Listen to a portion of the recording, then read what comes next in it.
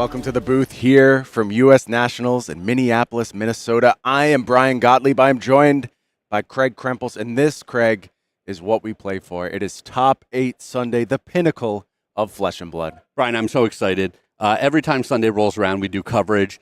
It just brings me back to the times when I'm in the top 8 and you get the little butterflies in the stomach and you're a little nervous but really excited and you're just waiting for your turn to get up there in front of everyone and show them what you can do. It all feels different on Sunday. This is why we do this. This is why we play TCGs. This is why we compete. And for 8 players, they have the chance to etch their name into Flesh and Blood history. And why don't we go ahead and look at those 8 players and see who is going to be battling all day long today. Of course, we are going to start with our first seed. That is the first match. We are looking at an illusionist mirror match, and it is 2 different flavors of illusion this go around. It is Aaron Grace on Enigma, Ledger of Ancestry, taking on the 8th seed, Austin Summers, Prism, Awakener of Soul. Craig, give us a sneak preview of what we can expect in this matchup. Yeah, I think this is a really compelling matchup because Prism is one of those more niche heroes in the game right now. You're not always expecting to play against a bunch of Prisms, so you might not have all the cards in your deck that you want for this matchup. So it's going to be really interesting to see if the auras on one side can build up and the heralds fight them back on the other side. Yeah, we're going to talk a lot more about the specifics of these deck lists. Why don't we start over on Aaron's side? Of course, Enigma, a brand new hero here, and Aaron piloted it beautifully all day long. 6-2 record. The first to go ahead and clinch a berth into our top 8, and did so on the back of a sterling draft record as well. 6-0 in draft. Craig, it's hard to go 6-0 in draft in these events. Well, and on 2 different heroes, right? That's also impressive. We do see some people specialize sometimes where they find out a hole in the format where other people just aren't able to capitalize on a specific hero. But doing it with 2 different heroes shows that you really understand the format. You see Aaron Grace starting to put together a little resume here. Top 64 in Pro Tour Lille, top 32 in Calling Indianapolis, as well as a battle-hardened top 8 recently down at battle-hardened Richmond. So absolutely, this is the beginning of the journey for Aaron Grace, but it's looking promising. Being the first seed at U.S. Nationals, no small feat. Yeah, I think you said it exactly right. This is a player that's on their way up, definitely ascending. I want to take a look at Aaron's deck list now, talk about some of the specific features we have here. Craig, does anything stand out to you about the way Aaron has constructed his deck today? Well, first, this matchup specifically, what we're going to be looking at, the poppers, right? We talk about this all the time, playing against Prism. How many poppers have you shown up with? And it's not a ton here, but it's actually more than we see in some of the other Enigma decks. So 3 copies of Amnesia, 3 copies of Command and Conquer, and then potentially these 2 copies of Standing Order. A little bit harder to get that one to work, but when you need to, it's definitely worth doing. Yeah, designed to be a very flexible card and to have specifically this usage. So I can't wait to see if Aaron is able to go ahead and leverage that. Let's check in on his opponent. It is, of course, Austin Summers, squeaked in by the skin of his teeth in the last round, had to get a win, played anew in a very, very tense, close matchup. But Austin was deliberate, slow, methodical, and did so as part of a 7-1 record in Classic Constructed. That's a big-time finish. Yeah, I mean, we see this day 2 draft that almost derailed his chance at top 8 here, but put it back together and constructed and found his way into the top 8. Yeah, Austin mugging a bit for the camera there. And you go ahead and look at Austin's finishes. You know, we talked about Aaron starting to put together a resume. This is the absolute start of Austin's resume. There is a battle-hardened top 8 there, but Austin specifically talks about first place at locals. He just doesn't have the big finishes yet, Craig, yet. And I like it when the players, they understand that you need to start somewhere. It's fun to have that nod to your locals. We all start there, right? Absolutely. You got to have your first big finish. And for Austin, this is absolutely it. Why don't we go ahead and take a look at Austin's deck list? And I think there's some absolutely critical features as part of the equipment suite here, Craig. Yeah, I mean, the big one that just jumped out to both of us when we looked at this deck list was the inclusion of Vambrace of Determination. That card is a nightmare to play against for Enigma. It doesn't even have to be activated. It just has to be there, and it changes the way you play the game. Yeah, and combined with these heralds that are almost always on breakpoints, a 7-attack herald is already a problem.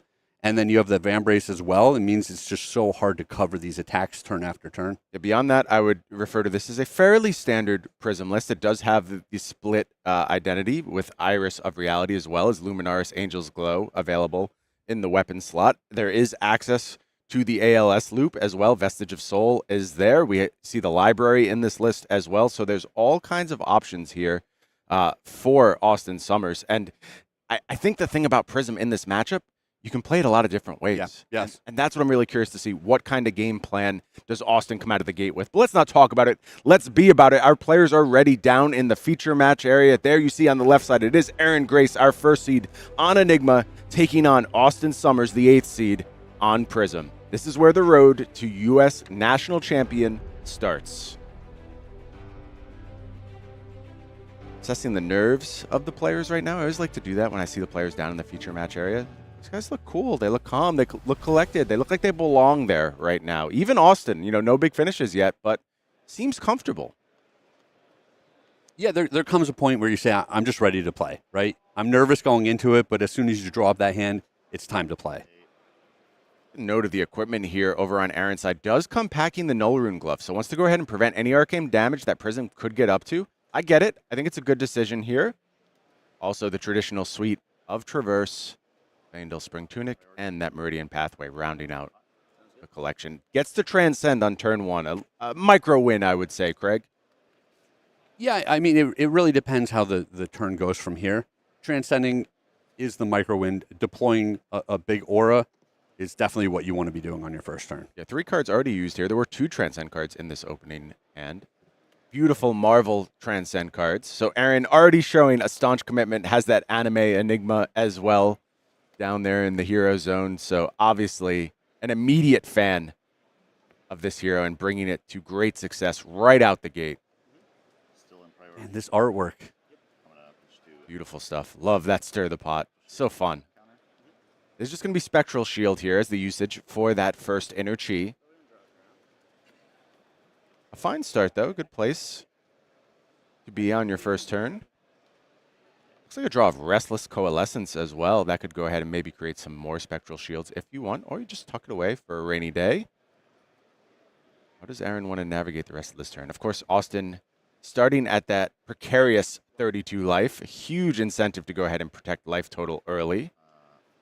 2 cards committed to the levels here.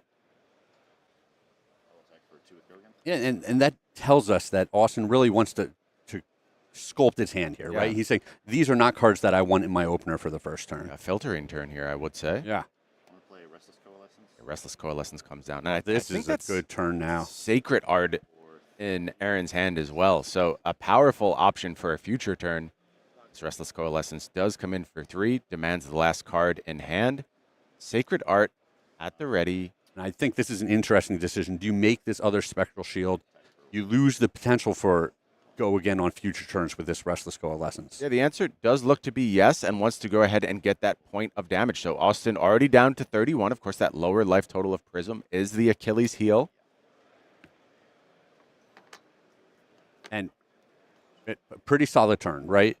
Yeah, I like it. Good start there from Aaron Grace. The only downside of this, I mean, we already said it, the Vambrace can just clean up all of these auras at any second.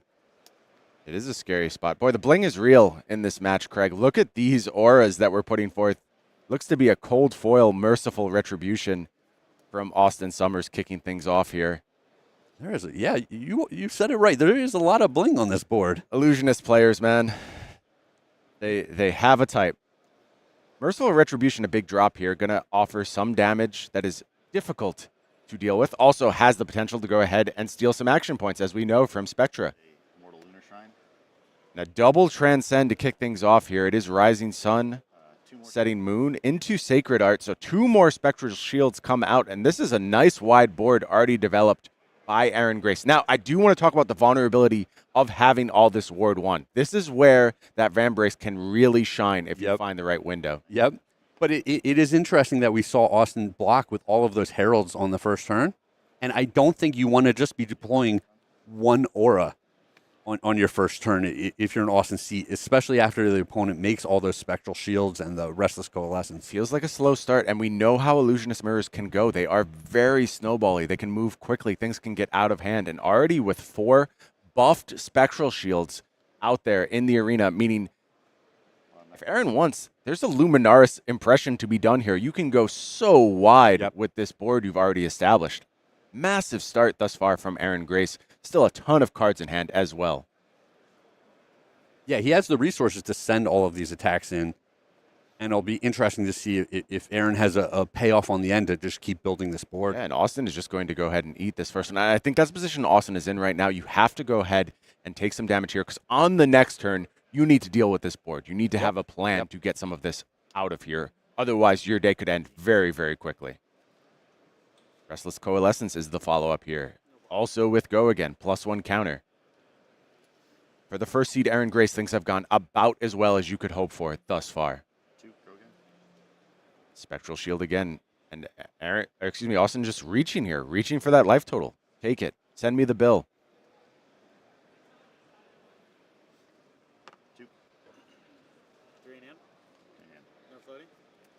Brian, absolutely brutal start here if you're in Austin's seat. What do you do if you're Austin, though? You have to commit to this idea. This is the turn. You take all of this damage. You hope that it's not too bad, and you have to reset the game, right? Here's the problem, though, Craig. It's really bad. It's about as bad as it can get. Like, it's hard to imagine an Enigma deck doing more damage than this over the course of the first 2 turns. Sure.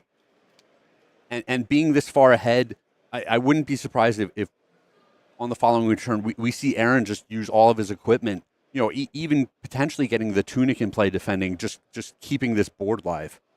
Yeah, I think so. I think you're hugely incentivized to try and protect here. And how about Restless Coalescence coming down? And that's going to take all of these counters from the Spectral Shield. Absolutely ridiculous. Wow. Talk about perfects. I think things are getting out of control quickly for Austin Summers. Can he find a miracle way back into this game at this point? Because now that Restless Coalescence is coming in for 7. And the big card on this turn, I mean, the Restless Coalescence are huge. But what's really shining here to me is the Sacred Arts. Oh, absolutely. Attack, Merciful Retribution. Absolutely. And even cleans up that Merciful Retribution here. It gives up one of the Spectral Shields. Massive turn. Gets to end with an Arsenal, too, if he wants to. I want to play some cards. Tome of Divinity here from Austin Summers. Okay. Needs to get back in the mix. Needs to find a big grip. Do one of these. Does get 3 cards here. That's huge in this situation. I agree. Vestige of Soul really coming up big. That Merciful Retribution going to Soul. So I think Austin actually has a very nice start, too, on the Prism side. Is it just going to be overshadowed, though, by this massive start on the part of Aaron Grace? And you see Austin already in the tank, searching for an answer, searching for a way out of this scenario. Draws the library. Like any other start, Austin is in such an incredible position, but now he's got to face down so much on the part of Aaron Grace. And yeah, I mean, it's clear that Austin knows this is the absolute critical turn of the game. And is just going to go ahead and take the turn now. It is up to Austin to find a way through this precarious situation. Can he dig himself out of trouble? Going to start things off by going ahead and activating that Halo. Of course, this is a key card for Prism. Able to go ahead and set a Herald and Soul, draw a card, and is going to get a Figment as well. Yeah, and you just got to spend everything on this turn if you're Austin. Every single piece of card advantage, everything you can do, you have to break this board. You have no choice. Oh, absolutely. All the resources, all the potential single-use cards, they're coming into play here. Marvel Figment of Erudition comes down. And one of the critical pieces is how well Aaron's hand blocks on this turn. Yeah, well, he's drawn basically nothing but Transcend cards thus far, all the banger ones. So a lot of those low defense values may be already starting to filter out of the deck. We'll see if Aaron is up to the task for a defensive turn this go-around. You're going to go ahead and activate Prism and just get more fodder to work with. It is that Angel flipping over. Soraya, Archangel of Erudition. Going to go ahead and offer 2 cards should it be able to attack. And that is going to kick things off with an attack 4/4. Resource floating critically. There are the drawn cards. Again, massive hand from Austin Summers. Massive start. It is kind of funny that Austin is doing everything he would want to be doing on this turn, but the opponent just blew up on those first 2 turns, and it might not be enough. We'll see. Both players all gas, no brakes, showing off the power of their heroes.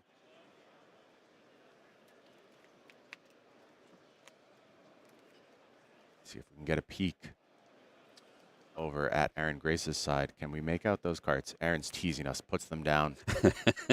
And is just ready to go ahead and give up some of these wards. Empty Restless Coalescence, as well as a couple of Spectral Shields. I like that from Aaron. Be patient. Get a little bit more information. You don't have to keep everything out there. Keeping a key or would be great. If you keep that Restless Coalescence, you are rolling. Exactly. And with the Restless Coalescence, you can rebuild this board in no time. Absolutely. Austin now with even more options. Of course, that first Angel attack has go again on the back of Luminaris Angel's Glow. This first Herald attack also going to have go again. Fortune Herald rumbles in for 7. Oh my gosh. And has the popper, the key first popper chance here. available, ready to go. Clean defense of the Wartune Herald. Clearly, Austin going to use Phantasmal Footsteps here. Just has to figure out the math. How do you want to proceed with the rest of the turn? And I think one thing that is very important in this situation, Austin has this massive hand, right? Like, occasionally when you blow up one of these heralds, you just cripple them because they don't have the resources to pay for the footsteps and continue with their turn. But Austin having this massive pop-off turn, drawing all of these extra cards, he's going to be able to pay for the footsteps. Austin has Genesis and Library as well. Like, again, if you want to talk about just the most ridiculous draw you could possibly have, Austin has had it. Just a turn too late, though. Yes. Can he still put it together and find something explosive here? Find some trouble for Aaron Grace. We Next really up, need it's another gonna be big Library herald here. Looks like 2 blue heralds in hand beyond this. So it's just going to have to be content with making some auras here. It's going to be Genesis into Library. I assume you had 2 yellows in your pick zone. You didn't? Yeah, and you see a shake of the head Yeah. there from Austin. Only 1 yellow going. Yeah, it's kind of wild after that huge turn. He doesn't even get the Library of Solana buff. Draws the extra card from his Ponder. And maybe the head shake was that 1 card deeper was exactly what he needed on that turn. Not able to follow up the Herald with a second Herald, just so critical there. Yeah, frustrating stuff for Austin, though. I think some good news, though, potentially on this turn. It looked like an ALS has been drawn. So with appropriate resources here, could go ahead and just slow things down a little bit, take advantage of some of the permanents he's been able to put out there in the arena.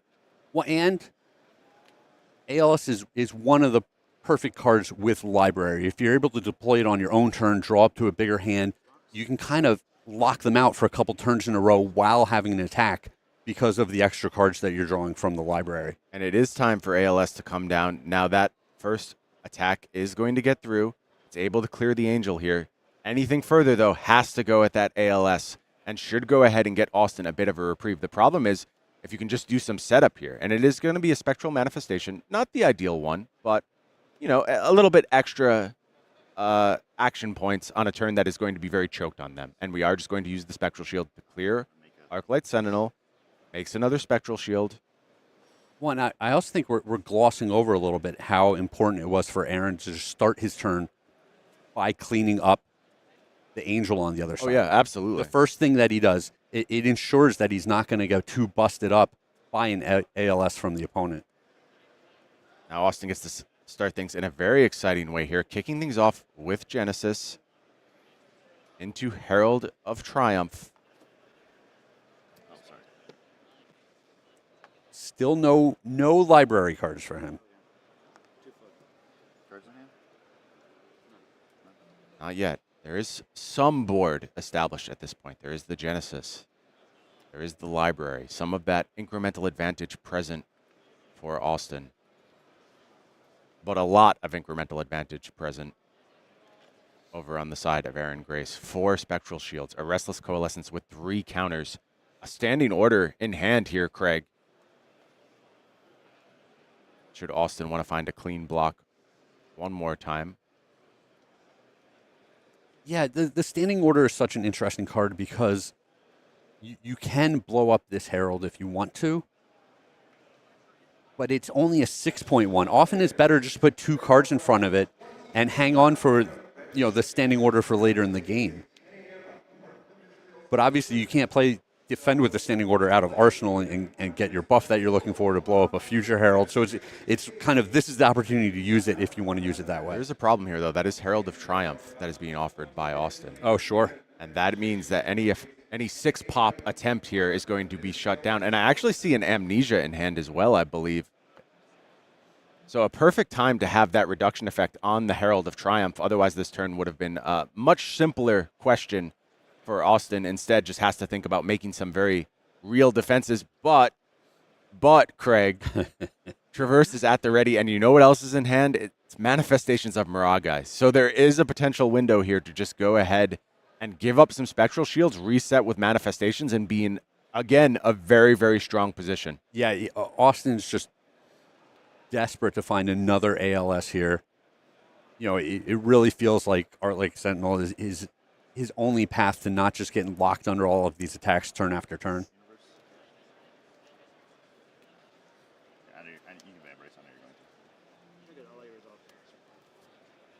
Traverse is going to do its thing here.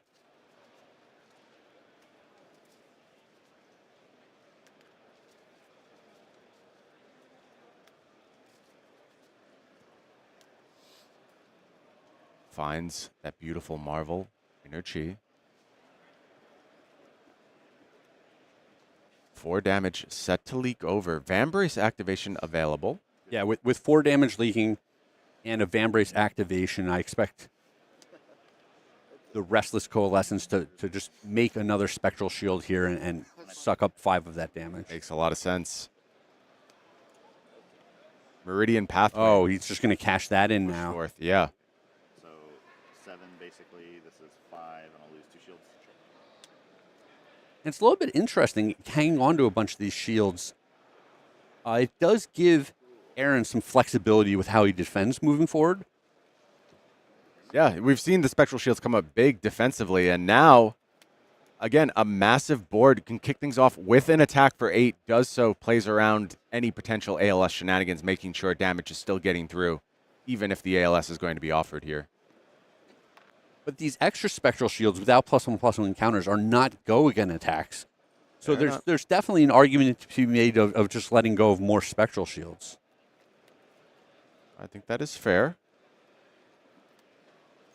2 in hand, huh? I'm floating. Massive attack here Yes. from Aaron Grace. Manifestations of Miragai.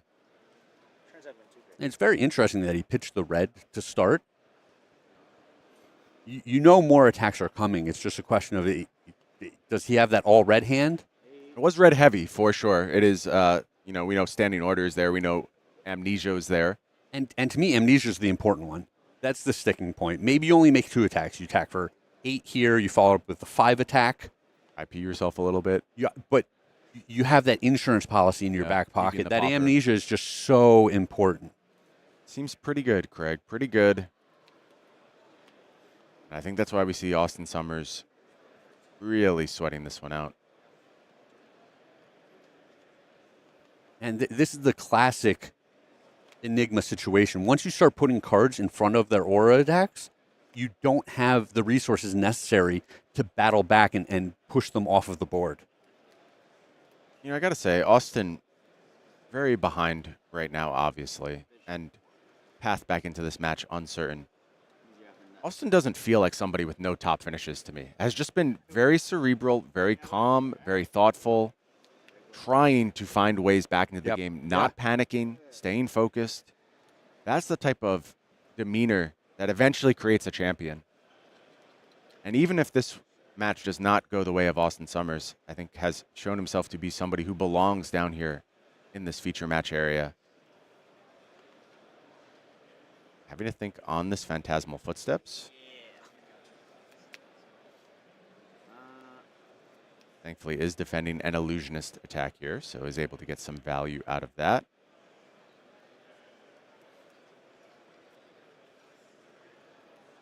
And resource floating through the footsteps and drops a merciful retribution as well. It's blocking 2, more arcane at you. Alright, so you're taking 6. Taking 6, unless you have reaction.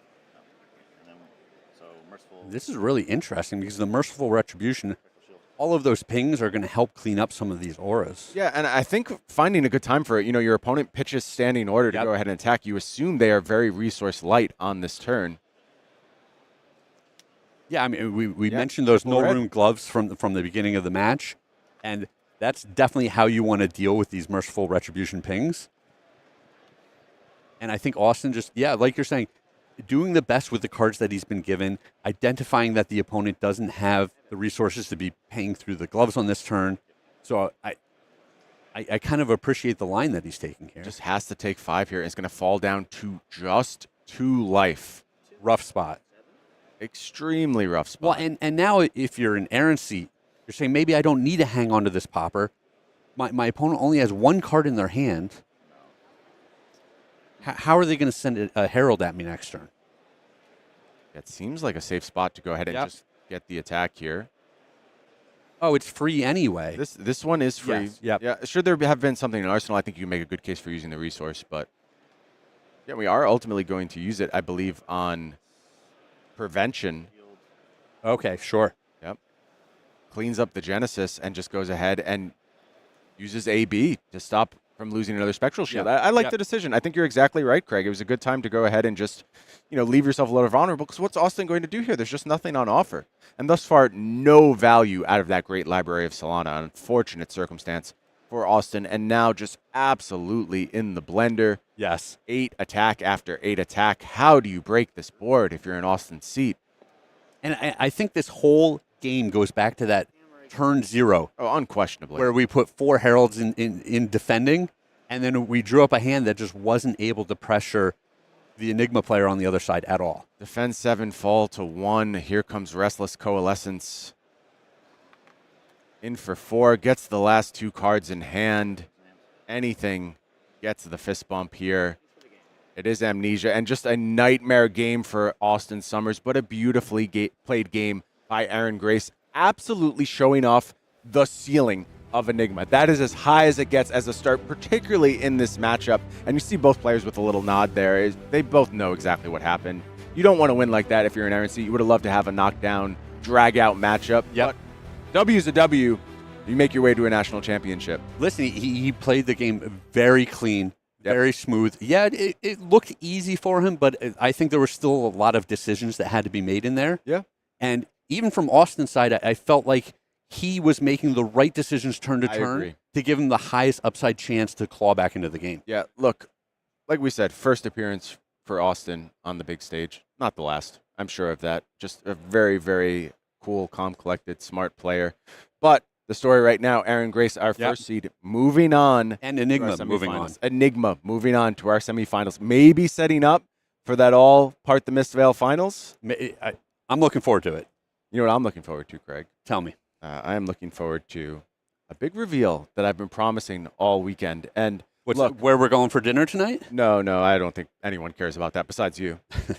Look, I'm in a lot of trouble in New Zealand. And when I'm in trouble, I double down. I don't back away. Okay. And so if they're going to be angry with me anyway, I figure I may as well export out of New Zealand. What did I promise you over the last few days? I believe I promised. You said right now you're going to tell no, me I'm not doing that. the next set, I name, believe name of the next set, right? 4 heroes, 4 heroes. and I believe 2 hero texts. Okay. How about some cards as well? How about some Majestics? Are you interested in that? You know I'm going to go crazy when you actually show me these cards. I think you're going to go crazy. I think the whole world is going to go crazy. But before we get to that, we do have, of course, our U.S. national champion to decide. And why don't we look at the bracket? We'll set up what potentially Aaron has coming down the road. Of course, advancing over Austin Summers, going to take on the winner of William Bradshaw or Andrew Rothermel. So Azalea or Kayo. And look, the Enigma match spread is tight. I think Enigma has game into everything. Mm-hmm. I don't think it particularly wants to play against either of those two decks. We're jumping ahead a little bit here. We got all the rest of our top 8, but both of these heroes, the Azalea and the Kayo, are more consistent. They're just going to consistently put out big attacks. They're going to threaten a lot of damage, and that's exactly what you want to be doing turn to turn against Enigma. Yeah, we'll see how Aaron Grace likes his chances in the rest of this top 8. Why don't we hear from the man himself? We're going to go head to an interview with Aaron Grace and get the word right from his mouth.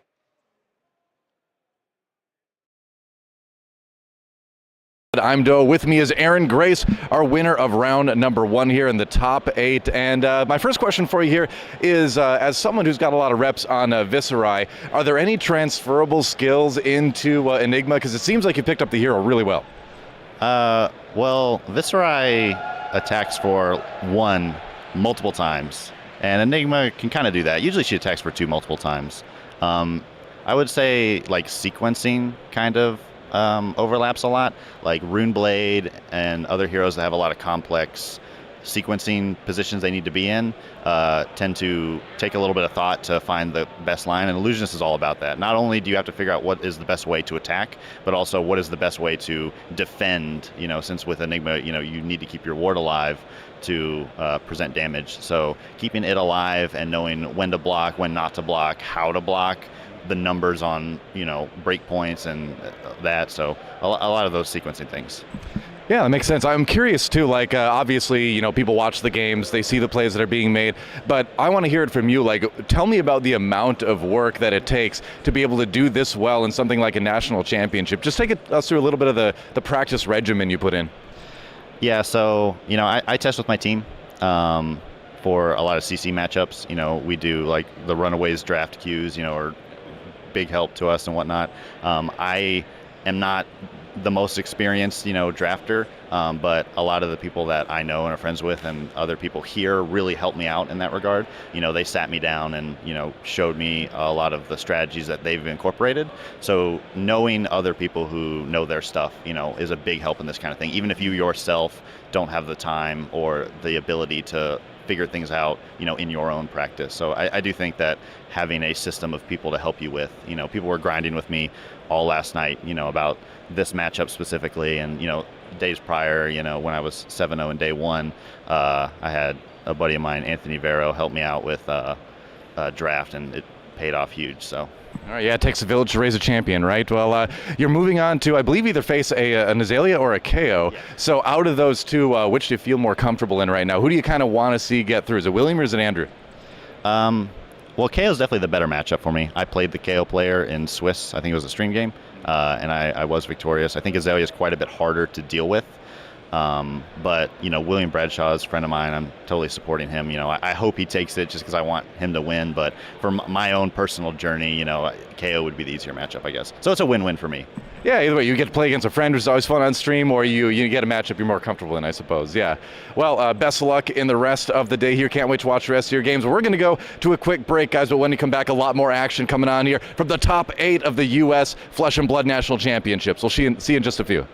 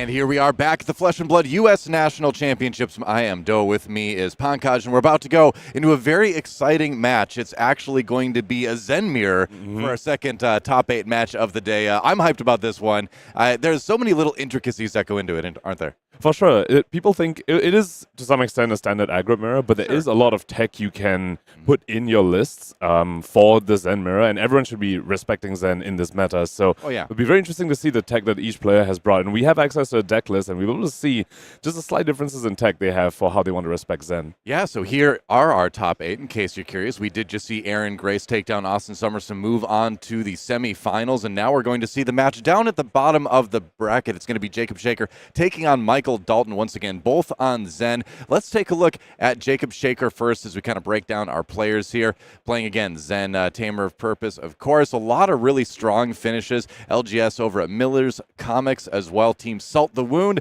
And a pretty strong draft performance as well. I mean, the man knows his Zen. What can you say? Yeah, has potentially maybe a bit of a bias towards his hero, you would say. I'm detecting a little bit of one, yeah. Day 1 draft 3 Zen, day 2 draft 3 Zen. It'd be interesting to know whether he was going for the blue Zen list that we saw Aaron Grace pilot to very effectively, or maybe on the more classic type of Zen. And in CC as well, 6-2 record, very, very impressive.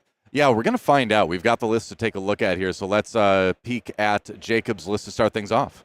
So first thing we want to talk about is the tech he has into the opposing Zen. So 3 Command and Conquers, very, very good. Against Zen, because they don't rely on hitting to pull off their combo, what you have to do is proactive disruption into them. Make them use cards from hand to block.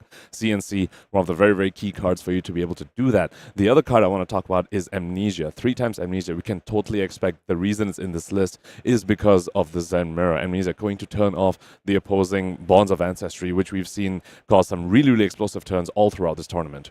Yeah, and a lot of fun stuff in here, too, is running the Growl, actually, so a little bit more focus on the Tigers in this particular list, it seems like. And I would say in the Zen Mirror, that can sometimes be to your advantage, because you can just simply go a little bit wider, sneak a little bit through more damage through here and there. But let's take a look at his opponent now as well. We got Michael Dalton, also on Zen, of course. He's done very well. Cashed every Nationals. There you go. And top 32 at Worlds in San Jose way back when I was there. That was the last event I casted, actually. Highlander Games is the LGS, and on Team Fabled Runaways as well. And ready once again to bring the Ninja. Also 6-0 in draft, notably. I was going to point that out. It looks like both our Zen players have a very clear preference for who they like to draft in the MSC draft format. Both these players 6-0 in their draft pods across the 2 days, both playing Zen. So 4 3-0 Zens across the 2 of them. Yeah, very cool. Let's take a look at his list because there are some notable differences. Yeah, so looks like Michael is also running the 3 of CNC. We spoke about this earlier. Proactive Disruption is the name of the game when you're against a Zen. But instead of the Amnesia, he is on 3 of Sensor. Now, Sensor versus Amnesia, they both function very, very similarly. You turn off the opposing combo cards. A lot of times, especially when you have access to the opposing deck list, you can just call Descendant Gust Wave when your Sensor hits, and it effectively turns off their Bonds of Ancestry, just the same way an Amnesia would. Sensor also allows you to do a little more cute things. If you know they have a Tiger in Arsenal, for example, you can just call Crouching Tiger. Stuff like that. So, and it fits the cost curve a little better. The downside, of course, is that it comes in for 5 instead of 6, which means with Zen's Fridge, it's actually a little bit easier for them to cover up. That's right, and notably, too, all versions of Bonds of Ancestry being run, the full rainbow here in this particular deck. Also some interesting cards like Shifting Winds of the Mystic Beast, which is a card that I feel like didn't make it into a lot of lists until this weekend. We didn't see it at some of the earlier Battle Hardens, and Calling Singapore, didn't see it a ton. So cool to see it in more lists this weekend here. And also, I gotta love the single Cosmic Awakening, because you never know. You never know. It blocks for 3, and hey, if you get that Cheetah line up just right, hit him for 20, that never feels bad. I highly recommend. Just throw one in there. Why not? What's the worst that could happen? And out of all the Mystic heroes, Zen is the one hero that can sort of oops into just playing that the most easily because of the free resources you get off of Kasaya. You can just double Transcend, you get 2 extra resources, 2 cheese in hand. Now you can even just pitch a red along with those 2 cheese, send this Cosmic Awakening for 15. So yeah, the one off Cosmic Awakening, very, very spicy. We'll be excited to see whether he manages to pull that off. Yeah, it's expensive, and we haven't seen a Cosmic Awakening go off this weekend yet. I would love to be able to see that, especially in a Zen mirror. That would kind of be hilarious. So, fingers crossed for Michael Dalton to be able to do that. But I think either way, any way you slice it, it's going to be a great match between these two Zens. And it's so interesting, too, because now the emphasis of saving enough of a hand to go off with a combo. And again, when you have things like Traverse the Universe, you have things like the boots that give you that Crouching Tiger, like you have a lot of opportunities to go down to like a 2-card hand sometimes, still throw the equipment in there. And if it's the right 2 cards, you can start to chain that into something much larger with stuff like Art of War, with stuff like Ancestral Harmony. So it's going to be very interesting in this match specifically, I think, to look at the blocking versus setting up those big combo hands. But it sounds like our players are ready to go. I'm ready to go. What do you think? I'm ready to get this match started. 100%. This is going to be really explosive. Going to be fireworks both sides of the table. Let's get right into it. Indeed. So once again, Jacob Shaker on Zen, coming in second in the standings overall, taking on 7th seed Michael Dalton, also on Zen, the Tamer of Purpose. We'll see who can tame Purpose better in this match, I suppose. Yep, so highest seed being Jacob Shaker, of course, so he gets to pick whether he wants to go first or second, which is very, very notable in a typical aggro mirror. Typically, you want to go second to start with the tempo, but of course, these heroes being Mystic and Traverse the Universe being such an important card, the player that's going first could potentially transcend and go ahead and put that chi in their deck, so they still have a bit of the setup, maybe even fill up the graveyard a little bit, and then the Traverse is live. So honestly, in these kind of matchups, I feel weird about it, but I like going first because of that chance to transcend. You never know when you flip that hand over. It's like, oh, I can do it. And when you run this many transcend cards as you do in Zen, you've got a higher likelihood of being able to do it. I know the debate is still raging very much on this topic. Where do you stand on that? So I still prefer the going second because Zen isn't as fast as, say, the old Stubby's Fire was, where you kind of you used to want to go first, Arsenal and Art of War or something, and then just pop all the equipment and just go. But Zen does need a bit more time to set up. He wants a bit more of the graveyard. He definitely wants to transcend. So I still prefer the going second. But yeah, I think you're completely right. If you get to transcend early, set up an Art of War, sometimes going first can definitely work out for you better. I like to roll the dice. What can I say? And I don't mean in a brute way. I just like to take some chances. But let's see how turn 0 works out for our first players here. We believe it is going to be Michael Dalton on the play because, again, Jacob coming in as a higher seed. Now, Michael does have that Art of War in hand to start things off. Got a Fluster Fist as well, it looks like. So going to be a very strong Arsenal target that Art of War wants to save it for when he has enough graveyard to fuel all the Bonds of Ancestries that he's running. Equipment-wise, both sides, same weapon loadout and same equipment loadout. Speaking of weapons, there have been rumors of some Zens running Zephyr Needle in this mirror match because, the opposing Zen never wants to block you, so those needles just end up being more efficient over the Kakara. Looks like both these players, though, just sticking to the Kakara, and Michael Dalton figuring out how he wants to open the game. Yeah, it's a tough hand because, you want to, weigh, what am I going to play this turn versus how am I going to set myself up for the best Art of War turn next time around, So, now the question is, too, is Jacob going to see this Arsenal, find any Arsenal hate himself? Looks like a yellow Bonds to round out that hand as well as a Tiger Swipe. So this is an interesting one. I do find turn 0s without Transcend cards to be very difficult to play in Zen. It depends on your opponent. Again, depends on what hero they're sporting, but can be kind of tricky. Yeah, you have to balance two things here. You have to balance setting up your own graveyard to fuel your Bonds of Ancestry, but you also have to balance how much you want to let the opponents then filter, because they will be going second. Right. And a lot of times, these combo Zen lists, they can just draw clunky hands. Yeah. And so if you just let them filter too much, you're just opening yourself up to letting them actually hit you really hard in the second turn when they might have drawn a very clunky hand going first. Yeah. So it is going to be the yellow Descendant being blocked, and then we're going to follow that up with the red Flusterfist. So just 4 damage being thrown in there. Let's Jacob filter the hand a little bit more. Going to throw another Descendant Gustwave, this time in blue in front of that. And Michael, I think, kind of crucially, ends up with a Flusterfist in graveyard, which, we know he's running Shifting Winds of the Mystic Beast, and you always have that potential for that crazy big wide Tiger turn when all the Tigers become open the center, and then you just have a gigantic Flusterfist at the end. So I think having access to bringing that back specifically is good, considering we know he's running the whole Bonds package, right? So he's going to be drawing plenty more of those. Getting the red Flusterfist in graveyard turn 1, I think, is potentially very important. Not only the Flusterfist, also getting 2 damage in. Jacob Shaker was caught with 2 non-blocks in his hand, an Orion and Transcend cards. So Michael Dalton getting away with murder a little bit over there. Sure, he lets Jacob filter a bit, but he leaked 2, set up the Flusterfist in graveyard. That looked like a pretty strong start. Yeah, and speaking of a decent start, here we have the Amnesia coming in right away from Jacob Shaker, and that's actually going to slow down Michael quite a bit, right? Because we know he's got that Art of War in arsenal. He did want to kind of go off next turn, and that's going to be a little bit harder to do now. That's if it hits. Yeah. One thing though about these combos endless is sometimes when they draw those clunky hands just full of combo cards, the nice thing though is they all block 3. These Bonds of Ancestry, this Mauling Chi, both block 3. So, able to cover the Amnesia until Jacob Shaker comes in the green that tips the scale, give it +1. Yeah, so that is going to get over the top and hit Michael Dalton just by 1, going up to 7, exceeding the block. I was all excited about Michael's block there too, because you get a Mauling Key and a Bonds in the graveyard. More targets for Bonds later on. But man, the grain that tips the scales, definitely tipping the scales here in Jacob's favor. Very, very strong pair of Transcend cards there, +1, and go again to this Amnesia. Michael Dalton was thinking he might get away with just getting 2 block, and that's all Jacob Shaker's doing on this turn. But Jacob Shaker with the instant speed giving it go again. Yep. That's a pretty fantastic sequence of events for Jacob here. Now, how do you capitalize on it? That's the question now. I mean, you've got 3 resources in there. Going to spend 2 of them on the Tiger Taming Kakara, so going to build up a Tiger later. We know he's got the Chi in hand, so...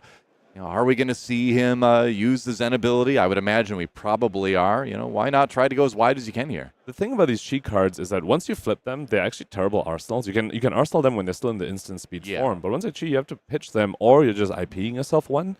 So we're going to have to see whether Jacob can get this other Chi out of his hand. He would need a 2-cost combo card. Doesn't look like he's running any Chi Unleashed, so... Could grab a Bonds, I guess. That does cost 2 if it doesn't follow a Descendant Gust Wave. Yeah, it looks like he grabbed this Fluster Fist. Yeah. All right. It looks like he... Oh, okay. So the Tiger does go to hand from Zen's ability, so it looks like he maybe wants to arsenal the Tiger and hold on to the Chi. Yeah. This is one of those things that it can happen when you get the resources of Kasaya. Sometimes you're just flooding too much, and then you don't get to empty the other Chi. Of course, Kasaya is a May ability, so Jacob could have declined the resource if he wanted to get both Chis out of his hand. Looks like he wants to keep the Chi in his hand to potentially go off on the following turn. Yeah, it's not like Katsu, right, where you're super concerned about keeping a blue in your hand at the end of turn because you might draw second blue, and then that kills the turn, right? Zen can obviously utilize those blues much, much better. So the Chi as well, just being simply pitched to Zen's ability on the next turn lets you get that off, and being able to do that 2 turns in a row is never a bad thing. It's going to have 2 Tigers now. That's going to enable a Chase the Tail turn if he Zens again next turn. So, yeah, setting up for something potentially strong. We'll see. CNC coming in from Michael. Pretty face-up for both players. Both players know that's a Tiger in Arsenal. Michael Dalton also knows that one of Jacob's cards is that inner Chi, since it wasn't pitched. So Jacob Shaker probably, depending on his hand, might not be too worried about the CNC. All it's going to take is just 1 Tiger from him, and that's fine. He has a Chi in hand. He can just make another one. Right. Nothing wrong with that. So it's going to be, just give up the Tiger. That's an easy one to let go through. So start of this game from both players just sending, 2 for 6s at each other, just trying to set up that graveyard, just try and, maybe get a little slight edge here and there, the Amnesia hit, the CNC hit, just slowly whittling down life totals as they set up. Well, it's like you had talked about earlier, the disruption that the Zens are bringing to specifically interrupt the other Zen are going to be very key here. And we already do see things being slowed down a lot. Michael probably would have had a big turn with Art of War this last turn if that Amnesia hadn't hit the turn before from Jacob. So it really is the tech, that might make the difference here. The Amnesia was the first damage, I believe. Yeah, I went from 40 to 39. Looks like players just clarifying life totals here, and it looks like Michael Dalton has drawn his second Art of War. Now, this is something that can happen with Zen sometimes, where you draw your Art of Wars, but you haven't transcended yet. Yeah. You've seen Jacob Shaker transcend. Michael Dalton hasn't, but when you've drawn your second Art of War, sometimes your deck is just telling you have to just go off. Maybe you'll draw into a transcend off of the random Art of War draws, but Michael Dalton probably not too happy that he can't get the Chi of the Traverse the Universe when he wants to play the Art of War. Yeah, it's awkward, but sometimes you kind of just need to have one of those middling turns, like you're saying, to just set up something bigger later. Just have to cycle through some of your deck that way, And that is going to be a Chase the Tail grabbed. Kind of wondering if we were going to see that. And we have that Levels of Enlightenment in there. 2 blue in the pitch zone so far for Jacob. Jacob with the nifty play of playing Levels of Enlightenment, pitching a blue, and then responding to it by activating Zen, pitching the chi that we knew he had, so that by the time leveled resolves, he gets 2 modes instead of just 1. Very, very nifty play that Zen has access to. And Enigma 2, new is a little bit more difficult to do that because new ability, not always what you want to activate. But yeah, very, very effective in Zen. Looks like he has chosen go again, draw a card on this Levels of Enlightenment. Nu gets plenty of attack reacts already. She doesn't need any more help in that regard. True. Yeah. So far, Jacob has 1 Tiger from the Zen Yeah. ability. So curious to see how he's going to make the second one to actually make this Chase the Tail effective. Looking in his hand here, trying to spot exactly what he had. I didn't quite see it. What's it going to be? Another Chase the Tail. All right. Yeah. So the thing is sometimes you end up just having these turns where you're just like, you know what? Chase the Tail's a 1 for 4. It's got go again, so you can chain one into another one, and obviously no go again on this one. But it's just damage, right? It's basically a spinning wheel kick. It's a fluster fist, whatever. Like sending 4 in never really feels bad at the end of the day. Sometimes you just want the 1 for 4 go again, and it looks like neither of these lists have the spinning wheel kick. So that's basically what Jacob said. He's like, you know what, this Chase the Tail, I don't have the second Tiger. Yeah. It's effectively just like the spinning wheel kick, which I don't have in the deck. Yeah, exactly. Critically, though, 2 Chase the Tails in the graveyard now, a possible Bonds target in the future. Yeah, you'd rather have, the ability to do multiple Chase the Tails throughout the course of the game. But, you'll take one and, check this out. I think Michael's saying kind of, what we were saying, too, where you've got the 2 Art of Wars.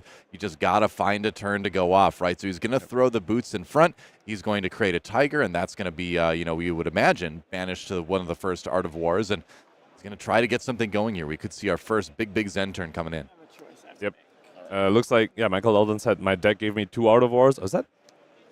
It's 2 Art of Wars, right? It's not. Yeah, it's 2 Art of Wars. Okay. There's 1 Art of War in the arsenal and 1 in his hand. I was just trusting you, man. I believed in you. And so. There's definitely 1 in the hand. I was wondering whether there was 2 in the hand. I was like, did I miss that? Would be. Yeah. I mean, that would be a whole different story then. Yeah. So 2 Art of Wars. Michael Dalton saying my deck has forced me to just go off. Just gotta go off. Maybe he draws in a Transcend and can actually do the Zen stuff that we're used to. Oh, is that an Ancestral Harmony as well? It is. Okay, so this could be a really spicy turn at the end of the day. He's going to end up pitching it, though, just for the resources. If you're going to pitch 1 blue for the resources, that's the way you're going to want to go. And, yep, that's that Crouching Tiger being banished to satisfy the banished 1, draw 2 on the Art of War. It's one of those things where you're like, is there a way I can include the Ancestral Harmony in this turn? Because it's never a bad thing. Yep. But at the end of the day, it's just, blue resource, too, so... That's the flexibility of Ancestral Harmony. There's a blue block 3 they're also happy to cast, and that's some of the strongest cards in the game have always been that blue block 3s that you want to cast. That was 2 Art of Wars in his hand. Okay, yeah.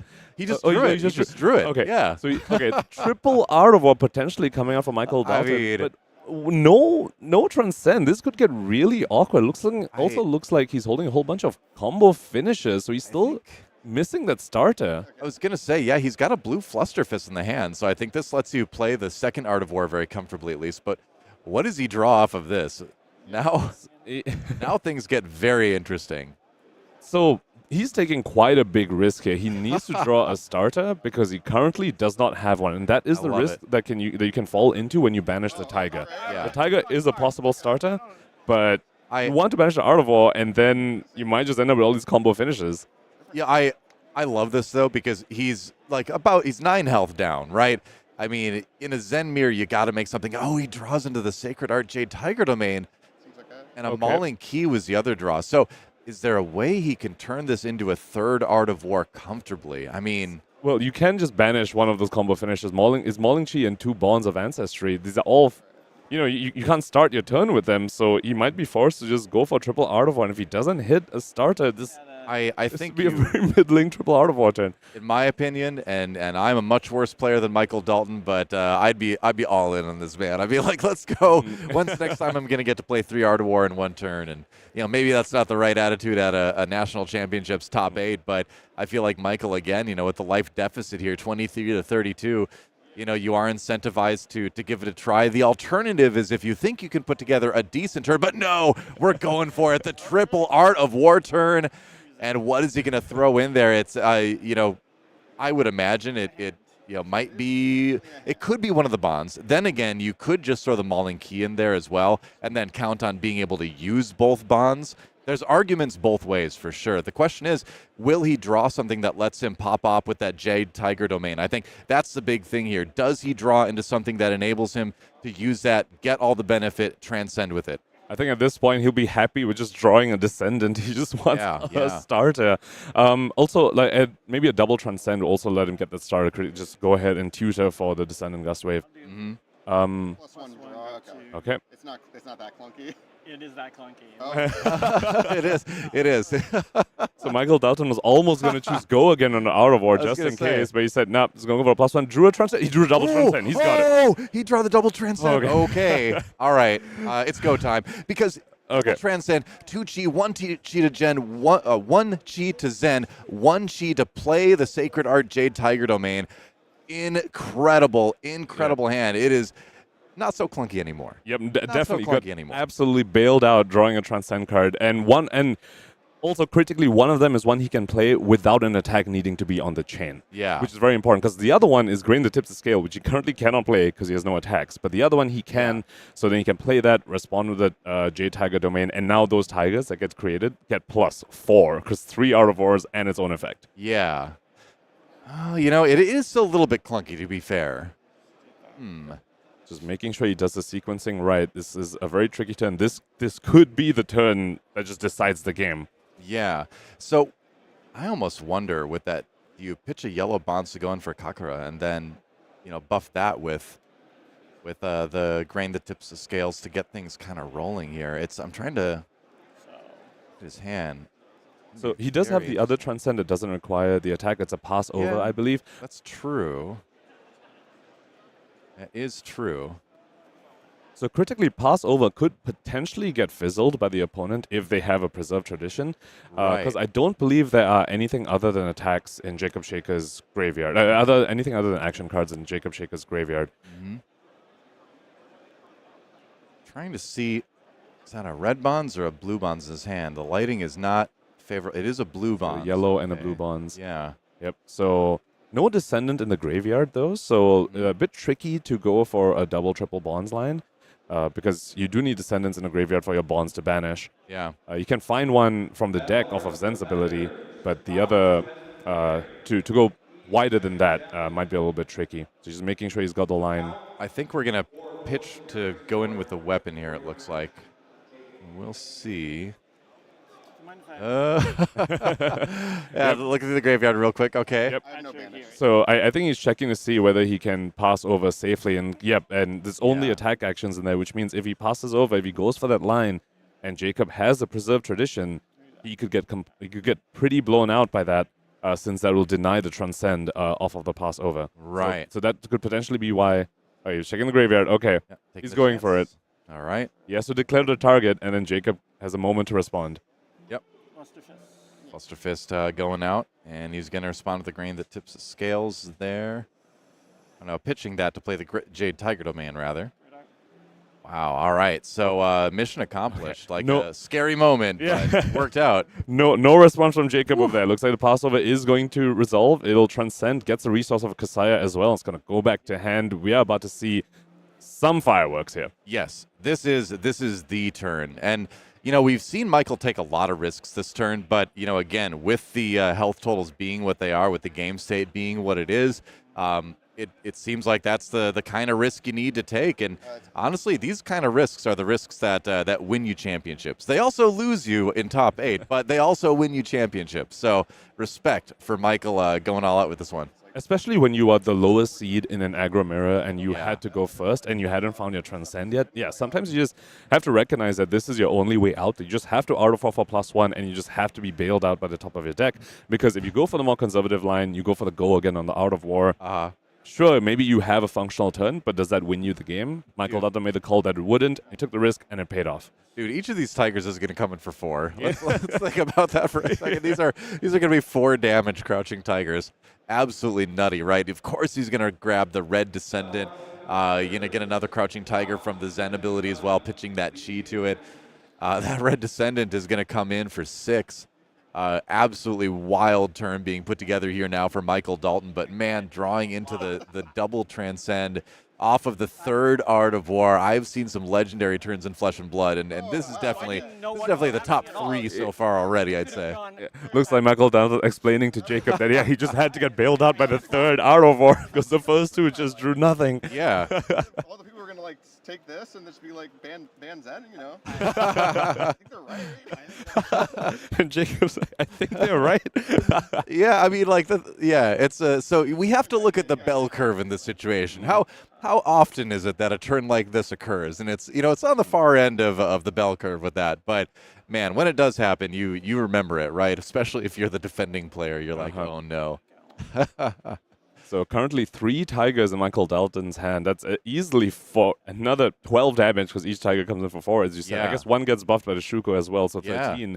Not including any Descendant and Bond shenanigans that's about to happen. I think one thing we need to shout out too is that all of this turn is being done without using Traverse the Universe because he hadn't transcended yet. So there is still the opportunity for that Traverse to give us another solid turn later in the game. It's not going to be this huge, but still. So that first Descendant Gust Wave is now going to come in for 6 damage to start off, plus 3 from the Art of War. Certain there will be other options. And here we go. Jacob just takes a 6, saying, certain there'll be other opportunities to block. Yeah, that's right. You'll have plenty of opportunities this turn, Jacob. Don't worry. You'll have more than enough opportunities to block. And yeah, let's make some room on that combat chain. We're going to need a bigger table. Yeah, we know it's going to be Bonds minimum and 3 tigers. Yeah. Bonds and then whatever Bonds grabs, the first Bonds, and this is one of those occasions where it's like, you're Michael Dalton, you're like, maybe I should put Chase the Tail in my deck. I don't know. Looks like he's banishing a Flusterfist to the Bonds of Ancestry, so that gives a lot of information to Jacob that this is not going to be a multiple Bonds turns. It's just going to be possibly just the Tigers into the Flusterfist. Yeah, it hasn't been a lot of graveyard stacking yet for Michael, so that is like one saving grace for this. But the fact that we've got plus 3 from the 3 Art of Wars kind of makes up a lot in terms of damage, where we have a shorter, more beefier combat chain instead of just a really, really long, poking kind of combat chain. So probably going to see some similar damage, but less chain links this time around. 21.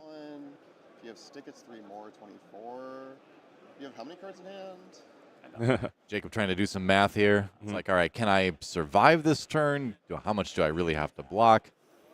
At some point during these Zen turns, you realize that a lot of the hand is actually face up. So both Jacob knows that one of the cards in Michael's hands is a Chi, and he also knows 3 of those cards are Tigers. So Michael Dalton's holding 5 cards, but Jacob knows exactly what 4 of them are. So there's really just one unknown there. And at this point, Jacob can sort of do the math as well, Flusterfist face up. He can do the math and reasonably expect how much damage is coming through and how much he would need to block. Yeah. So the yellow Bonds will present 6 damage as well. I've got the calculator out. Don't worry. I know all of you at home want to know what the final total is going to be. We'll have you covered with that. And we know you love math, so I'm glad that you've taken the initiative to go ahead and do that. I'm just glad that my phone has a calculator on it because my brain is not capable of doing even simple addition. There's a pitched Chi for the Tiger Tamer Kakara, so that's going to come in and buff the next Crouching Tiger as well. Yep. So should have 2 floating on Michael Dalton's side. They haven't updated that. But also given that the card that was banished to the Bonds of Ancestry was a combo ender, a chain ender, Jacob Shaker can tell that the last unknown card in hand is either another extender or just an arsenal target. Yeah. So that's a 5 damage Crouching Tiger. Always a good time. Yep. Next one also going to be 5 because of Shuko. Yep. Yeah, so 5 again. 5 again. Shuko again buffing that Trillis attack, and then damage can't be prevented from this one as well. Yep. So let's see whether... so it looks like Jacob, with the armor available to him, could potentially not block with too many cards from hand and go and block with his Traverse and just get his own Chi and maybe have a combo pop-off of his own. Yeah. It looks like he is going to offer up 1 Bonds of Ancestry from hand, though, but will also block with the Traverse to get the Chi. Right. I mean, now that's that opportunity for Jacob to, potentially have a bigger turn next turn as well. So we will see. So I don't believe Jacob has an Art of War of his own, and that can definitely stifle some of that. But he does have the better graveyard for the several Bonds turns, and sometimes that can just make up for not having an Art of War. Yeah, I think Art of War obviously produces the mega turns, but just having a good Bonds line can produce a very solid. You can reach near 30 damage with a good Bonds turn. So a mega turn. Art of War gives you the mega turn, and then Bonds gives you the mega turn. That's right. Yeah. The triple Art of War, that's like the nuclear option giga turn, but you can have mega turns with just Bonds. So that's going to be another 4 damage Tiger coming in. Yep. And then that Flusterfist at the end, only coming in for 7. Yeah, just a one-card Just 7. 7. Yep. That's like nothing. But Jacob Schicker, very happy to see that there wasn't multiple bonds on this turn. Yeah. You know, for a triple out of war turn, the fact that Jacob survived with just giving 1 card from hand, he's probably really happy to see that. Yeah, I mean, that's what having the life lead in this matchup is all about, right? Is that you can survive the giga turns, you know? And I would say 35 damage total presented. This was a pretty decent Zen turn. It wasn't the best Zen turn I've ever seen, but it was solid. It was a solid Zen turn. And it kind of comes down to Michael just not having more descendants in his graveyard. That blue Bonds of Ancestry that he's holding on to right now. If he had more descendants in the graveyard, he could have gone ahead and played that as well to reach the 40, almost 50 damage numbers that you'd expect to see in a triple Art of War turn. But, you know, this just goes back to his deck told him, you're forced to go off here. I gave you Art of Wars before you've transcended, before you filled up your graveyard. But Art of War, one of those cards, really, really strong, but not very flexible. You can't block with it. They don't pitch very well. They're just yellows. So you kind of just have to go off when your deck tells you, hey, here you go. Just 3 Art of Wars off the top. You don't have a choice. You have to just make it work. I think Michael Dalton took what could have been a very, in his words, clunky turn and a turn a lot of other players would have been afraid to just play out and just went for it. And he was rewarded. 35 damage presented, got his opponent down to 5. The game is far from over. Obviously, Jacob in a position to be just as explosive on his Zen turn, but Michael Dalton has, for the moment, seized the lead again. Critically, Traverse's Universe still up. So even if he draws a clunky hand, he could just block with it, fix it by tutoring the exact combo card he needs, and then put Jacob in the position that he's blocking on for the rest of the game and won't be able to resolve an Art of War of his own. Yeah, exactly. And then I'm going to be back in here in a second. All right. Just telling us, you know, what's up. Oh, there's the Jade Tiger domain. That's going to get pitched, though, this time around. It never feels good to pitch it, but don't be afraid to pitch it. Sometimes that's just the right move. He's going to go in with this yellow Descendant Gust Wave to start off. Then we're going to go to a yellow Bonds. Looking like he's getting an aspect of Tiger Body over here. Curious. So he doesn't have a red attack on the combat chain yet to give that card go against. So Michael Dalton probably guessing that the red is in his arsenal, in Jacob's arsenal. I would imagine, yeah. That's looks like it's going to be a red aspect of Tiger Body here. And like you said, got to have something to enable that. As far as damage goes, Michael Dalton probably just going to, I mean, until Jacob tells him he needs to block, Michael Dalton probably happy to just use his life total as a resource. Maybe potentially uses the Traverse if his hand is clunky. I think, yeah. I mean, if you depending on the hand for Michael Dalton, sometimes you can just use the Traverse in this situation, just try to straight up end. You know, just try to finish the game here. It's going to be 2 damage from the weapon coming in next. Yep. And Michael's like, okay, yep.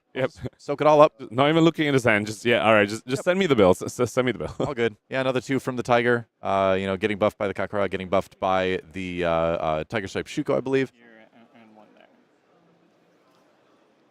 No resources. And because that yellow Bonds comes in at 2 starting, I think it is. Or 2? Yeah. It's like this because I mean, this could be something else, but Yeah. Jacob talking about how the Flusterfist was banished from the pass over, so this is my best 0 cost to find from Bonds of Ancestry. Yeah, So, yeah. Yeah, it could be a red go again attack in the arsenal, or it's just Aspect Tiger to end the chain. Yeah, I mean, that doesn't feel good, but, you know, again, at this point, you just have to try to present as much damage as you can each turn while, you know, saving up, essentially. And it is going to be the Traverse thrown in front of that Tiger. He's going to grab that Inner Chi from the bottom of the deck. And what does Michael have in store for the next one? It is going to be just a chain ended by the Aspect of Tiger Body, so not going to get another Tiger, not going to get the go again because no red attack before that. But like I said, I mean, when you're in Jacob's position, you just need to present as much damage as you can. Bring the life totals as close to even as you can, and then just try to weather the storm, you know? Unfortunately, didn't pull any cards out of Michael Dalton's hand, and Michael did go ahead and block with the Traverse, so 6-card hand from the opposing Zen over here, and we know that there's a blue Bonds of Ancestry in that arsenal, and this time the graveyard is filled with those Descendants and the Bonds from the previous turns, so we might see multiple Bonds coming out this way, and Jacob Shaker looks to be in quite a defending position here. Yeah, absolutely. Michael Dalton now, the play has gone over to him, and the opportunity, we'll say, has gone over to him with his opponent at 5 health to try to put this one away. He's going to go ahead and activate Zen first for the Crouching Tiger, and let's see what he takes out of his deck. Something with combo. You know, Gust Wave would probably be, yeah, there's the Descendant Gust Wave in red. Logical choice. Especially with the blue Bonds of Ancestry. Now let's see how many Bonds come out this turn. Jacob will probably be happy once he sees that it's a blue Bonds of Ancestry, so slightly less damage. So question is, how many cards will Jacob be left with at the end of this turn, and whether he can mount something back at Michael Dalton? All the damage is scary now. Every single point of damage that Michael throws at Jacob is going to be frightening at this point in the game. Now, Jacob does have some decent blocks yet on equipment. He also has the ability to make a Tiger with the boots, block for 1, and get ready for potentially something on his turn as well. So again, you never call a Zen Mirror over until it's over, right? Definitely not. It's not over until somebody loses all of their health. But wow, descend into the red bonds from hand. Just had it. Yep. And grabbing another red descendant. So this is just going to be one of those solid, beefy, bonds turns. Yep, and Jacob not happy to see that. When previously Michael Dalton searched for the Flusterfist, Jacob probably happy to see that, being like, oh, okay, so it's not multiple bonds. But now, when you see your opposing Zen banished descendant, you start to see a bit of the writing on the wall. This is going to be way wider than the previous time. And the one unfortunate thing about going down to the sub 3 life and 1 to 2 life is that now you need to start blocking Tigers. Yeah. And it never feels good to give up a whole card to block a Tiger for 1. Yep. Exactly. Yeah. Block's coming in now. He's going to go ahead and throw the gloves and the chest at this one. And yeah, it is definitely the turn to start putting in equipment. It's either that or lose your hand. And let's see if he can maybe get away with saving something in the hand and living. But that's going to be another 3 damage coming in from the Descendant. That's going to get blocked out by a 3-block Ancestral Harmony from hand for Jacob. Yep, his win condition now is just throw the fridge and just hopefully have just a couple of cards when the opponent has already used their Traverse. Maybe the opposing Zen draws too much of a clunky hand. We've seen that happen before. So Jacob Shaker just wants to survive this turn, maybe grab some cards from the opponent, and hope, and maybe even just hope that they break and they just draw too many combo enders. It's looking a little bleak, but like you said, we don't call it over until it's over. Yeah, exactly. Yeah. So what is the choice going to be here? It's kind of funny because Michael doesn't have the as many options as you would imagine. He's actually just going to grab the Flusterfist. Yeah. So we're still fairly early into the game, and that Art of War turn didn't really stock a ton in the graveyard. So we're gonna, like I said, grab that Flusterfist, and that's going to grab him another one from the deck. Does he have another red one left? Yeah, is he out of red Flusterfist? He might be out of red Flusterfist. We saw him sort of pause on the blue one, was almost going to grab it. I think he might have one. I think he's not entirely sure either. Yeah, I think you have to grab the blue. Yeah, wow, okay. Wow. Yeah, that's definitely not the best. Blue Bonds of Ancestry into blue Flusterfist. I mean, so far looking like Jacob might be able to get away with this with still a couple of cards, or at least just survive the turn and have the potential out that Michael Dalton just draws too many combo enders that we've already seen him do before. Yeah, but at 13 health, then every card you can take out of the 2 health player's hand is going to be just paying dividends. So still in good shape. It's going to be the another block coming out from Jacob here. Harmony of the Hunt. Gonna stuff that damage, and then we see the Crouching Tiger coming through. The last red Flusterfist is in Michael Dalton's hand. that's okay. I was gonna say, I thought he had another one. Yeah. Okay. Yeah, I was looking at the list, and he definitely has 3 red Flusterfists. So where's the third one? It's sitting in his hand. So that's right. And here we come. Oh, he's actually got the Tiger Swipe. Okay, yes, that'll be 4 go again. That's significant. No real on-hit over here. The extra Tiger will just be coming in for 0, so Jacob doesn't bother covering that up. But unfortunately, that's it. GG, a little bit too much damage coming through, and Michael Dalton off the back of a triple Art of War turn. He rolled the dice, he took the risk, he drew into exactly what he needed. He played it out exactly how he should have, and he will move on at the U.S. National Championship. Yep, he had no starters when he started the turn. He had to banish the Tiger to Art of War, drew no starters again, banished it, drew no starters again, and had to play the final Art of War to draw into a double transcend and make something work. But that's the risk you have to take. He is going first in an aggro mirror. He hadn't transcended yet. If he just played middling turns from then on out, very, very likely they could have just lost because the opponent still had Traverse up and they had transcended. So took the risk, paid off. He moves on to the semifinals. Yeah, so Michael Dalton will move on. He will play against the winner of Evan Herndon, and Nathan Lapham later on. That's going to be potentially another Zen Mirror. Nathan may get through, though, too, so we might get the Zen Enigma. And then we also have yet to look forward to this morning, William Bradshaw versus Andrew Rothermel, Azalea versus Kayo. That's going to be a fun one, too, and the winner will go on to play against Aaron Grace. Yep. Still plenty of Flesh and Blood to be played, still plenty of exciting matches to watch at the US Nationals Top 8, and I'm just so hyped. Me too. Yeah, I am enjoying the Flesh and Blood quite a bit as well, and I'm just kind of wondering who's going to get through. Like, I mean, that game, like, I want to say too, a lot of people look at that game from Michael Dalton and be like, oh, he just lucked out, but the thing is that, like, he recognized the actions that he would need to take to benefit the most from good fortune too, right? Which is something is what you need to do. Like you said, he could have just played a middling turn and he probably would have ended up losing the game. He was already behind and he knew he needed to take that chance, and this time it paid off. Hey, we're card gaming over here, all right? It happens, but really well played game by Michael. Looking forward to seeing his games later in the day. We are going to take a quick break again, but when we come back, our third match from the quarterfinals here at the Flesh and Blood U.S. National Championships in Minneapolis, Minnesota. We'll see you in just a moment for the next one.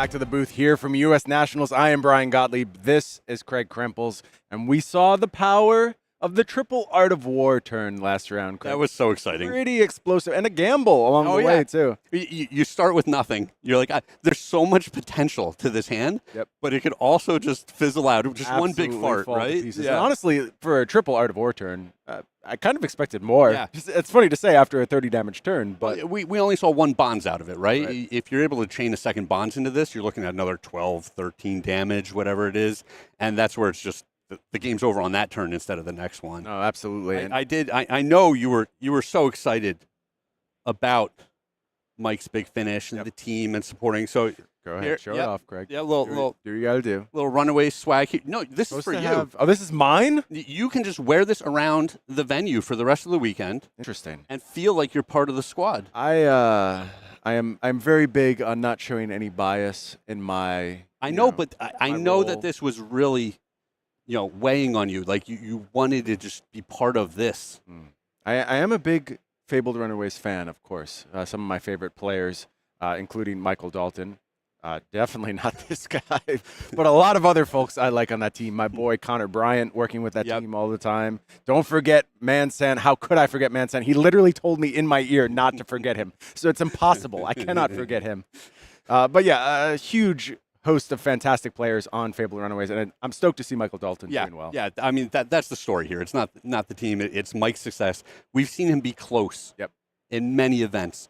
He just keeps qualifying for the next event by doing well at the current event, but none of those marquee finishes, and this is a big step for him. Breaking through now. Why don't we go ahead and check in on the bracket, and we'll see where everything stands across all four of our quarterfinal matches. Of course, you and I called Aaron Grace absolutely exploding in that first match on turn one and taking down Austin Summers, and we just did see Jacob Shaker fall to Michael Dalton in the Zen Mirror. This round, Craig, we are going to be watching none other than the card guys, William Bradshaw, taking on the Wolfpack's Andrew Rothermel. And this is a big-time matchup here. First of all, I just want to give a shout-out to the card guys, making some of the best content in the game right now. I watch a ton of card guys stuff. I watch their tier list. I watch their show match against Blue Pitch. I love what they are out there doing right now. I think they do such fantastic work. William Bradshaw, a huge part of that, repping Azalea this weekend. And who can forget about Andrew Rothermel? Of course, a Pro Tour Baltimore top 8 finisher on Lexi. I know a hero near and dear to your heart. Oh, yeah. Has since picked up Kayo, did very, very well at Pro Tour LA, not quite converting to a top 8, but in the mix here again. And I think Andrew's starting to put together not only that good resume, but that great resume, starting to get in the conversation as one of the greats of the game now. With the consistency, right? Where each that's season, what it's all about. We see a couple of top finishes out of these best players. Yeah, and still another banger of a match down in our lower bracket is going to be Nathan Lapham taking on Evan Herndon. And we haven't talked about Evan much so far today, but this is a person who's trying to avenge a finals loss last year. Fell to, again, your teammate Charles Dunn, another GM from the Runaways, taking down Evan, playing Lexi in that event. Charles, of course, with that famous fatigue Briar list. Yes, and I mean, Evan, one of the younger players in the squad. Yeah, I don't want to make him sound like he's a juvenile little baby running around, but just you see so much potential. Oh, absolutely. Right? Absolutely. Where he's only going to get better. Obviously, one of the best players in the room already. And, I expect that step to the big finishes coming in the Pro Tours and Worlds, whatever it might be. And, I'm excited to see the progress there. I agree. I think this is just another step on Evan's journey. Also a step on the journey of competitive fab is going to be headed across the pond over to Pro Tour Amsterdam. I cannot wait to be back in this beautiful city, Craig. You see the beautiful canals there. The first time I went to Amsterdam, I stayed in a random house I found on the internet with an old couple. They were the most amazing old couple in the entire world. They were very elderly, but they had a house right on the canal. They had a beautiful boat. They took me out in the canals at night, drove me around, showed me the sights. They learned all about the game I was there playing. They did research, and they wanted to know all about the creator. That's awesome.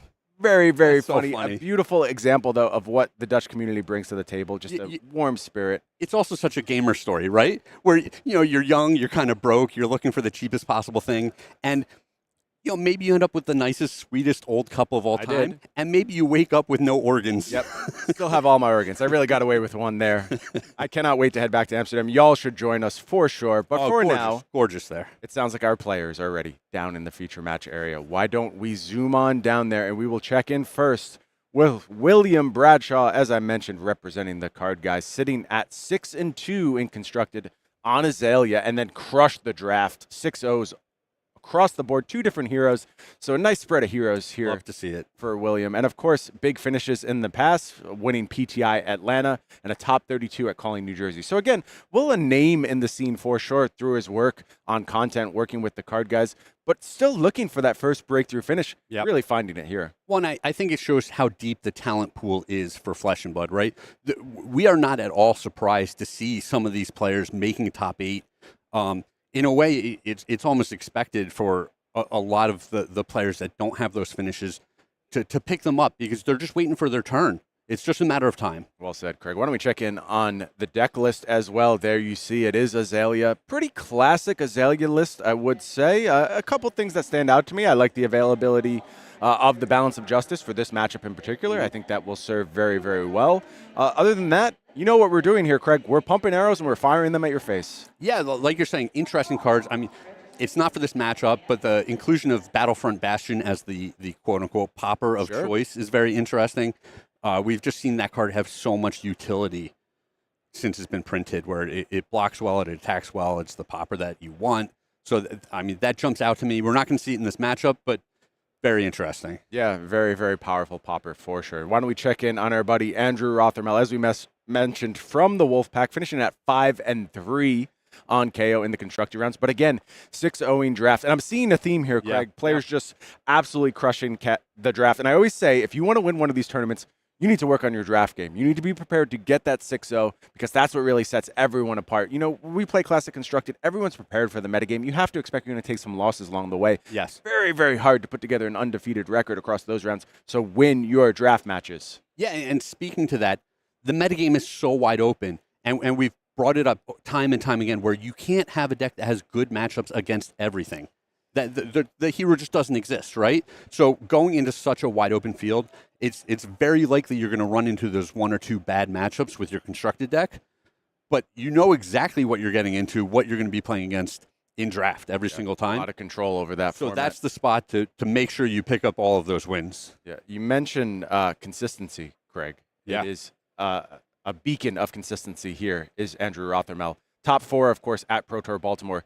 Top 16s, all other Pro Tours. No misses for Andrew. Just knocking on the door every event. Yeah, and that's the type of resume you need to start putting together to be considered one of the best in the game. And Andrew is doing that. Plays at his LGS viral card games, and as I mentioned, member of the Wolfpack. Why don't we zoom on over to the deck list, see what Andrew is working with here. And again, I would say kind of a standard KO list. There's 2 things that stand out to me. No Cast Bones. Cast Bones is out of the list at this point. And that has kind of been a trend amongst Wolfpack players for a while. There was some uncertainty around that card, even back around Pro Tour LA days. And then another card standing out to me, the Weakest Link being added to the deck list. Very, very interesting new card. You know, speaking to no Cast Bones, I think a lot of players wanted to start getting the Reckless Swings back into the deck. And you only have so many spots for these non-attack actions, and Reckless Swing is now the card of choice. Sounds like our players are ready down in the feature match area. So there you see on the left, it is William Bradshaw on Azalea, ace in the hole. Going to be taking on Andrew Rothermel from the Wolfpack, Kayo, armed and dangerous. If you needed a break from those part the Mistveil heroes, this is your break. This is the last break, by the way, Craig. Well, and I also think that this is part of the narrative for this event, where it's 2 of the top heroes coming out of the previous metagame still hanging with the current pool. Absolutely. Going to kick things off with a Death Dealer activation on the side of Will Bradshaw. A couple of things to note about this matchup. If you're on the Brute side, you get to show up with that absolute fridge, right? All of that armor, a lot of it blocks multiple times. It's critical in these matchups, especially for these, you know, quadruple pumped arrows, the dominated arrows. And then the other cards that matter here, Command and Conquer and Send Packing. It's one of the few disruptive elements you have coming out of the Brute deck. Yeah, you do not want to just let Azalea do what she wants across multiple turns. She will punish you very, very hard. Kicking things off with a pumped red in the ledger here, backed up by a premeditate. You know, this is probably going to be blocked out very effectively by Andrew. That's fine. You get your red in the ledger in the graveyard. That's a nice place to have it, quite frankly. You have effects like Codex of Frailty that can reward you for finding red in the ledger early. Well, and sometimes this matchup's not about red in the ledger. Fair enough. You know, the brute player, depending on the texture of their hand, they often want to just be blocking with 2 cards and send 1 big attack, managing their life total until they get that big Blood Rush Bellow turn. That is true, Craig. You can just go ahead and, you know, fire something off like a swing big and still have a very, very nice piece of output on a 1-action turn. Looks like that first Blood Rush Bellow has already been found on the part of Andrew Rothermel. Does immediately have access to the power card, but it's going to have to do some defending here, so could have just a random bit of chance. And I think what he's debating here is there a way to go ahead and keep that agile wind-up effect and discard that, and that would require some early equipment committal. Maybe that's too big for this early juncture. Let's see how Andrew wants to navigate this. You're exactly right, Brian, and I think hanging on to the windup is the direction I would lean, just because you already have that Blood Rush Bellow, and you want to go into your turn, get 2 big attacks off of the Blood Rush Bellow. Andrew's struggling with the decision. It was close for him, but it does look like he's just going to lay the agile windup on top. And now the question is, does he want to also commit the Blood Rush Bellow? Maybe thinking about our potential Rain Razors, and it is going to be just put on the chain. Going to go ahead and use all 4 of those cards in defense. Super interesting. That very conservative route here. Yeah, I would say so.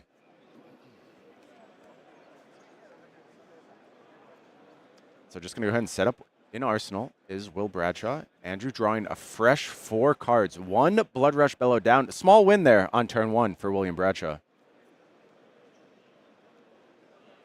Yeah, but I think the counter to that is this is clearly how Andrew wants to be playing the matchup. Fair A enough. very He made the conservative decision. route. Yeah. Yeah. Yeah, and look, there's so much value in that equipment suite against Azalea. You really do want as much of it available to you as possible to play around those dominated arrows. Totally understand preserving in this spot. Going to kick things off here for Andrew with a Mandible Claw. You assume there's always a trick coming alongside that. Yeah. We all know what's coming behind this. Yeah, it is going to be Mighty Windup, so we're double stacking those micro mites Got a trick up your sleeve? this go around. So satisfying tearing those in half. Oh, and he's got the multiples. Love it. You know, the Japanese print ones are actually a little crisper than the Belgian print ones. And Don't tell me that. if you kind of push the 2 ends of them together, they pop. They just pop in a apart. very satisfying way. Oh, man. I'm going to have to go chase down some of these. Yep. I recommend it. Pack Hunt. Chain close here. Going to go ahead and do a quasi form of disruption. Is Intimidate disruption? I would say so. It messes with your blocking plan sometimes. I don't think in this matchup it's disruption, Okay. but in a lot of matchups it is. Okay. You know, more often than not, Azalea is going to want to keep their whole hand. Or if they've got, you know, extra arrows, depending which one you banish, they'll still just block with the other arrow. It looks like double Seek and Destroy here for William. So a bunch of pumps at the ready. Not quite sure of what the arsenal is right now, but we'll have access to Azalea on the next turn. Of course, Balance of Justice, the headpiece here. So not going to have perfect information, not going to be able to go ahead and take a peek. And I can tell you that is not a conclusive decision. Sure. Showing up with Balance of Justice. A lot of people still think that the other headpiece is the way you should be going into every matchup. No prosperity Yeah, here. William differing in opinion here. Going to go ahead and try and leverage that balance throughout this match. You draw up technically. Oh, yeah. It looks like Release the Tension was the card that was put aside to the Intimidate. So we're just looking at a very, very large arrow this go around. Sure. Rain Razors in Arsenal as well. Maybe. Maybe. It's there. We don't know if it's being played. Fake, yeah. Will having to think here. I wonder if he's debating on that Azalea activation. Maybe a blind Azalea is clean here. No real risk. Yeah, I mean, you flip into an arrow, you're happy. You flip into a different pump, you're still happy. That's basically the same. And it is going to be Azalea activation. I like this line. Yeah, I agree. mean, there's a couple, low impact arrows that you could hit here. Yeah, finds a pump. Premeditate. I think that's totally fine.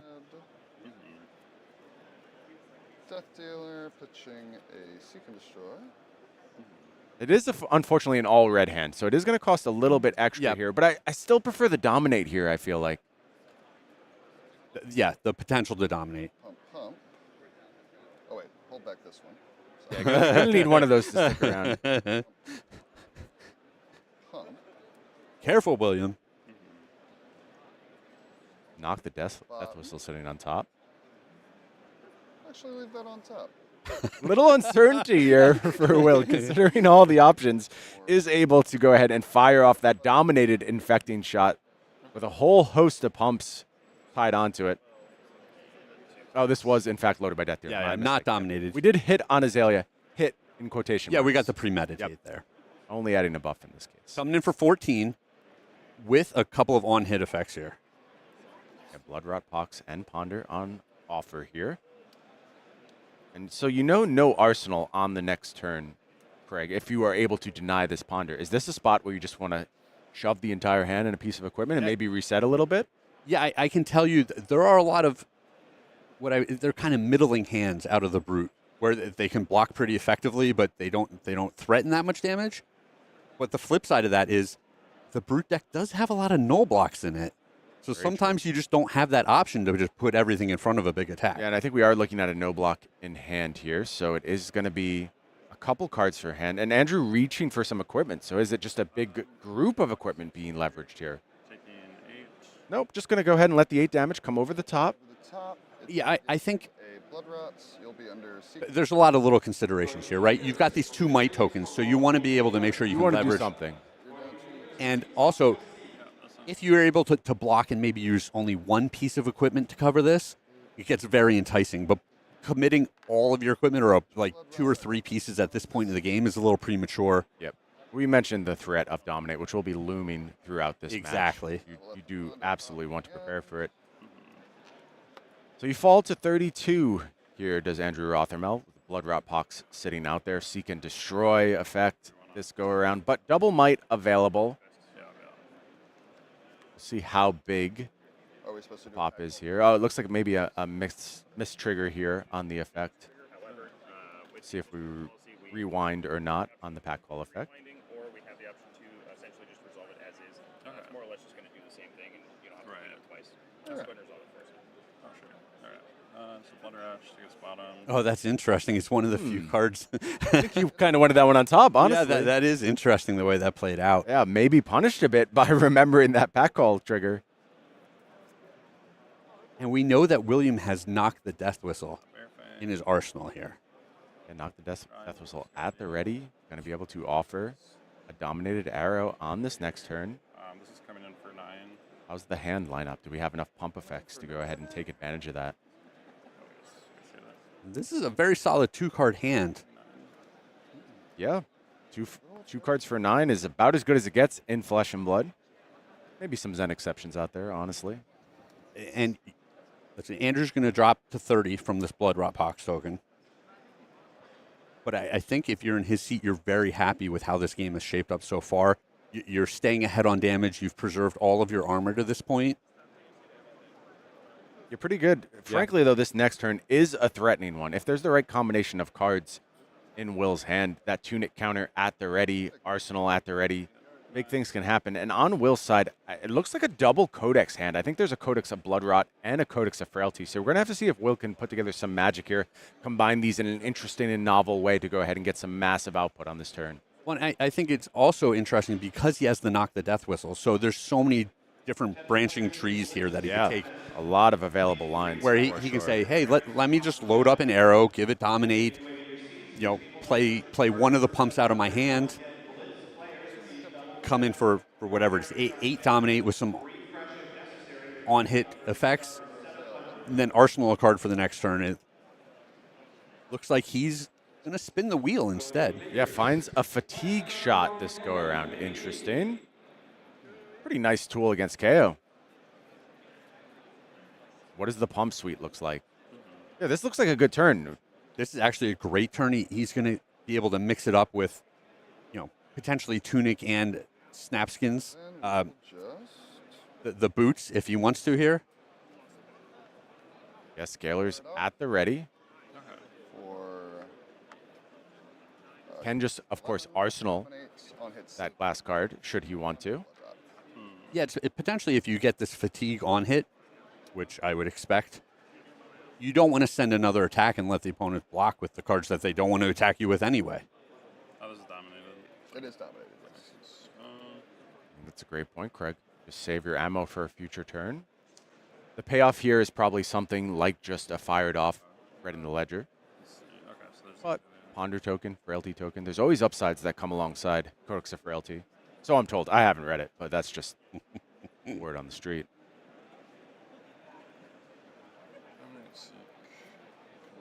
First big dominated arrow of the match here for Will Bradshaw.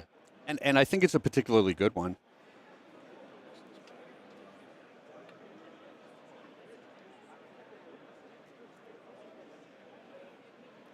It's putting Andrew to the test here again. You see a lot of uncertainty in both players, I think, thus far, and how to navigate these turns. It just speaks to the branching decision trees they both have available to them.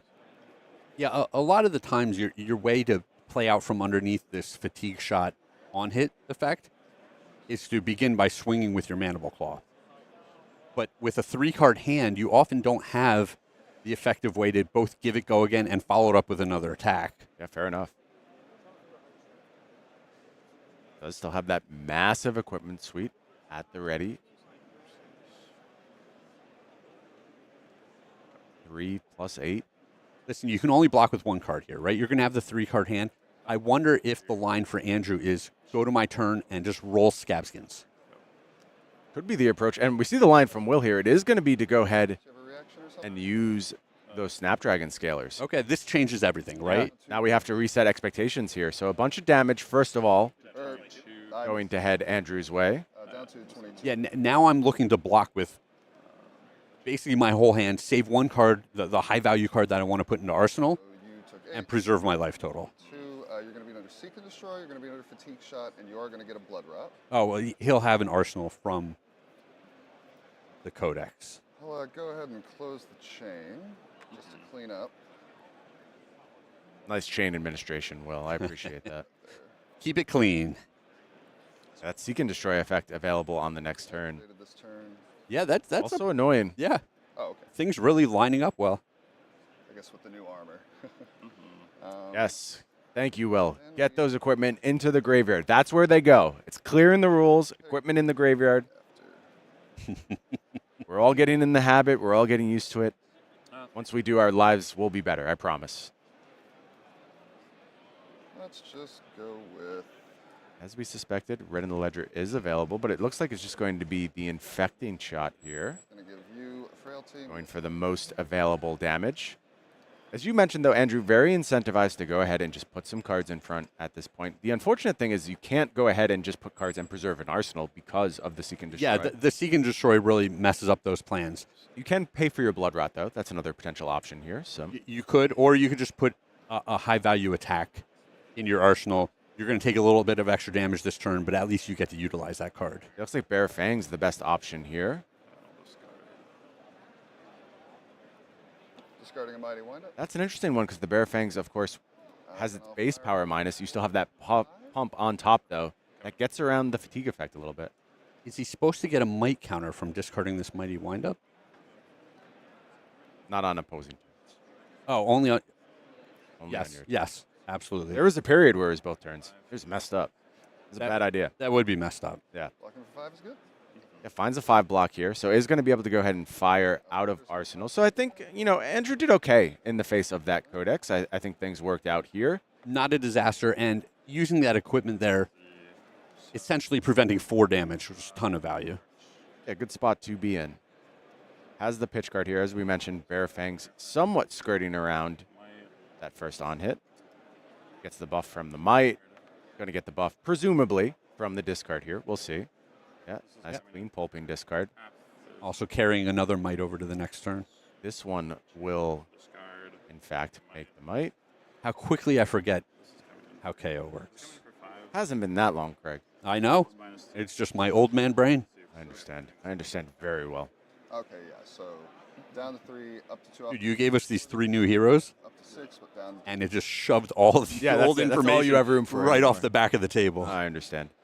So an attack for 5 here. That's a lot to get under fatigue shot. I think it's very, very hard for KO to find efficient attacks. But yeah, Bare Fangs makes a lot of sense as a way to go ahead and play through it.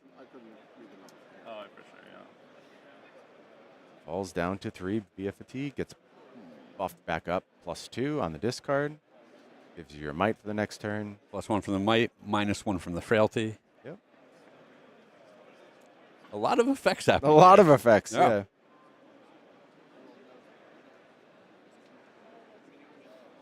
There's that knock the death whistle in Arsenal again.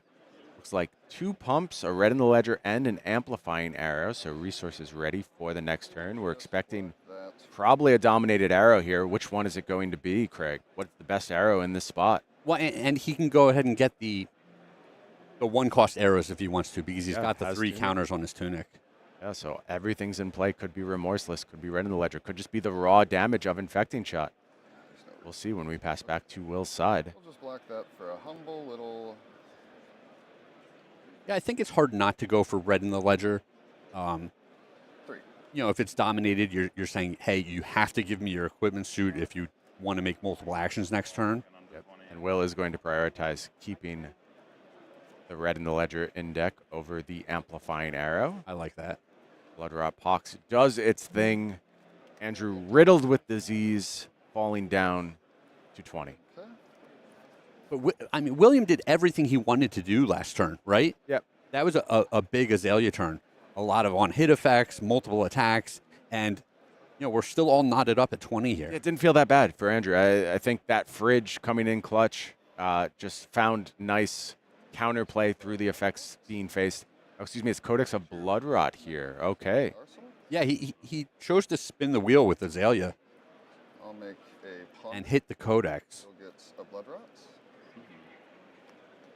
More disease for Pump. Andrew. Tunic. How about some frailty Red in the ledger for tucked on 11, top? Threatening 2 frailties and red. And we're just going to go ahead and pop off some damage here. 11 damage is the offer. And I guess on Will's side, the priorities are a little different, right? Like, there's all this equipment out here. Do you really want to invest in setting up dominates this early? Or are you just supposed to be offering these numbers, hoping to catch your opponent with a no block in hand, and then going ahead and whittling down this equipment? So what you actually do is set up this endgame state of dominated arrow that your opponent then cannot play through. Sure, and I felt like here you go. even playing the Codex of Blood Rot here, right? You're saying I'm going to limit the number of cards in your hand, so it's going to be very hard for you to block this out anyway. Yeah, no block in the form of Bare Fangs. So this essentially has a quasi-dominate tied onto it. You know it's going to get through unless equipment is committed to the cause, just like a real dominate. Get a ponder for your next turn. Codex of Blood Rot looking very strong here, frankly. Yeah, it's taken a little bit of time to see inclusion in these lists, but once one person kind of shows you just how strong it is, it's like, oh, okay, yeah, like this is relevant, it's good often enough, and then we see other players following suit. I get asked a lot, Craig, about regrets around Codex of Frailty, often in hilarious fashion. I can't tell you how hilarious it is. Come on. But I do have regrets around Codex of Frailty. The regret is that all 3 of these codexes came out in the same set. I wish we would have been a little slower with the release cadence. Okay, sure. Given all of them time to shine, because I think Yes. they're all fine cards. Yes. Just Codex of Frailty kind of on another level overshadowed some of these codexes, especially at first. But we do see cards like Codex of Blood Rot starting to make decks now. Yeah. But to your point, it's hard to include all of them in a deck, right? Yep. So, like you're saying, if you spread them out, then each one has its own moment to be played. Absolutely. Very cool designs, though. Maybe we got a little excited to get them all out there in the hands of players right away. Start of turn 2 might pop. Double Might available here, and Bare Fang's going to be the play. Refresh. It is going to be a miss. 7, 8. No, excuse me. That is Flash Might. Yeah, not a miss. I'm sorry. And again, Andrew doing a very good job of Coming in for 9. really having these impactful turns off of 2 cards. Like I said, coming into this match, just effectively preserving his life total, using 2 cards to defend a lot of these turns. William is definitely doing the more flashy things turn after turn, but not just blowing out his opponent in this game. Yeah, Andrew, not only consistent in finishes, consistent in his deck's output. Just turn after turn, offering these attacks, defending well. Still plenty of defense available over on that equipment suite. And I mean, it all goes back to turn 0, right? When he chose to give his full hand, make sure I don't take any damage on this turn. And it's looking like the right decision right now. He's got a blueprint. He's got a blueprint in this matchup, knows how he wants to play it. Both players kicking down in life totals. Andrew Rothermel at 12. William Bradshaw sitting at 11 now. And I mean, we haven't even brought up this Scowling Fleshbag yet. Yeah, you have to find a window against Azalea to take advantage of it, but it's still very, very powerful when you find that spot. Well, and as we Quite get good. into these nittier hands where you don't have the full 4 cards or 4+ arsenal to work with, you often see them trying to set up a hand for an arrow and then a bullseye bracers into another arrow. And we'll see if the Scowling Fleshbag can line up just right against that hand. Into return to hand. Endless Arrow on offer here. 13, double inertia, blood pox. There's so many counters every single turn. I should probably stop saying that Andrew is riddled with disease. That seems like a horrible thing to say about somebody. But it has been true in this match. Just absolutely buried under a torrent of blood rot poxes, inertias, frailty, fatigue, all over the place. Affliction after affliction for Andrew Rothermel. Reckless swing in hand here, so some defensive options. This, of course, not dominated. Last card in hand for Will Bradshaw, I believe, was red in the ledger. So this Endless Arrow actually not offering all that much through the on-hit effect here. Snapdragon Scalers have already been used. Yeah, Reckless Swing is always a tricky one because if you're trying to set up for your next turn, you don't necessarily know what you're going to have to work with. Troubling for sure. Andrew wants to go ahead and take a peek through the graveyard, understand what has been used, what he still needs to play around. Right now has to account for 13 non-dominated damage on offer. And thus far, no explosive turns from Andrew. However, with Will at this 11 life total, if he finds that Blood Rush Bella, we know one's on the bottom of the deck, put there by pack call. We know one was blocked with on turn 1. There's one more left just floating around in the middle of the deck. If Andrew can get to that sometime soon, I think he's in a really, really strong spot. If it takes much longer, I think he's going to require a lot of cards defensively that may not allow him to get full leverage of it. So can he actually put together enough threat with these smaller packages of damage? Thus far, the answer has been yes. And this is really interesting, choosing to use a lot of the equipment here. Yeah. Feels like a lot of this is based around that Apex Bonebreaker potentially, going ahead and getting a Might token. Maybe wanting to say, hey, it's time to offer me up some equipment or at least a card from hand. Been very little blocking thus far from Will. Sub box 6 here. Taking, it's 13, 6, taking 7 over the top? Yeah, taking 7 over the top. A small parcel of damage coming Andrew's way, falls down to 5. In what world is 7 a small parcel? Did you watch the last match, Greg? I did. I don't think there was a single attack for more than 7. Well, I guess that's true. There was not a single attack for more than 7. Oh, right. You're down to 5 on there. Oh, yeah, thank you. Yeah, so 4 points of defense left on the equipment suite. That is it. Yeah, and I think one of the reasons we see the equipment used here is because, these pieces that can block multiple times, you don't want the game to end and you haven't gotten both uses out of them, right? Like, you don't want the game to be over and you haven't used every last resource at your disposal.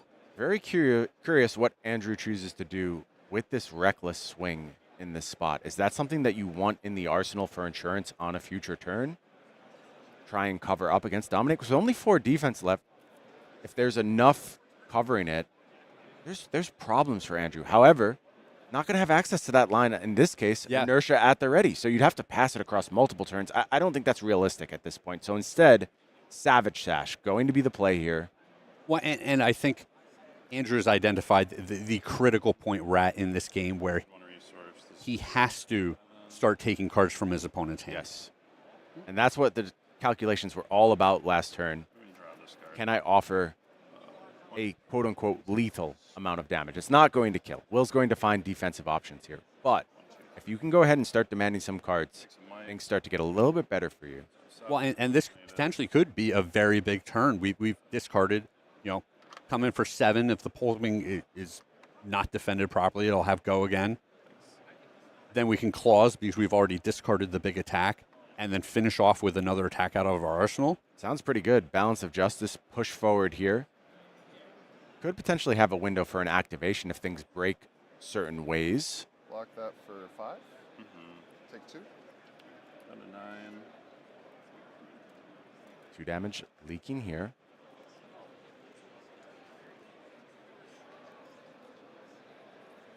Mandible Claw follow-up, as you predicted, Greg. Claw for 3. This is go again. 1 card has been won thus far. Can Andrew get another one from William Bradshaw? 3 go again on offer from the Mandible Claw. Just for 3. Yeah. Yeah, and I think there's a lot of cards that No blocks. you will play, but you don't want to be playing out of your arsenal. You don't want to draw another card in this turn and let them utilize the Balance of Justice, right? Attack with swing big for each. Yes, Oh, Swing that's Big, the perfect card here. Absolutely perfect. Demanding cards from hand is Andrew Rothermel. Not content to ask for them, demands them. Well, and it can't even be a 2-block. Yep.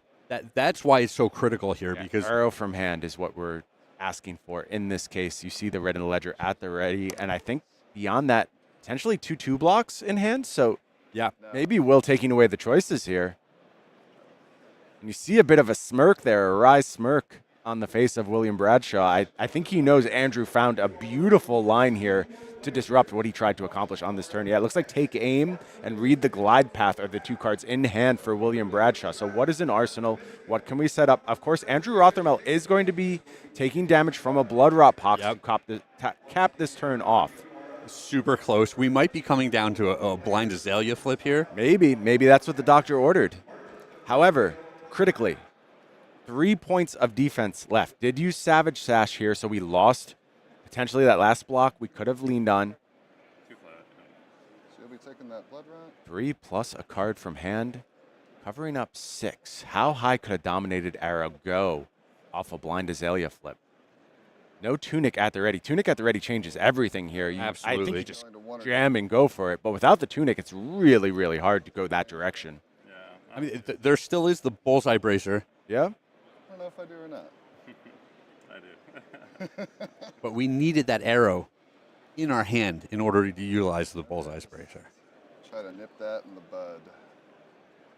Yeah, we assume that's Endless Arrow in Arsenal, I believe. Gotten back on the last turn. That would make a lot of sense. Sure, yeah. So it might just have to be some raw damage. Endless Arrow is nice to have here. You do get to play resourceless, which I think is quite important.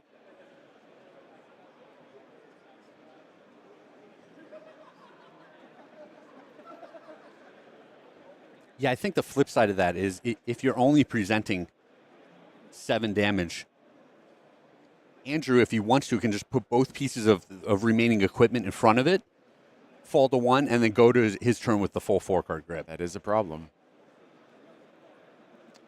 That Read the Glide Path can offer some information. And I think what William is thinking about here, what if my opponent draws Reckless Swing? Do I actually just leave myself dead to a Reckless Swing? That's such a dangerous spot to be in. And that earns the second card here.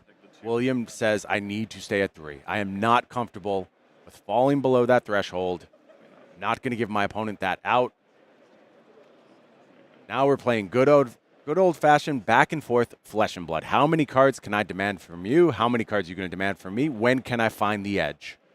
And what we've seen out of the Brute this game is that it's that numbers deck, right? Where it blocks with lots of 3 blocks. It plays very well off of the 2-card hand, just carrying a Might token turn after turn, and then just one big turn. Drill shot on top. And you see Will reach to cover up his mouth. He's having to think here. Can go ahead and Azalea that drill shot in. Offer 7 dominate. 7 still not enough. Not enough. Yeah, it does have Scabskin Leathers and Scowling Fleshbag at the ready. But it still might be the best possible option here. just go ahead and burn that equipment now rather than just asking for cards from hand? Well, you do present some damage, and then Bottom that. you just pray that the opponent only has one attack coming back at He's you. going to bottom here, though, and just fire off this endless arrow, offering 7. This gives Andrew some options, able to defend with multiple cards from hand should he want, or can go ahead and do some combination of cards. And it's going to be a full block here from Andrew. I like that. Yeah, he's the numbers deck. He's now taking control of the game via those numbers, just going ahead and going to make it a single efficient attack here. Love it from Andrew. But I also like Williams' line. He's saying the only chance I have to win this game is if I have another arsenal going into next turn. Sure. I buy that. 8 damage is the ask here from Andrew Rothermel. Great numbers. Yeah, 2-card 8, right where you want to be. Might plus Enlightened Strike. Andrew says, I'm going to draw up, start thinking you figure this one out, Will. Then we'll play the next turn. Yeah, the onus is on you to figure this out. Couple of arrows available here, so good blocks. I feel like the window where you can play around Reckless Swing is starting to close. It feels like you just have to kind of take your lumps, keep multiple cards in hand, and hope you get away with it. Well, and one thing we potentially do have going into Williams' next turn is the Tunic again, the Bullseye Bracer, so you can load, you can play your pump, and then you can shoot your arrow off with the Tunic and threaten one of those bigger turns. Yeah, and it looks like a fatigue shot as the arrow as well, and I think that's a pretty critical pickup. If you're talking about the numbers game, that's the way to go ahead and get it back in your favor as Azalea, and we're looking at 2 cards pulled to the front here. That would set up a next turn of Take Aim, Block for 6, take 2, go to 1. Premeditate, but no, it is going to be the fatigue shot committed to defense here. That makes sense. It would require the Tunic or an additional card otherwise because the other cards in hand were 2 blocks. That option was actually not available to Will. So has to go Take Aim, Arsenal. I love this. Blind Azalea. Yep. I love this. Has to gamble here. A lot of hits, but it is a Take Aim, and you see the frustrated snap of the fingers from William Bradshaw, and that, Craig, might decide this match. A hit there would have been so big for Will. Big. But instead now has to face down the absolute might of Kayo. It is pulping here from Andrew Rothermel. Yeah, once you miss with your Blind Azalea flip, you're just praying that they don't have multiple attacks on that turn. And when they open for 6, it's curtains. And that gets the fist bump. And I love the way Will played that game. Yeah. He played to his outs, gave himself the best chance to win. But for Andrew Rothermel, it was slow, steady, consistent. Really not find flashy the numbers. at all. Not at all. 0 Blood Rush Bellows played during that game. Kayo just saying, I can go ahead and attack. And you see the decision to remove Cast Bones from the deck. It obviously plays to how Andrew wants to play these games. He's not looking for these spike turns. He just says, I'm better at playing fair flesh and blood than you are. Super consistent. Yeah. Turn after turn. We saw him covering some damage, attack for 7, cover some damage, attack for 9 with 2 cards, cover some damage. Oh, you had a so-so turn? All right, now I'm going to go wide. I'm going to use my sash. I get the 3 attacks in this turn. I start demanding cards, and now I've taken over the game. You know who can play in a fashion like that? Somebody who plays every single turn of the game perfectly. Somebody who makes the right decision time after time, gets the most blocking value from every single hand, finds the best offensive output, knows exactly when to shove in equipment. Andrew showed all of those skills in that And I match. just keep thinking back to turn 0, where it's so tempting, right? To be like, I'll put 2 cards and a piece of equipment in front of this. I'll go to my turn with an agility token and the Blood Rush Bellow in my hand. I'll play the fast game. Sure, there's a lot of uncertainty with how this plays out, but no, he said, I'm not risking it that way. I'm going to play the slow and steady matchup. I know how to play that perfectly. To the extent that he even played around Rain Razors on that turn. Like, it was just so careful, so deliberate. Every decision felt like it was calculated to reach that exact endgame state where he was able to go ahead and pull ahead victorious. Beautiful. Why don't we check in on our bracket, see where everything stands after 3 of our quarterfinals have been played. And we're going to be back in the booth in just a couple rounds, you and I, Craig, covering this match of Aaron Grace versus Andrew Rothermel. And I love this matchup. Yes. And I believe we saw these 2 players play in the Swiss, if I recall correctly. We definitely saw Andrew take on an Enigma in the Swiss. I don't recall if it was Aaron Grace or one of our other Enigmas.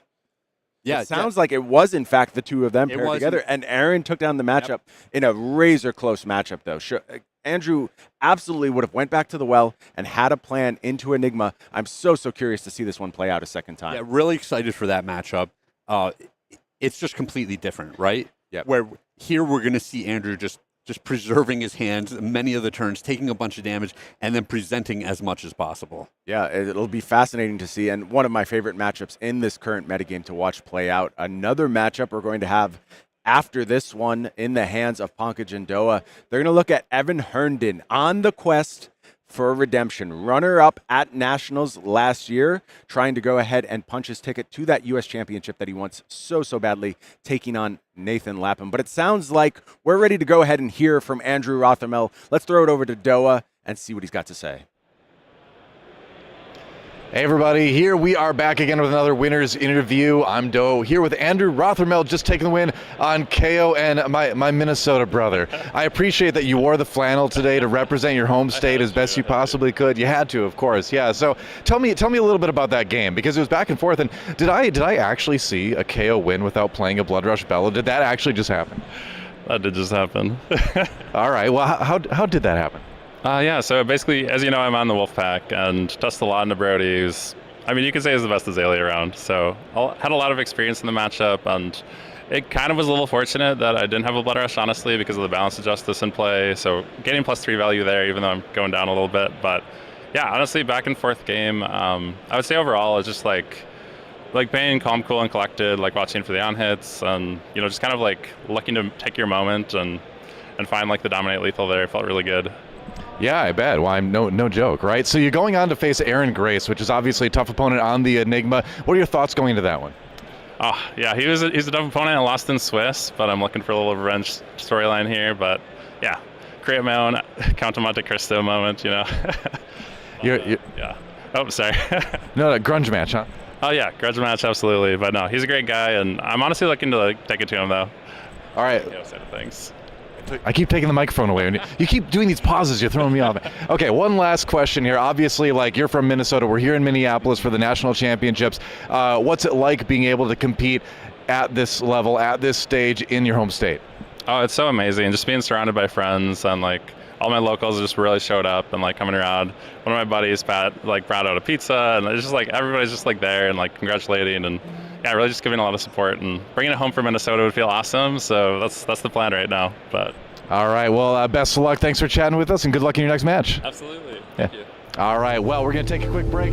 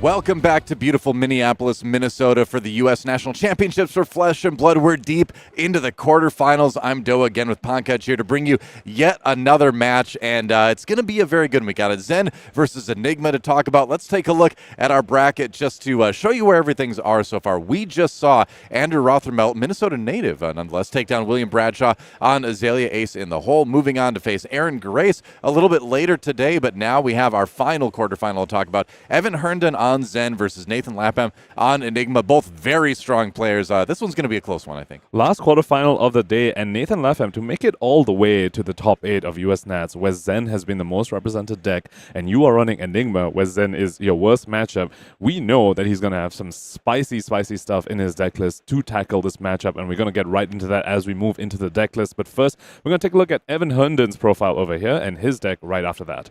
Yeah, and I just love taking a look at all the lists. We'll get to that just in a moment, but a little bit more about Evan, though, too, going 8-0 in Classic Constructed. So certainly putting that Enigma deck to work as well. A pretty solid draft result, obviously, too. 2-1 in both days. Many accolades as well. Taking battle-hardened Milwaukee just across the border over there in Wisconsin as LGS is the Haven Games on Team Commonwealth. And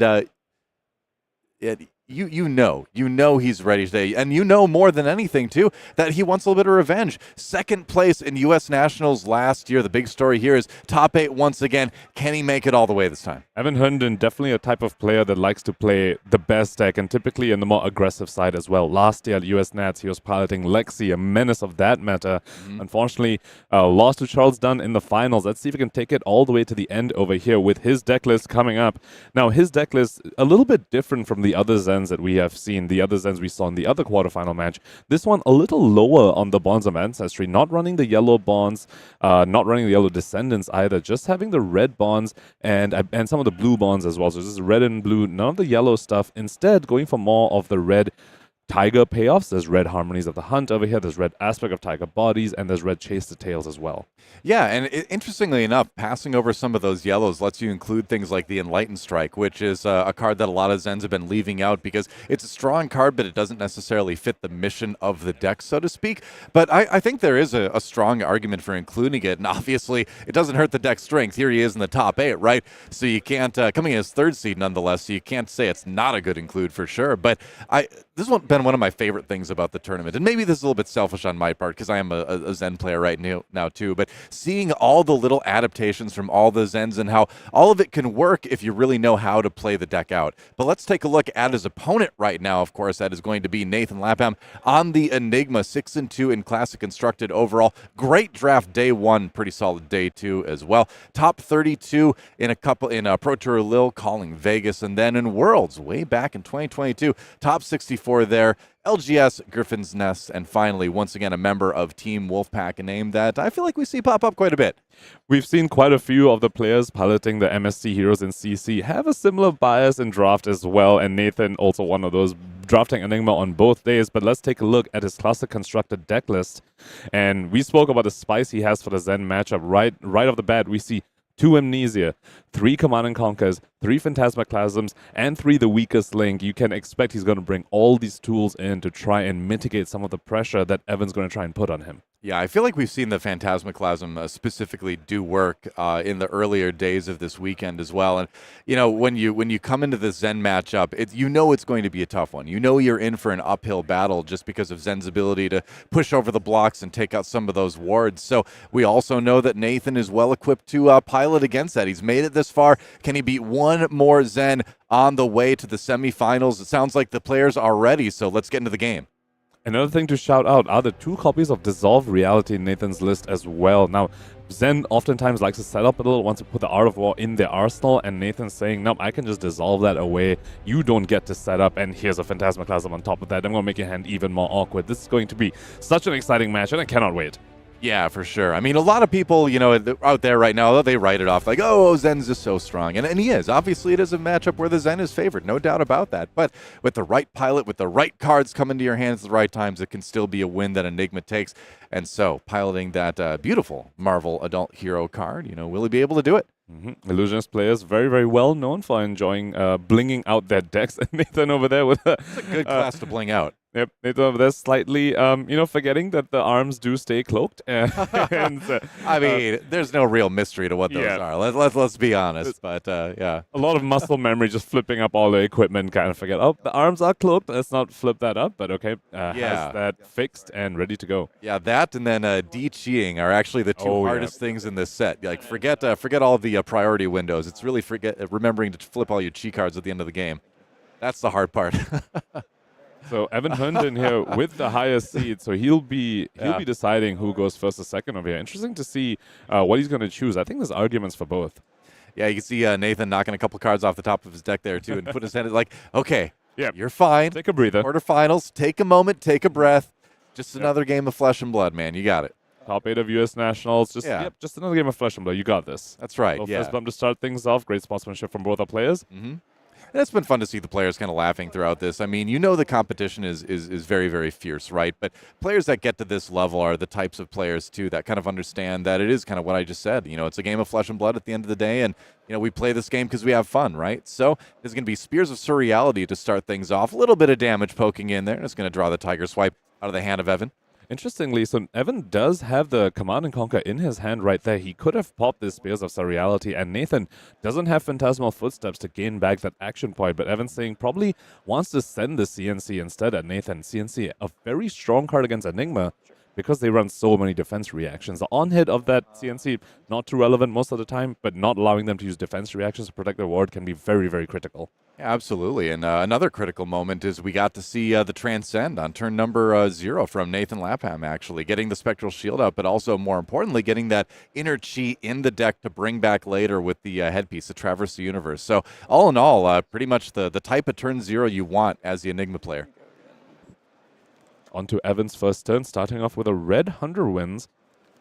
Yeah, good combo starter. I feel like the Zen lists really started to feel good when people started including the 100 wins in the deck. A lot of decks will be 3 red, 3 blue, and just having that 0 cost 3 go against starter is so nice in a lot of turns. And honestly, it's nice in the combos too. It combos off itself, so just a good include, I think, in a lot of Zen decks. It fills a very important gap in that you can sometimes tutor, you need to tutor with Zen for a 0 cost with Go Again. 100 wins lets you do that. Sometimes you play Bonds, and you just need to find a 0 cost that has Go Again. 100 wins in your graveyard means you can find one from your deck as well. So yeah, fills lots of important gaps and does threaten the shield. Looks like Nathan goes ahead and lets that shield go.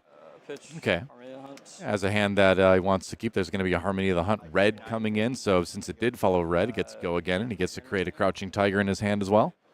Very, very interesting sequencing by Evan over here. You almost wonder whether he's just baiting the opponent into thinking he's going to swing the Kakara and then come in with a Tiger, when in fact he's actually just going to send the Command and Conquer. He's left himself open for both options over here. Yeah, it's a bit of an interesting line, and you've got 2 remaining, and he can always choose to Command and Conquer, and that's exactly what we're going to say. I was going to say, I think the bait, with the Kakara also applies to, now the CNC coming in as well. Those 2 resources being put to good work, and, Evan's saying, all right, you only want to give me 1 card this turn. I want a little bit more. And speaking of stuffing defense reactions by Command and Conquering, Nathan is holding onto a Hold the Line in his hand, so he can't use that to block. Oh, yeah. And if he uses his other 2 cards, looks like his offense is going to be pretty stuffed. Evan Herndon with a very heads-up play, sending the Command and Conquer, arsenaling the Tiger.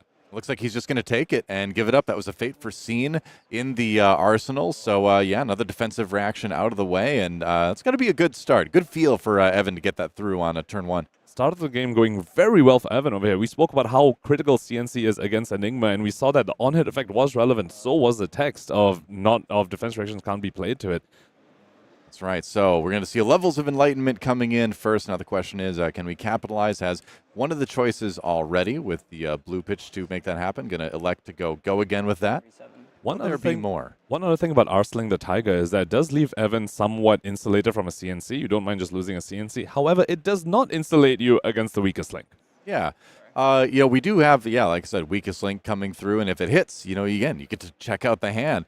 And you get to choose potentially a Transcend card to pull out of there. And what do we see? No Doesn't look like there's any options there. Yeah. Yep, and that is one of the downsides of the weakest link. Sometimes your Zen opponent's just holding 4 3 blocks, which is what Evan has. Yeah. You don't normally see that, but sometimes it happens. It's a bit of the variance that you do buy into when you run the weakest link.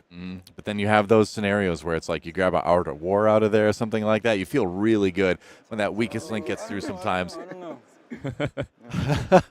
Taking a good long look at the hand, though. So another Command and Conquer drawn up by Evan over here. Not going to be too relevant this turn. Nathan, of course, does not have an arsenal. However, if Nathan draws too much of a defensive hand and, wants to block a little bit, CNC can still potentially just push some damage. Yeah.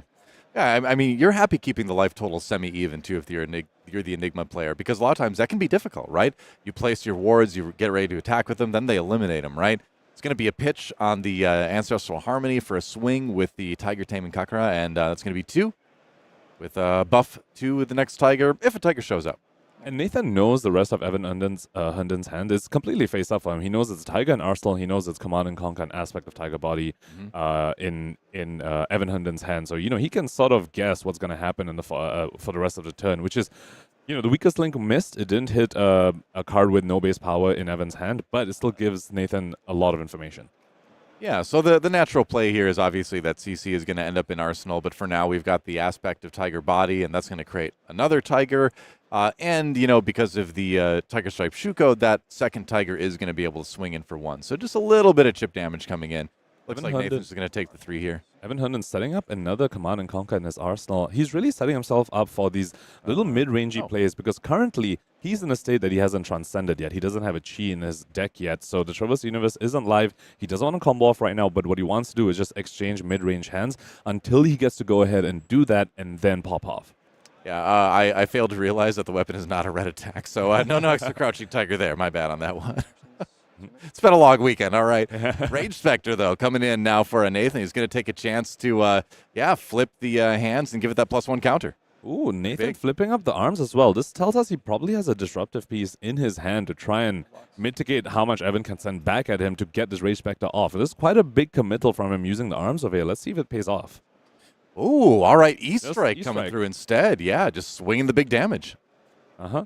Perhaps just capitalizing on the fact that Evan hasn't transcended yet and saying, all right, I'm just going to commit. I'm just going to commit to this Rage Spectre and just sends more vanilla damage. You haven't transcended. I'm going to capitalize on this as much as possible. So later on, you don't have the life total you need to hold those combo cards. Yeah, and again, I think this is great for Nathan, right? Just being able to send the damage in, just being able to maybe soak a little bit out of the hand. Like, all you got to do is try to just keep it as even as possible and then, weather/mitigate whatever those big Zen turns are going to be. He knows there's a Command and Conquer in Evan's hand, though, so, because of that, it could be difficult for him to protect his Rage Spectre if he draws too many of those defense reactions. Yeah, true. All right, it's going to be a Ancestral Harmony getting played this time. Yep, does have to transcend. Did whiff on the Ancestral Harmony, though. No combo card off the top. I feel like that's every one of my Ancestral Harmonies, though. You always find a Transcend card with that, but the few times you don't, it feels pretty good. Either way, he does get the Transcend, does get to make that inner chi, so this turn is still very much alive. Makes the inner chi and critically gets a resource of Kasaya as well, can oftentimes just, unclunk some of your hands. Yeah, exactly. And going to go ahead and pitch to Zen, making that Tiger. And what is the grab going to be? Again, the Ancestral Harmony buffs cards with combos. Works pretty well when that's what you're grabbing with the Zen activation. Remember, Evan Herndon does also have an E-Strike in his arsenal, and one nifty thing you can do at E-Strike when you're running Ephemeral Tigers is actually just bottom a Tiger to the E-Strike, which can be very risky, especially if the game's going to go long. You are a Zen, you do shuffle your deck a lot, so the Tiger might come right back up and you don't want to draw a Tiger in your 4 cards, but sometimes, if you're in a desperate situation, that is a play that you have access to. Yeah, that's right. It doesn't feel great, but sometimes it's the right play. What can you say? He's going to grab a Tiger Swipe. Yep. So it looks like not going to be the play for Evan over here. Looks like he wants to use the Tiger as a combo piece. Yeah, you throw the Tiger, and then the Tiger Swipe comes in for 5 then after the Tiger. +2 from the Tiger, +1 from the Ancestral Harmony. 5 unpreventable as well. Very, very important to note that because sometimes, if Enigmas want to protect their Rage Spectre, sometimes they just have to play Ward from the hand. But Tiger Swipe going up to 5 with Tiger Stripe Shuko will say, nope, you have to give me real cards, perhaps even armor, depending on what your hand is. Yeah, actually, I suppose it'd be 6 if you include the Shuko. Yes, yeah, Shuko and Harmony plus Shuko. Yeah, I wasn't including that, but Yeah, so that does end up being a pretty big swing this turn potentially. Yep. And it will be. Come in for 0. Nathan says no blocks. Yep. For 6. You're fine with that. Yeah. You hear Evan calling the 6 with the tiger swipe, and then of course, if it hits, you make another tiger in your banish zone. So and we'll see if you can put that to use if it ends up being the case. Not going to get a good look at the hand there. He puts it down just as we zoom into it. That's Yeah. all right. 6 unpreventable on the chain from Evan over here. Is Nathan going to commit cards or just let this Rage Spectre go? Well, it would be Rage Spectre plus the Uphold Tradition, actually. So there'll be actually quite a bit of value to be lost if he doesn't block out this Tiger Swipe with real block value. Yeah, it feels like you kind of have to, and you're a little bit concerned about this number, the 6, right? Because Grain that tips the scales is a card, that can get that over the top if you want to. A blue has been played, so if Nathan's thinking, if he has that in the hand, it could be a pretty devastating play. So, we know that there's some inner chi in the deck.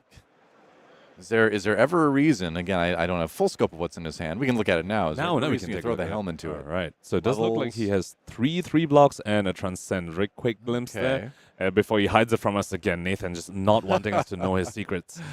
How does he know? How does he know we're watching? Oh, wow, he just takes 6. Okay. then take 6, loses Uphold and the Rage Spectre. This is Kidding. sometimes this is what you have to do as Enigma. Very, very disciplined play from him. And I think he has a weakest link in his hand. He's probably recognizing that, okay, now my opponent has transcended. If I don't disrupt them, if I don't send the disruptive piece, I could just get blown up by the combo. 0. Yeah. Wow. Another Tiger for 0? Yep. So what is the... It's mental damage. It's not 0 damage, it's mental damage. It's Tiger for 0. What could it be? What could it be? Could it be the Grains? Who knows? Yeah. Oh, it's going to be an E-Strike, sinking that last card there. Yep. It's going to come in for 7. Very solid combo ending chain. Coming in for 7. And both players know it's Command and Conquer still in Evan Herndon's arsenal. Yeah. All right. So what else do we have? Is that I guess maybe a Ripple Away? Yeah, I misspoke earlier. I thought it was a Transcend card. It was a yeah. Manifestation of Miraga instead. So there we go. Chi being searched for by the Traverser Universe. And when you see the Enigma pitch use Traverser Universe, you know Miraga is going to come down. Yeah. If it doesn't, then you're in a very good position. Yeah. But for now, that's what we're expecting here. However, Evan has also transcended, so once this Chi in his pitch zone goes to the bottom of the deck, his own Traverse will also be live. If he draws a good enough hand, he could just block with his own Traverse and go ahead and combo off to try and combat the Mirror Guy and make sure it doesn't stay on the field. Yeah, that's the plan. Get the Chi in there and then throw the head and the boots at them, get the Tiger and the Chi, and go off, right?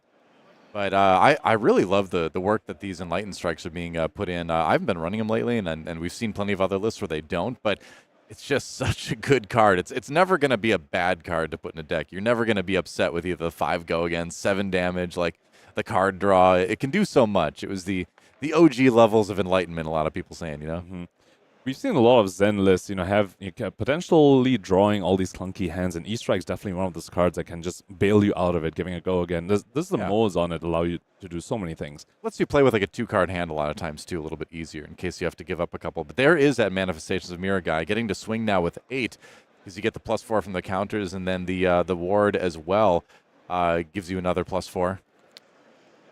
Yep, 8, very, very big number. And when you're facing that, it can be just very hard to say you want to block it because you need to keep all the offense you can to try and make sure it doesn't stay in the field. Oftentimes, if Enigma gets to swing with that card twice, you probably lose the game into a Phantasmaclasm. Some disruption coming out from Nathan over here. All right, I was going to say Zens don't block, but then he get hit with the Phantasmaclasm.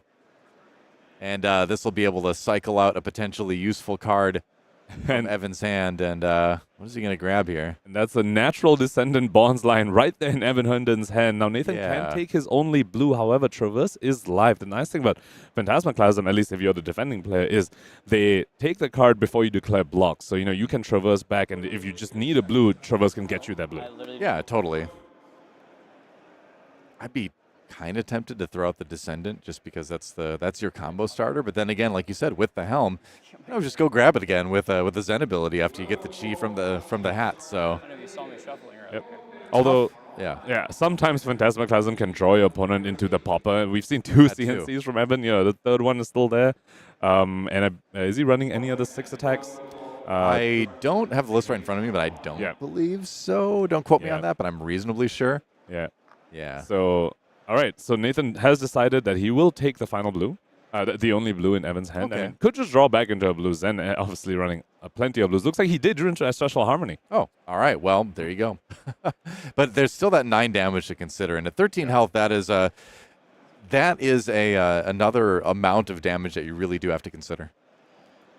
Yep. Although if Traverse is blocking, that will be 2 damage mitigated. However, doesn't have an Art of War, and we know his arsenal still a Command and Conquer, so not the best pop-off hand. But sometimes your opponent has put a Mirror on the table, you have to clear it. So we see Evan go ahead and block with this Traverse the Universe. Yeah, it's kind of what we were expecting, right? It's like this seems like the time where you find the chi, your opponent knows what you have, but you know what? You can just go for it too. So ends up taking, I believe, 7 from that Phantasmaclasm as. We did have, 2 get blocked. The rest of it got through. Slight inefficiency from Nathan over there. Still had 2 resources floating. Definitely would have been happier if this was a Command and Conquer or a Weakest Link instead. Yeah. Unfortunately, had to pitch an extra card for the Phantasmaclasm, but still happy to get some disruption. At least he tried to.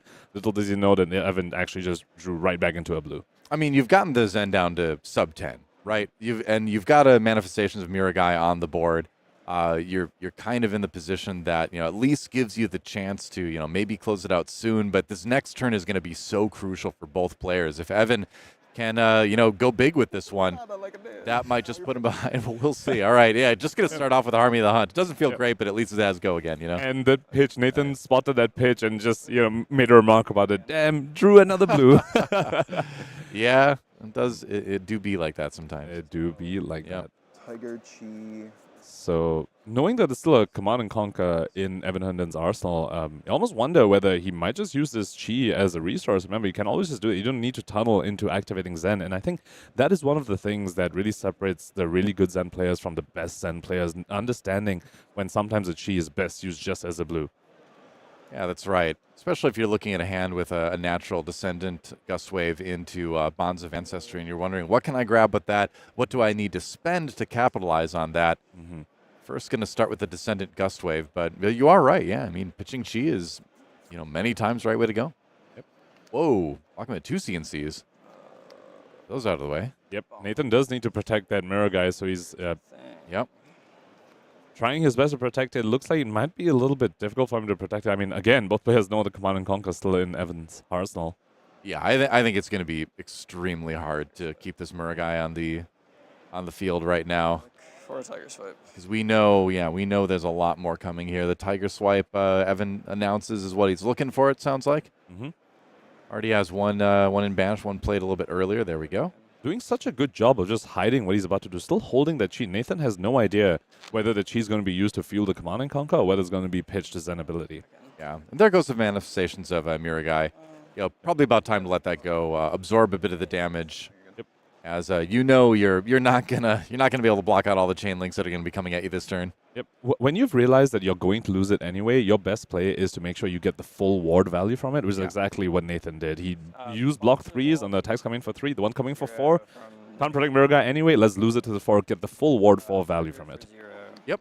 Crouching Tiger coming in. This one for 0, but it does set up a little bit more damage here. Yep. Make a Tiger in the hand, and what's he going to find here? Maybe I understand play this. I was going to say, Chase the Tail sounds like a prime target here because you need a Tiger before and after. So this is going to go down with that 1 resource remaining, and it's going to buff the final Tiger, which is then going to let you get the max benefit out of the Tiger Swipe in terms of buffing that. And sure, you're not buffing all of your Tigers this turn, but getting to play Chase the Tail is always a good turn for the Zen. Yep. And at this point, Evan's turn is pretty face up, but huge props to him for hiding it all the way until the end of this. Mm-hmm. Just a little minor efficiency you gain. Yeah, for sure. Just any little bit of uncertainty you can present to your opponent is always useful. Yep. And we see a Chase the Tail, a card that has been omitted from some of the other Zen lists I've been seeing. The Zen lists that want to go more all in into the Bonds plan have been cutting the Chase the Tail, just because there's just more clunkers in a deck that already has a lot of them with 9 Bonds of Ancestry. Evan saying that he still really likes this card and showing off why here. 1 for 7. Very, very good rate as far as cards in Flesh and Blood go. Yeah, I mean, you need to Crouching Tigers to really make it work at its maximum, but he's got it this time. The Crouching Tiger gaining 1 from the Shuko and 3 rather from the Chase the Tail. Oh, yeah, yeah. Sorry, And sorry. I'm definitely in the camp too, where it's like you can play Chase the Tail just naturally without the second Tiger. It just becomes the one go again then, which is fine too. And now we have the Tiger Swipe coming in for 4. And the Tigers that would be made from this aren't going to be buffed, so that's kind of a moot point. But it is just yet another 4 damage thrown at your opponent. Yep. Well, you could send those Tigers for 0 again. Remember, we spoke about the mental damage about that. Yeah, you might as well. That's what I would do, just throw them in there. Yeah, exactly. Yep. Evan not missing that, saying, I'm going to send these anyway.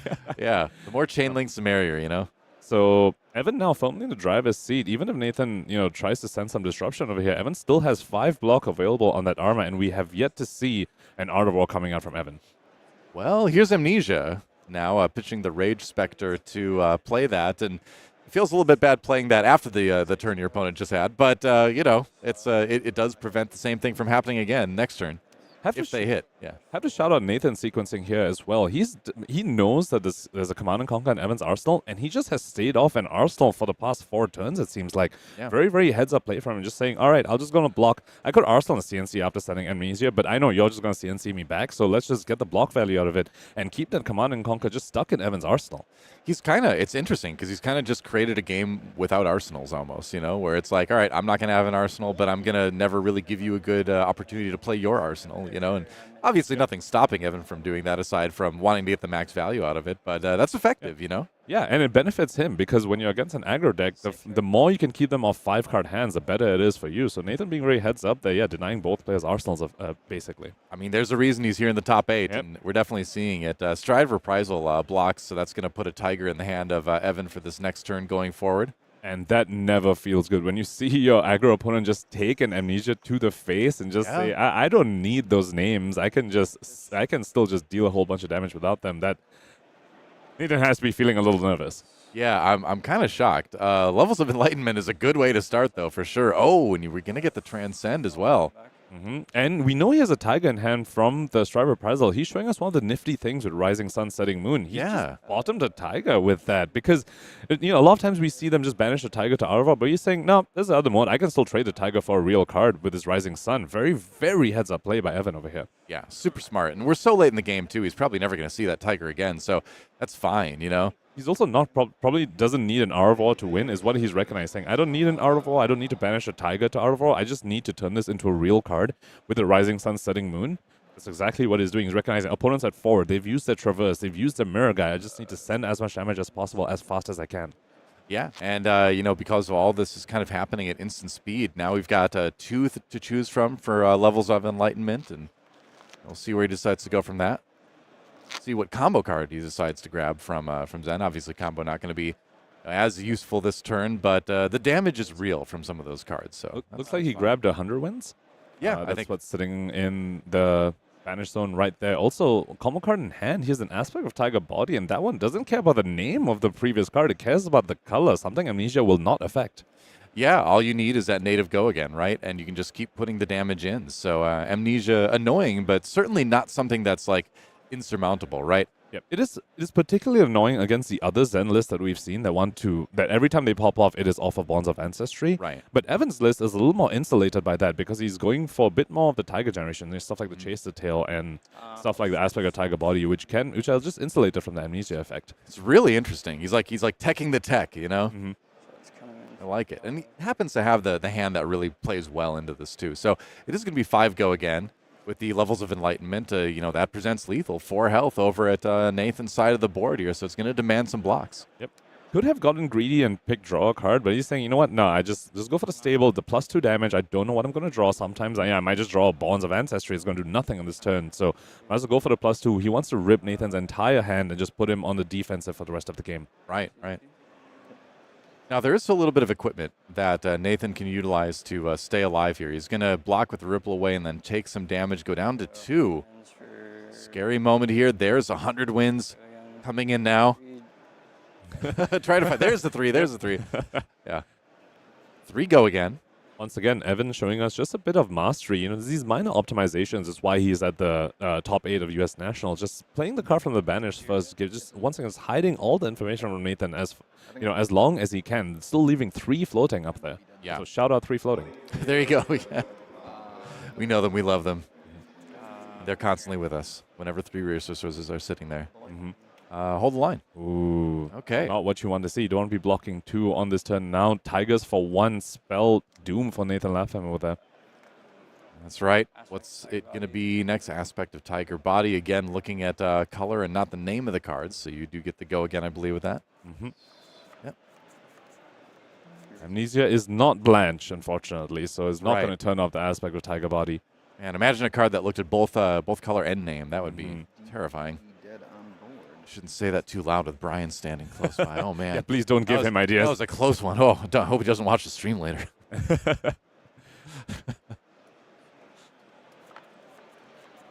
Nathan thinking how he wants to block this. I think he's going to use a defense reaction on this because he knows about the command and conquer. So, Interactions.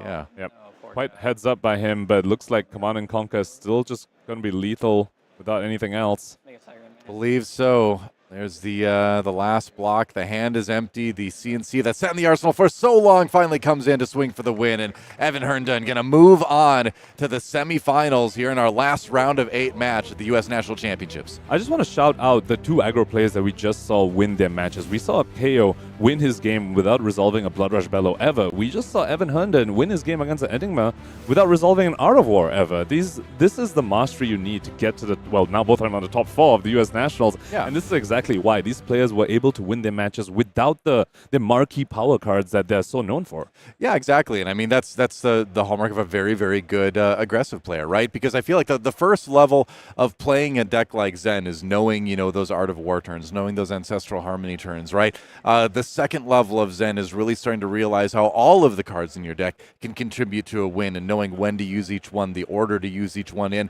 There's a lot of depth to that, too, that, sometimes, my aggro heart kind of hurts when people just say it's like, oh, just go face.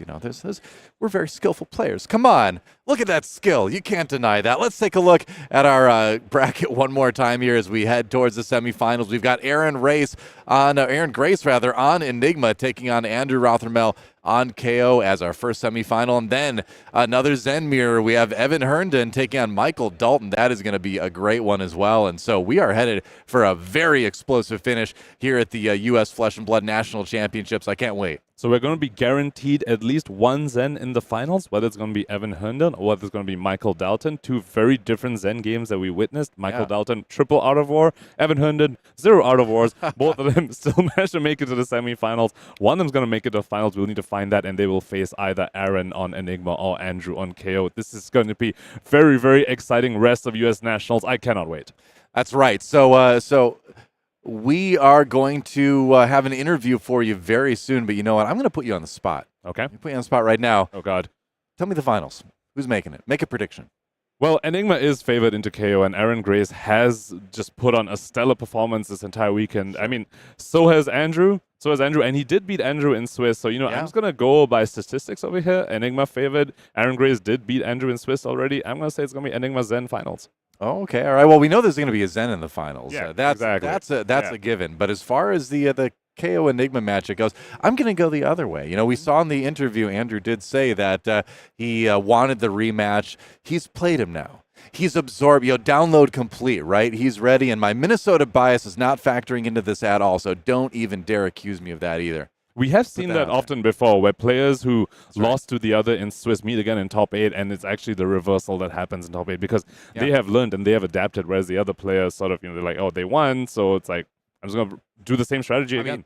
Aaron Grace is a fantastic player, For sure. no doubt. But Andrew Rothermel can play KO and not even need Blood Rush Bellow. So I don't know. That's a scary prospect, apparently. On the other side, Michael Dalton, obviously, like the big risk taker coming into this one, going for the triple Art of War turn, not choosing to go again on that third one, getting the payoff for it, going against Evan that we just saw just be this very solid, methodical Zen player, I feel like. So that's just going to be a great Zen mirror as well. And I think that one's really hard to predict. I don't know. I mean, I feel like I'm leaning a little bit towards Evan because of the methodical kind of player. But you mentioned this earlier. Zephyr Needle might actually be a card that comes into play with this one. So Evan Herndon's list has 2 Zephyr Needles, all these sort of aggro races, aggro matchups, and I absolutely love this technology because in the aggro mirror, the game goes about 3 to 4 turns anyway, so it doesn't matter whether your weapons get blown up because it's just 3 or 4 turns. So you don't really need a weapon for that. It's not that like the game goes very long that you always need a weapon to continue threatening damage.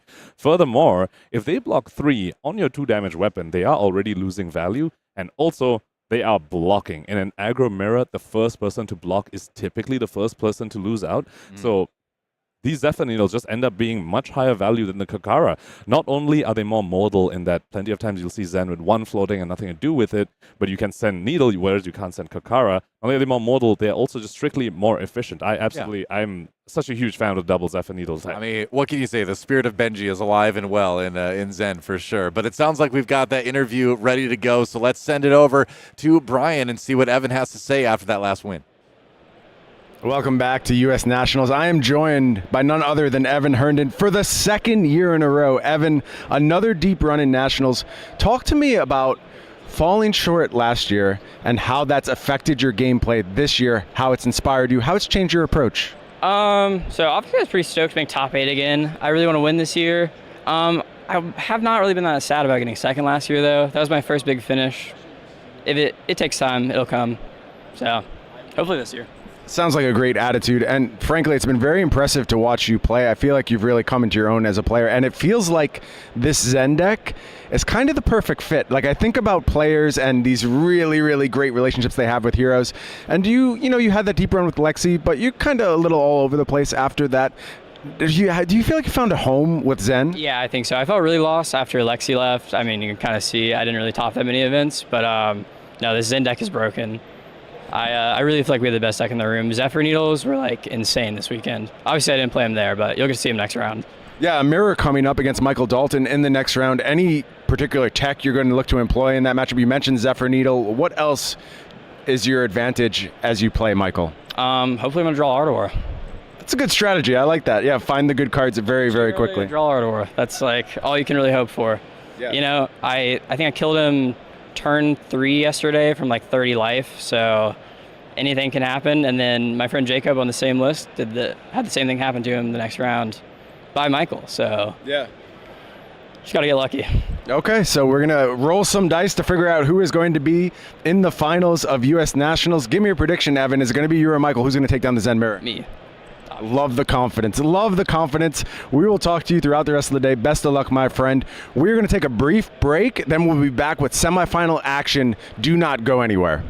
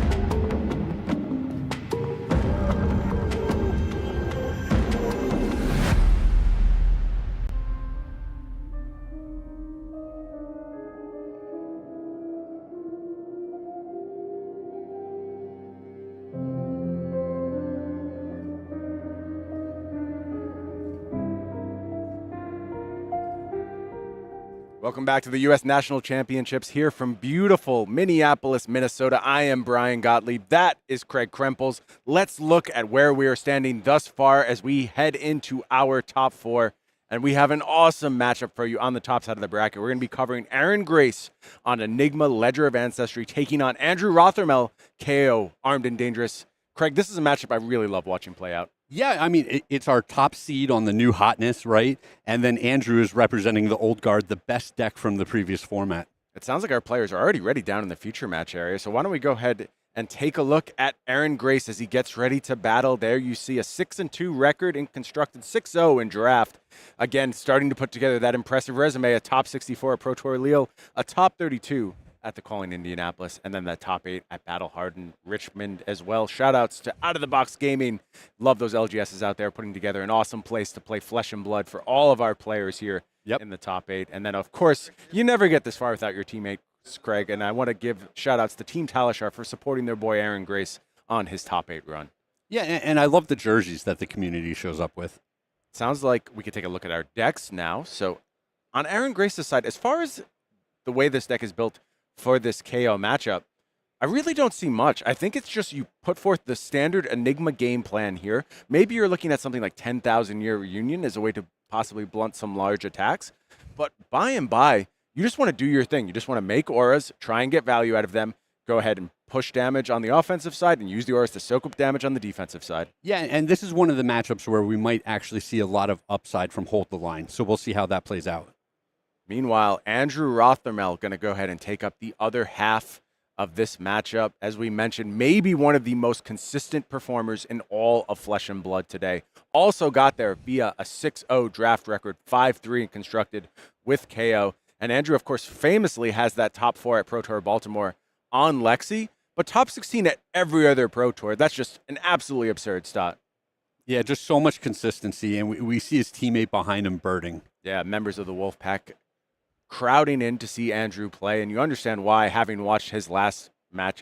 Very, very impressive, very disciplined, very patient play. Yeah, I really appreciated that top 8 match. Let's take a look at Andrew's deck here. And again, I don't think there's a huge nod to Enigma specifically. I think Andrew's just saying, you know what, KO's good into Enigma. I have good poppers for any Phantasm attacks. I have good damage output. That's where you really want to be against Enigma. A card that does possibly stand out is something like the Weakest Link. If you're able to catch your opponent at a vulnerable time, it can be very, very good. But of course, they have access to so many instants they can kind of just unload their hand in those scenarios. So it'll be interesting to see how this plays out. But it sounds like our players are all ready. We don't have to talk about it. We'll be about it heading down to the match area. And there you see on the left-hand side, it is Aaron Grace in first place with Enigma Ledger of Ancestry, taking on Andrew Rothermel, KO Armed and Dangerous, the hero of choice. And as you said, not a lot of specific silver bullets here coming out of the Brute deck, but what they're doing generally is already very solid against the Illusionists, so you don't need to be, jumping through hoops or twisting your deck list up in knots trying to find more edges in this matchup, but we'll see if it actually plays out that way. This is really interesting, Craig.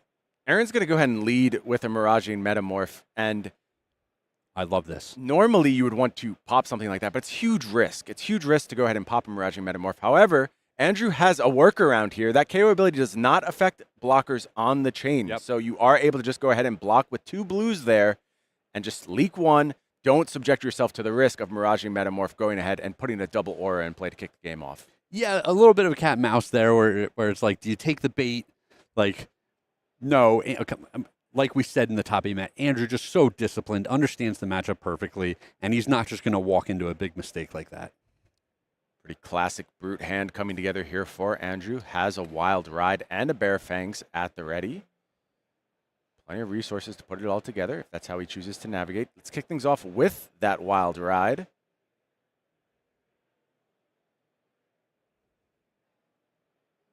The draw here. It is Blood Rush Bellows. We have some vulnerability here. 33% chance of disaster for Andrew Rothermel. And we were talking about how these lists are skewing cast bones now, and it really cuts back on the chances of missing. Big fade there for Andrew. Yeah, that's an exciting spot. That's pretty important. Keeps the Blood Rush Bellow at the ready. 1 resource here. How does Andrew want to go ahead and proceed with the rest of this turn? I believe the last card in hand, besides the Blood Rush Bellow, is a Bear Fang, so you're a resource short unless you cash in the Blood Rush Bellow here. Yeah, you have the option of just swinging the claws and arsenaling the Blood Rush Bellow. I really like that line. Seems clean to me. I think the big payoff turns are going to be very important in this matchup. Makes a lot of sense. Aaron says no blocks on this Wild Ride. Still a chance for instance, but no. Going to go ahead and just take 6 here. And now the follow-up from Andrew. Craig, is there a world where you leave the action point maybe available in case Aaron wants to go ahead and deploy an aura on this turn, or is it just too valuable to get this 3 damage? Well, any instant aura that they could deploy on this turn, they could still just play on their own turn. Fair enough, yeah. So I don't think you're picking up a lot with that line. But I do like preserving the Blood Rush Bellow here, especially after the opponent doesn't block the first attack. They're basically telegraphing to you that they like their hand, they're going to have a big turn, and you need this Blood Rush Bellow to potentially clean up 1 or 2 auras that you're staring at. Yeah, maybe look for an opportunity to get that Savage Sash in as well, so you can have that for resources should you need it on the next turn. We've seen Andrew be so disciplined, so methodical in KO play for an extended period of time now. Just looking to continue that trend. It's what I would term as a close matchup here in this top 8. I really have a hard time assigning an edge to either of these players just based on deck construction. We're going to go ahead and get that Blood Rush Bellow in the arsenal, setting up for a big future turn here. Yep, got that Might token that we're swinging into the next turn. Let's see what Aaron can put together. The Blood Rush Bellow, the 4-card hand, and like you said, the possibility of the Savage Sash as well.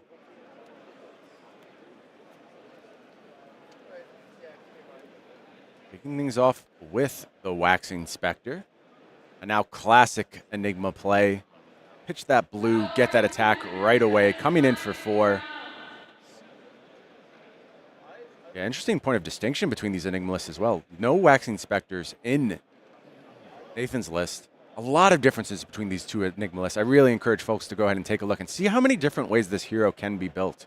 Yeah, like you're saying, among all of our Enigma lists in this field today, you could really dig in and just see a huge variety in card selection. Andrew having to think about this Waxing Spectre attack. That tells me maybe not the right combination of cards lined up thus far. And yeah, you see it, only 1 yellow in hand, and you're really looking for a bit more in terms of output when you go to that Blood Rush Bellow turn. Of course, you do get draws to go ahead and try and correct it. And it's Scowling Fleshbag being moved to the front. And this is interesting. If Aaron is trying to follow up with an attack action, you can really blow them out here. But if he's got another instant aura in his hand, he just plays it and moves on. He just plays it in response to this Fleshbag trigger. Big risk spot here for Andrew. But he is going to go ahead and push in the Fleshbag. And it's going to get the Intimidate here. We'll have to track and see. Did that potentially save Andrew some life? You know, the output of the Scowling Fleshbag, its defensive output, I should say, all over the place. Sometimes it just blocks for 2. Sometimes it prevents 9, 10 damage. Yeah, it can do ridiculous things. 2 as a base is already a fine place to be, right? Yeah, and look, Aaron just passes the turn here, and that tells me that Andrew found an awesome spot to go ahead and cash in that Fleshbag. Great read by Andrew on this turn. I think it was a CNC in hand. I think it was Moon Chakra into CNC, and that means Andrew saved his Blood Rush Bellow turn. Yep. What a massive Fleshbag there. You want to talk about, 10 points of defense. What about some points of offense, too? That might have been a 12, 13, 14-point swing on that Fleshbag. Absolutely, and the way we see Andrew navigating this turn, leading with E-Strike, it's possible he's just saving that Blood Rush Bellow for the future. Sure. Yep, looks like that's what we're going to do. Again, beautifully navigated. So much patience by Andrew. 6-power E-Strike into 8-power Bear Fangs. Blood Rush Bellow still rolled up for the future. And now that Command & Conquer has been committed to defense, not going to threaten it on the next turn cycle. Yeah, things really breaking Andrew's way here. So many important decisions over the course of a game of Flesh and Blood. So many micro decisions and macro decisions you have to make. But we keep talking about how patient Andrew is, but we see him utilizing the Scowling Fleshbag just real early in this game and getting a huge pile of value out of it. But then immediately on his own turn, going back to being patient and not just cashing in the Blood Rush Bellow right away. See a smile on the face of Michael Hamilton looming over the shoulder of Andrew Rothermel. Says, that's my guy. Throws up a 2 sweet. Gives a little woo. Typical flashy, flamboyant Michael Hamilton style. He is a big personality. Yeah. I got to say, though, I've spent so much time with that guy now over the years. He really has come out of his shell. His podcast is always entertaining. Yeah. Him and Roger, such an awesome duo. It's been great to see him not only grow as his own flesh and blood player, but work with players like Andrew, build this team, find this now staple part of competitive flesh and blood, that Wolfpack combination. Here's a spot for Andrew to go ahead and look for a popper, quite frankly. This is a pretty vulnerable Mirage Metamorph being played. But overall, Aaron Aaron used Sync Blow on the previous turn and drew into this Metamorph. It's possible if he just draws a clunky card there, he ends up IPing himself again.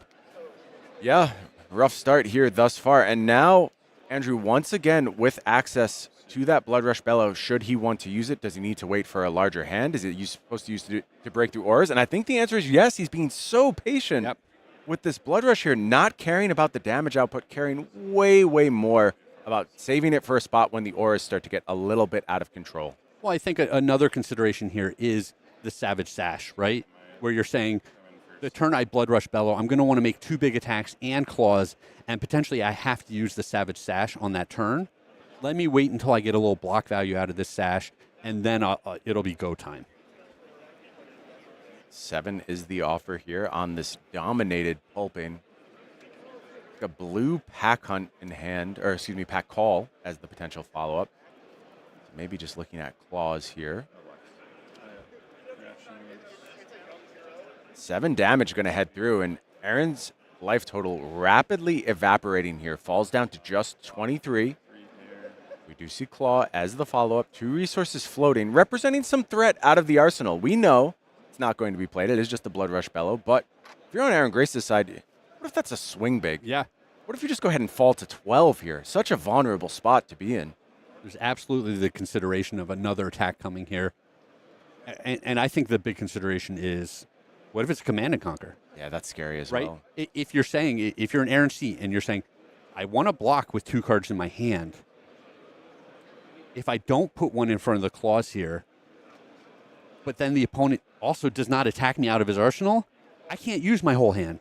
And if things break that way, it's bad turn after bad turn after bad turn for Aaron, right? So this is a really interesting spot to be in. Critically, Command and Conquer was also the popper there. So yes, that is 1 less Command and Conquer in the deck. But Andrew knew that Aaron had an arsenal. Yes. Why give up that Command and Yes. Conquer? You have to consider that. Ultimately, is just going to take 3 damage from this Claw. And I wonder if that leads to another IP penalty if there was a spot for an efficient block here.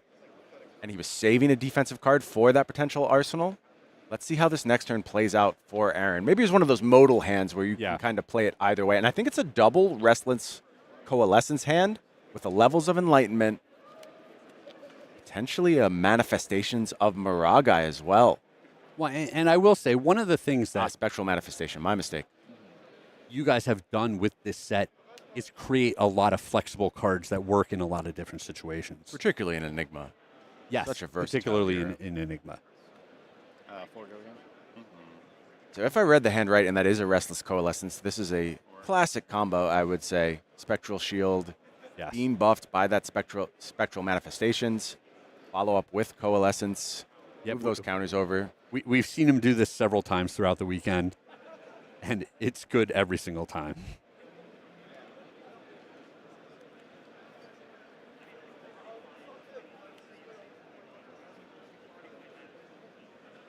Aaron going into the tank here. What is in that arsenal? That's a big question mark for me. Do I have the read on this card right, Greg? Do you think that's a Restless Coalescence? I believe you're correct. I think it's just a little matter shiny. It's blinding me a little bit. How he wants to use his resources. It is Coalescence. Going to go ahead, take those counters over. This now offering another go again attack for Aaron. 5. 5 is the number here. Of course, that base ward of 2. 3 counters on top.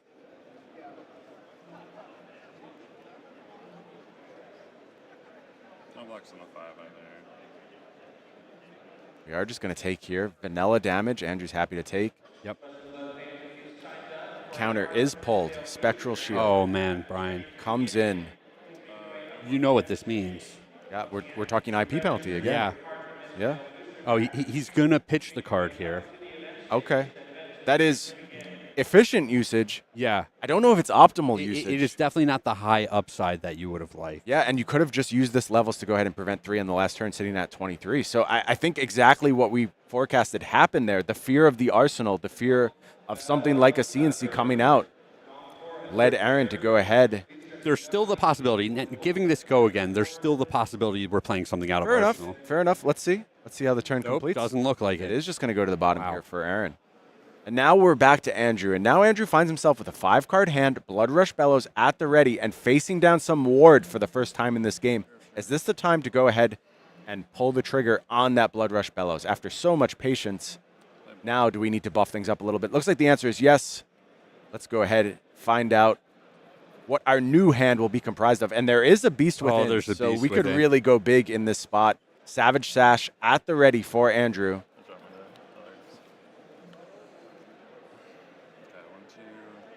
And the discard is just a Smash Instinct. So a slight miss for Andrew.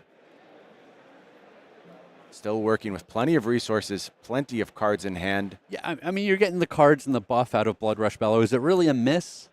Yeah, and I think we're going to have another opportunity to potentially hit that beast within here. Can go ahead, lead with claws, thin out the hand a little bit, pitch another blue, and go ahead and take the chance. 6 would go again. 6 go again will be the offer here. Is this fair out of your weapon? Sure. Yeah? You can do whatever you want, Craig. All bets are off. Everything's fair. I guess when the opponent is just playing like 5 attack auras that cost 1 and have go again. I love how Aaron played a Restless Coalescence on the last turn. You asked me if Mandible Claw is fair. That's your concern now, Craig? Mandible Claw? You have a point. There you see Restless Coalescence again.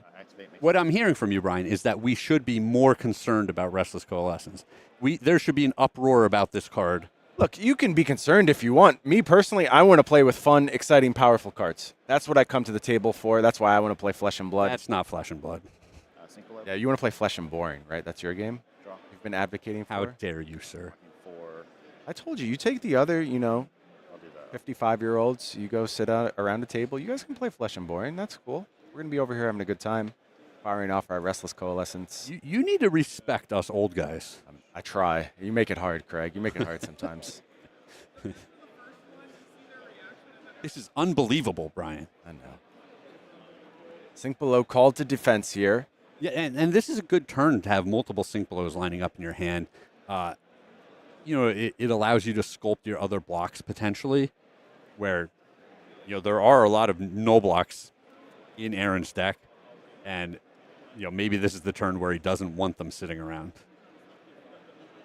We're so resource rich here, Craig. There is an opportunity for Scabskin Leathers to actually break this turn completely in half. And yes, it is time. Andrew Rothermel is going to take the gambit on Scabskin Leathers. This is a massive, massive roll here. This makes me nervous. Of course it makes you nervous. Like Andrew is in a good spot in this game. He could be in a great spot, Craig. There's a 2. Okay. So we're in the same spot. We're in the same spot. No gamble, no future, Craig. Andrew does the math. He says Scabskin Leathers is worth it there. Is this a Bear Fangs? I thought we had a Wild Ride in our hand. If we have the Bear Fangs in our hand, I completely understand the line. We are a little action point choked. So there's probably going to be an IP penalty situation, particularly if we hit this beast within. Moving to draw. Couple of Smash Instincts now available. Not really happy with any of these cards headed to my arsenal, frankly. Yeah, need to get a little bit lucky with one off the top. Yeah, it hits the beast within, and I think that's actually good here. Yeah, it gives us more opportunities to get a good arsenal. This turned out very, very well, I believe, for Andrew. Going to now have a fine arsenal option on this turn. This is for 10. Well, and massive attack coming in here, right? Yeah. Not quite as good as you had hoped things would line up on the Blood Rush Bellow turn, but like you're saying, a very solid turn and set up for another good turn. Yeah, and in boy, the is next cycle. Aaron fortunate that scab skin roll did not work out. Yeah, but Andrew just a touch lucky that he didn't roll the 1 and get completely blown out of this game as well, right? Do you qualify that as lucky? I say he didn't get unlucky in that Okay, scenario. that's fair. However you want to frame it. The odds were in his favor for a roll there. I like it. I like sticking to your gumption, knowing what you need to do. I agree. I like the roll there, but also part of me likes the good, honest result where we just play the game the way it was supposed to be. Okay, okay, you got your outcome you were looking for.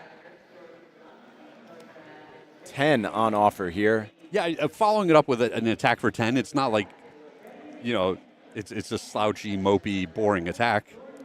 Looks like a sink below in hand. Aaron is working with blue sink below in the list as well.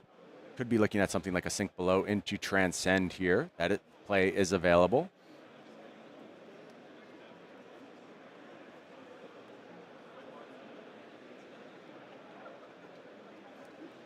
Love to keep some of these spectral shields going into the next turn cycle, but it's going to be hard for Aaron. Absolutely. I was just about to say it's interesting if this is one of those transition turns where the board gets cleaned up.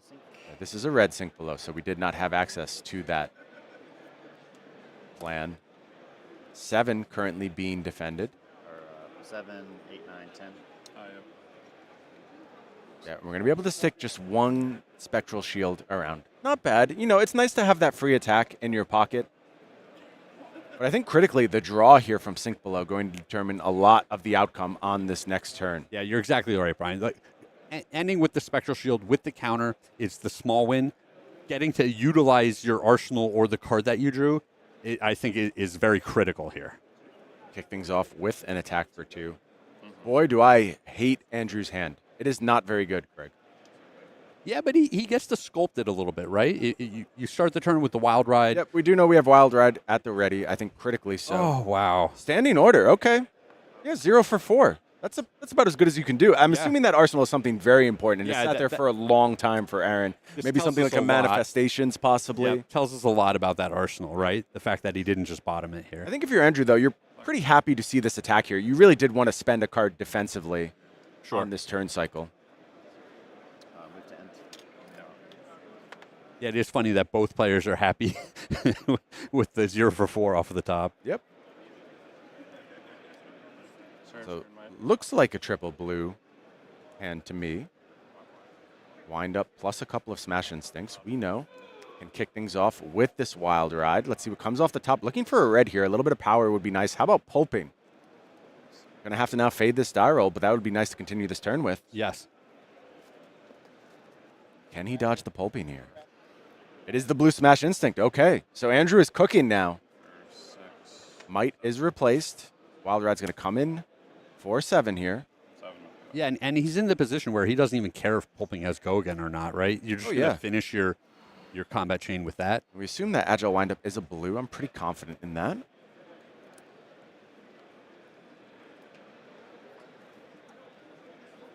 Some defensive decisions now over to Aaron Grace.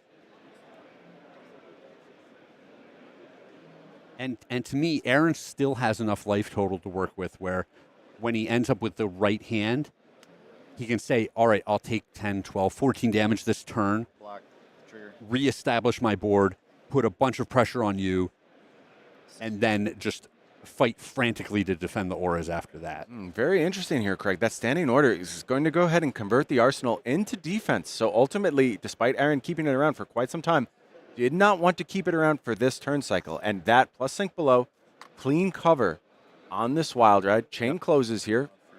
Go back to Mandible Claw. Drigo again on offer. Warmongers makes a clean block. Combat chain closes once more, I believe. And now we follow up with the pulping here. Draw and discard. We're looking at 6 dominate on offer. Yeah, really solid turn there. Lots of damage, cleaning up the auras. To your point, I think it's so interesting that Aaron chose to give up his arsenal there.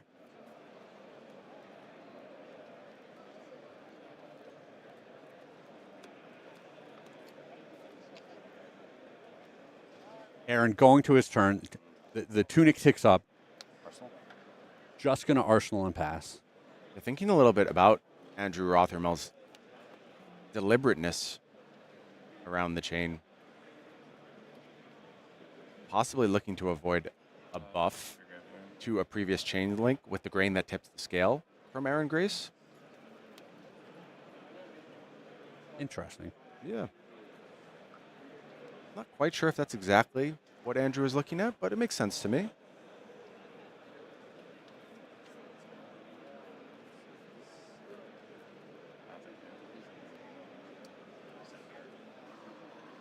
Serve turn might pop. We're back to Andrew's turn now. That might is going to pop. Attack with claw for 4.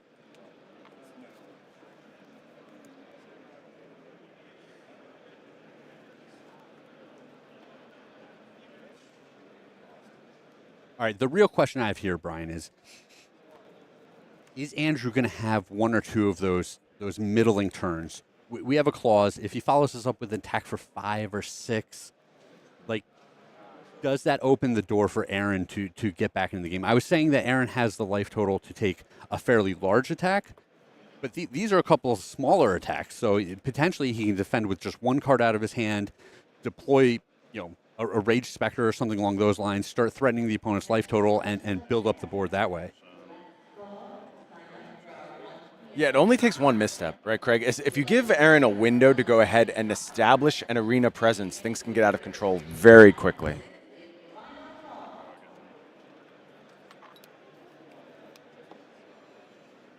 So it is the Agile windup discarded here. We're going to go again onto that claw, set up nicely for the next turn, and run roughshod. Wow. Yeah, very, very clean use of a blue heavy hand.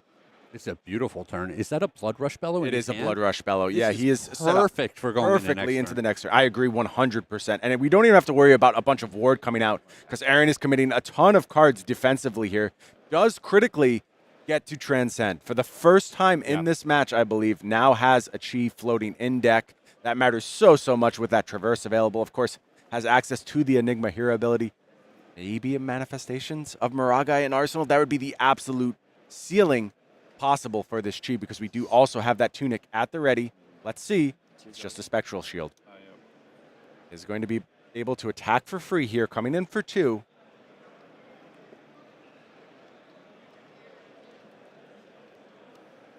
So I think Aaron arsenaled a yellow card on the previous turn. If this is the Dissolve Reality. Could be. Dissolve Reality. It is. That is huge Great for this time for a situation. Dissolve Reality. Wow, what a save there for Aaron. Obviously in the dark, but just perfect time to find that card. And now I think a bit of a clunky hand here. There's the agility to bail it out, though. So, okay, we're going to be fine. Yeah, 2 big attacks this turn instead of,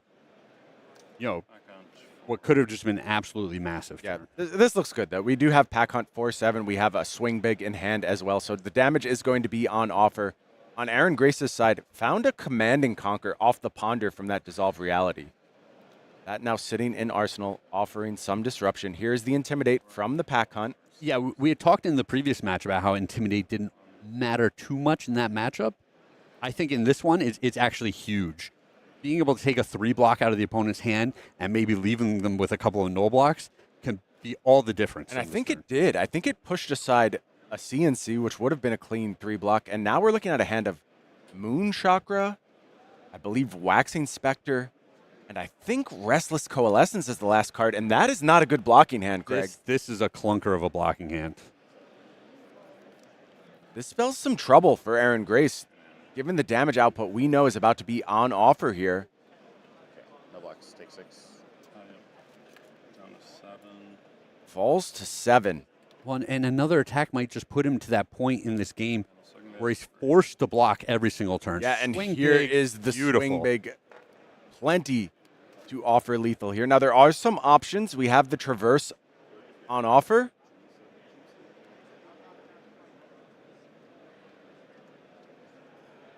It's probably about the best we can do without giving up cards here, and you really don't want to give up these cards because they don't defend very well at all.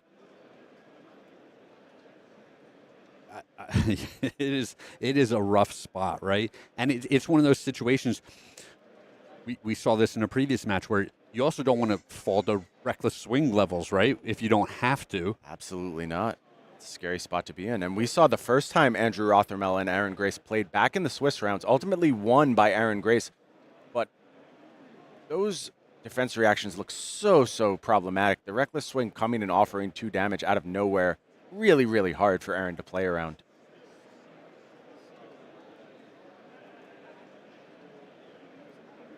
And this swing big for 8 has well and truly put Aaron Grace in the tank. Yeah, and you know he wishes he had that 3 block in his hand right now. Critical Intimidate coming through. Can just give up the Restless Coalescence here. Yeah, I think it's a question of... That offers Waxing Spectre into Command and Conquer. Yeah, it's a question of how much do I actually want to prevent here? How much do I need to swing back with? You know, if you preserve a little more life total here, it gives you possibly some leeway in a future turn. If you drop to 2 here, if you drop to 1 here, you're really mortgaging your future, right? In multiple ways, as you mentioned, that Reckless Swing going to offer threat for the rest of the game. I think that Ponder is a real problem for Aaron Grace. You know, you can kind of fade this turn a little bit if you feel like you have a chance of getting an off turn next go around. But Andrew is going to be coming back with the heat for sure. And this has inspired Aaron Grace to go ahead and push in that Traverse. Is there anything coming with it, or is this going to be a fall to 1 situation? Yeah, the Brute deck has a lot of misses for that Ponder, right? A lot of their blues, some of their yellows are cards that, you know, he's almost definitely going to put it in his arsenal. Yeah, very good point. But they are pretty clunky. Often they can't Jam you make up a use little of bit. some of those cards. So it looks like thus far it is going to be only this Traverse defending. Of course, there is option to add in further ward at instant speed, perhaps. Yeah, the ward is interesting because once it's on the board, it's still preventing damage on future turns. So if you don't want to use it here, you don't need to. It has the same effect next turn. So it's not like you're losing the cards. Yep, maybe better to get some offensive output from it first before you cash it in this scenario. Yep.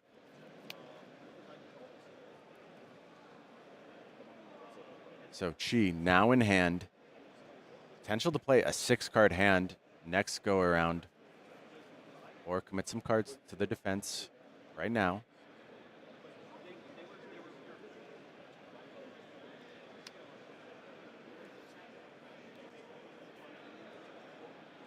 Looks like a card is being pulled forth, and I think it is that Restless Coalescence, maybe just functioning as a quasi-defend 2 here. Yeah. Stay at that quote-unquote safe 3 life, although 3 does not feel very safe to me right now, given the way Andrew has navigated this game. Coalescence is going to come down here. Yep. Just get most value out of this hand as you can. Go ahead. Use that Spectral Shield. 5, 6, 7.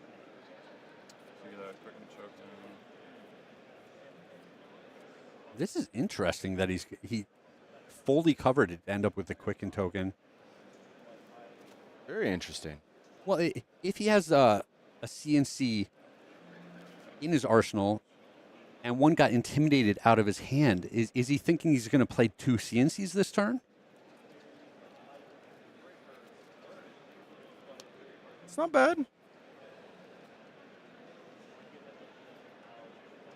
I think that depends a lot on how critical that card in Arsenal is. And it is CNC number 1 to kick things off here. I think maybe what Aaron has created is a potential window for Andrew to make a bad decision.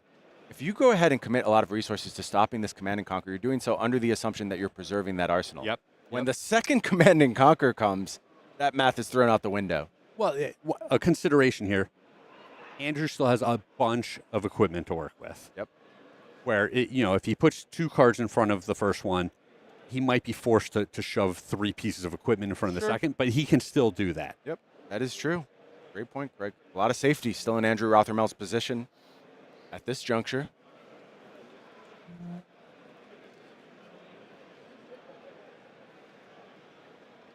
The CNC was from Arsenal. Correct. Andrew is having to think here, and I think he is thinking specifically about another CNC. Sure. I think that is what he's counting for.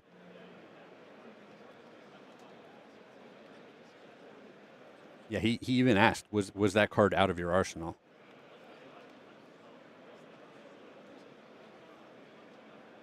Savage beatdown. Andrew Rothermel's hand.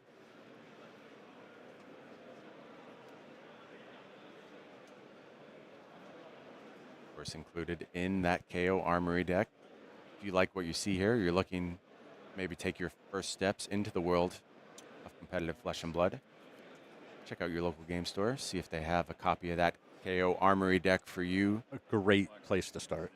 Start your path to being the next Andrew Rothermel. And just going to let this Command and Conquer hit, and it clears a garbage card. It was a riled up sitting in Arsenal. So look, I think the bigger concern here is the damage to the life total. Second Command and Conquer comes in, offering vanilla damage this time. And now Andrew can do whatever he wants. Sculpt your hand how you want, plan out your next turn. If you need to prevent some damage here and just play a 2-card hand, go for it. You ponder a good card. Make me fight over it all, or that's hilarious. Yeah, Aaron bemoaning the quality of card in Andrew's arsenal. Wanted to inspire some poor decisions on his part, but no, Andrew just goes ahead and lets the riled up go. Now can commit more cards here and has a Bare Fangs at the ready. Looks like maybe wants to set up an arsenal, though. It's hard because it's a random arsenal, assuming if you're attacking with that Bare Fangs. 100%. But an important card here is the Savage Sash as we move forward in the game. The 6 armor with the potential of reducing the cost of the attacks means that Andrew's going to have a big turn, in the next turn or two. And I want to point out another point of discipline I'm seeing from Andrew here. A lot of times you play games with Kayo, you're looking to get that Savage Sash in the mix defensively pretty early. You really want to go ahead and feel good about popping it when you do so. Make sure you get that 2 defense value and have access to those resources on future turns. Andrew, though, so patient with the Savage Sash, not forcing that action at all. Knows this hero, knows his deck so well, he feels like he can find windows to go ahead and get the most value out of it, prevent maybe some of those problematic on-hits down the road. But I got to Aaron has also played this game beautifully. I agree. And both players looking fantastic so far. Once the CNC got intimidated out of his hand, it looked really rough for him. And he identified a beautiful line to put himself back in this game. The opponent's only working with 2 cards here. Aaron working with a real interesting hand here. It does offer a double transcend opportunity alongside that Sacred Art. Also has a Moon Chakra in hand, so going to get the buff on that prevention effect as well. Drop in the ocean minuses here.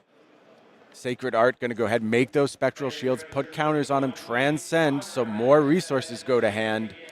And he's back to having an army. Yeah, and has the Moon Chakra available as well for further prevention here. And it's red as well. Yeah, if he's able, beautiful line here. Huge prevention effect. Plenty of resources going into the next turn. I feel like I say this every time we have an unknown arsenal, but something like a Manifestations of Mirage would blow this game wide open. Swing it completely in the other direction. Absolutely. I do not think that's the card in this particular instance. We do have that Enigma hero ability at the ready.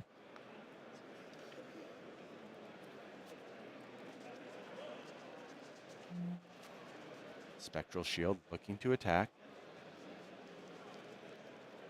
On Aaron's side, have to think about the presence of Reckless Swing. Have to contemplate how that impacts your turns, what happens when that blows up. Something with Ward, and just steals go again out from under you. It's always a luxury to have a few extra points of Ward on the board as an insurance policy against that. No blocks, take 2, says Andrew. Falls down to 12. Arsenal play, Waxing Spectre. Okay, that's another nice follow-up. Going to come in for 4 here. 4. Nice and clean, and we do know there is Still a chi available. Make one more spectral shield at the end of this turn. Yeah, and all of this ward is essentially gaining life as well. Yeah, 5 ward on the table at the end of this turn, assuming that chi gets used. It's certainly not getting arsenal, so I expect to see it put into the Enigma hero ability. No blocks on the floor. Yeah, no blocks. Andrew falls down to 8. Still not touching that Savage Sash. Very, very comfortable. Keeping that equipment around, being patient. Here comes the Enigma activation. And that is going to go ahead and pass the turn back to Andrew. What is on offer from the Kayo gamer here? How good is the output? Looking like a pulping in hand, that aforementioned Savage Beatdown, and Light & Strike kicks things off here. 6 go again on offer. 2 cards immediately thrown in front from Aaron Grace. Protect these wards. Can you make it out of this turn? Here is Swing Big, though. One more time. This attack for 8 at the most timely possible moment for Andrew Rothermel, climbing over any potential defense that could be in Aaron Grace's hand. And there is, in fact, a no block as well. Looks like an homage to ancestors. And that means this entire board gets reset here. 3, 6, 7, 8. Yeah, all 3 of these wards are going to be clear. What a beating, not being able to hang on to even one. Why does Andrew always have the perfect card? In every situation, it feels like he has set himself up for success so well. Yes. Quicken Token at the ready now for Aaron Grace. We'll see if that can be made use of in the future, but ultimately it is just going to be the Arsenaled Transcend card here. Draws back up. And a critical draw on the part of Andrew Rothermel's hands. It is Blood Rush Bellows now at the ready. Double blue. Plenty of discards. But on the other side, Hold the Line, lining up perfectly against this Blood Rush Bellow. Yeah, Craig, you said it's been hard for players to find windows to get value out of that Hold the Line this weekend. But this is going to do it. We are going to have a turned on Hold the Line here as 2 cards are going to be drawn via this Blood Rush. On Andrew discarding the Command and Conquer, he wanted to discard that card. It's not a brute attack. It doesn't get the buff from Blood Rush Bellow. It's only pitches for 1. Yeah, good hit there. Pulping, Beast Within, blue card, pack call. Feels like we can make this one work. Kick things off with the Mandible Claw, coming in for 5.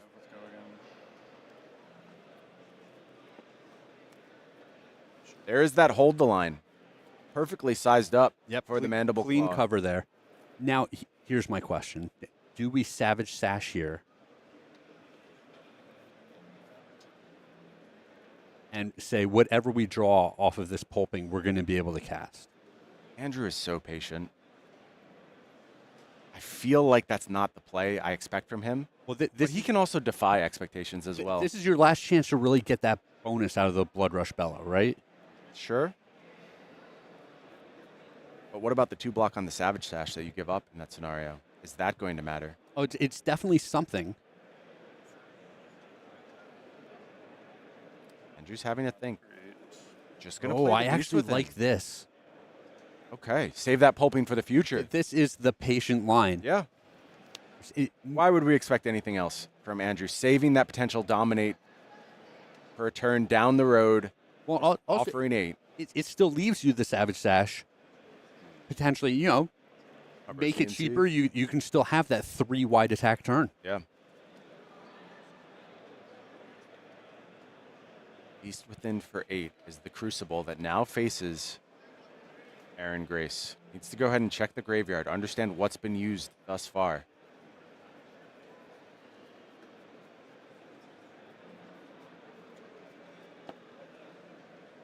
Yeah, Andrew just being so patient turn to turn. Understands when he needs to take that little bit of risk. We saw him roll with the Scabskin Leathers, but really not getting too risky. Where if you cash in your Savage Sash here,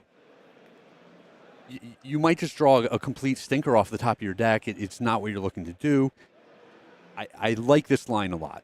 Manifestations of Miragai in hand for Aaron Grace. We do know Transcend card and Arsenal has this lined up in such a way that we can finally get one of those huge manifestations out there in the arena. I don't quite think so. I can't make out that last card in Aaron Grace's hand. It would have to be some very specific cards in this case to enable this play pattern.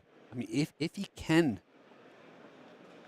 transcend twice, he can play the mirror guy, use the tunic counter to attack with it, and then still use the hero ability and come in for another 2 behind it.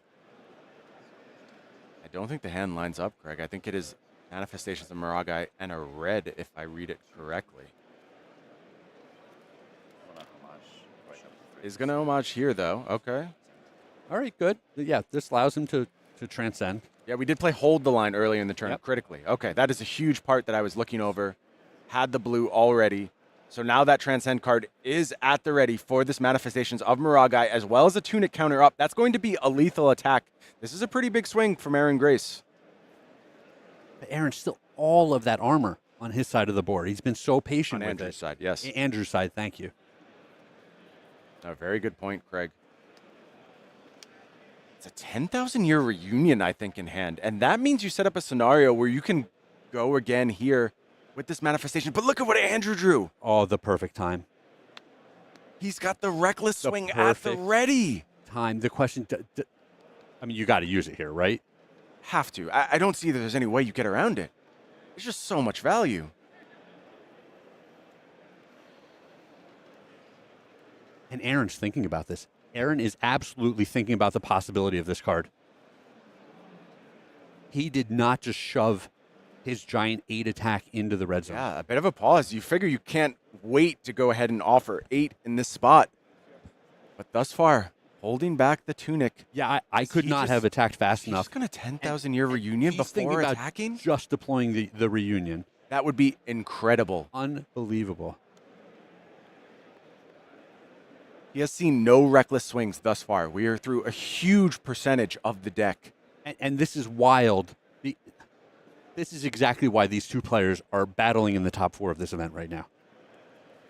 Because they understand the matchups this much, because they consider every possible line. What patience from Aaron Grace to even take the time to consider. Is he going to find the right decision? Is he going to shove in Miragai? And that is disaster. All the credit in the world for Aaron Grace thinking through it.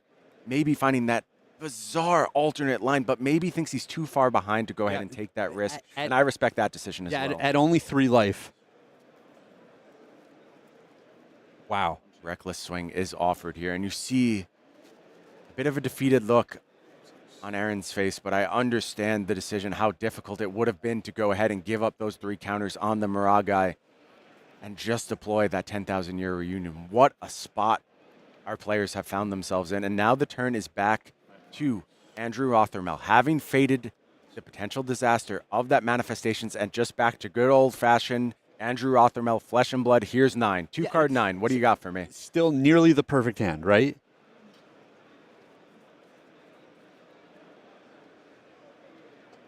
Shoves in Tunic now. That's going to be 2 cards in Tunic.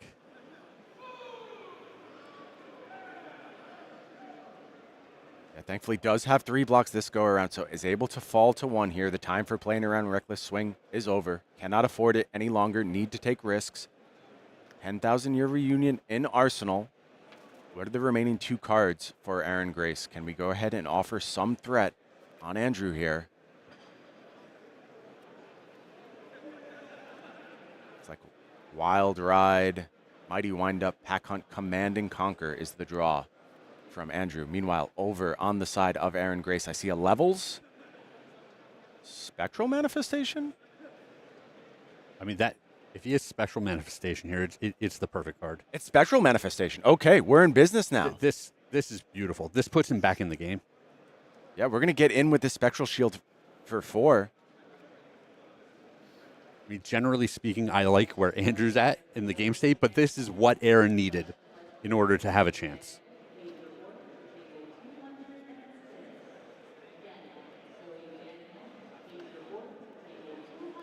I love that in this matchup, we got to see both players do all the things that they're trying to do, where the cards kind of lined up perfect on each side. This time, there is no risk from Aaron. Passes on the attack from the Spectral Shield. Very conservative. Goes ahead and jams the 10,000-year reunion. Looking for more time in this matchup.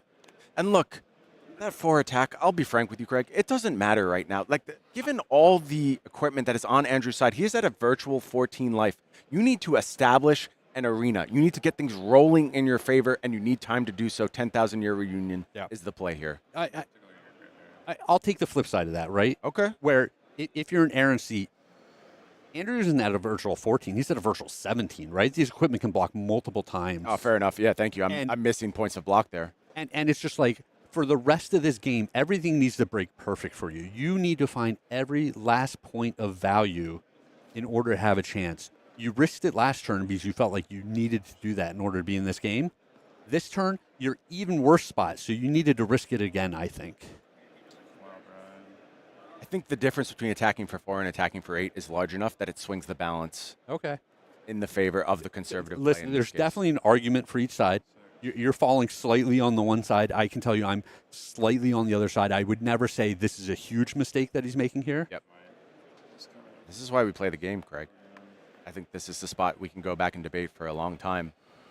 And it's extra interesting. After all of this time, all of this patience, the sash ends up getting used without having blocked.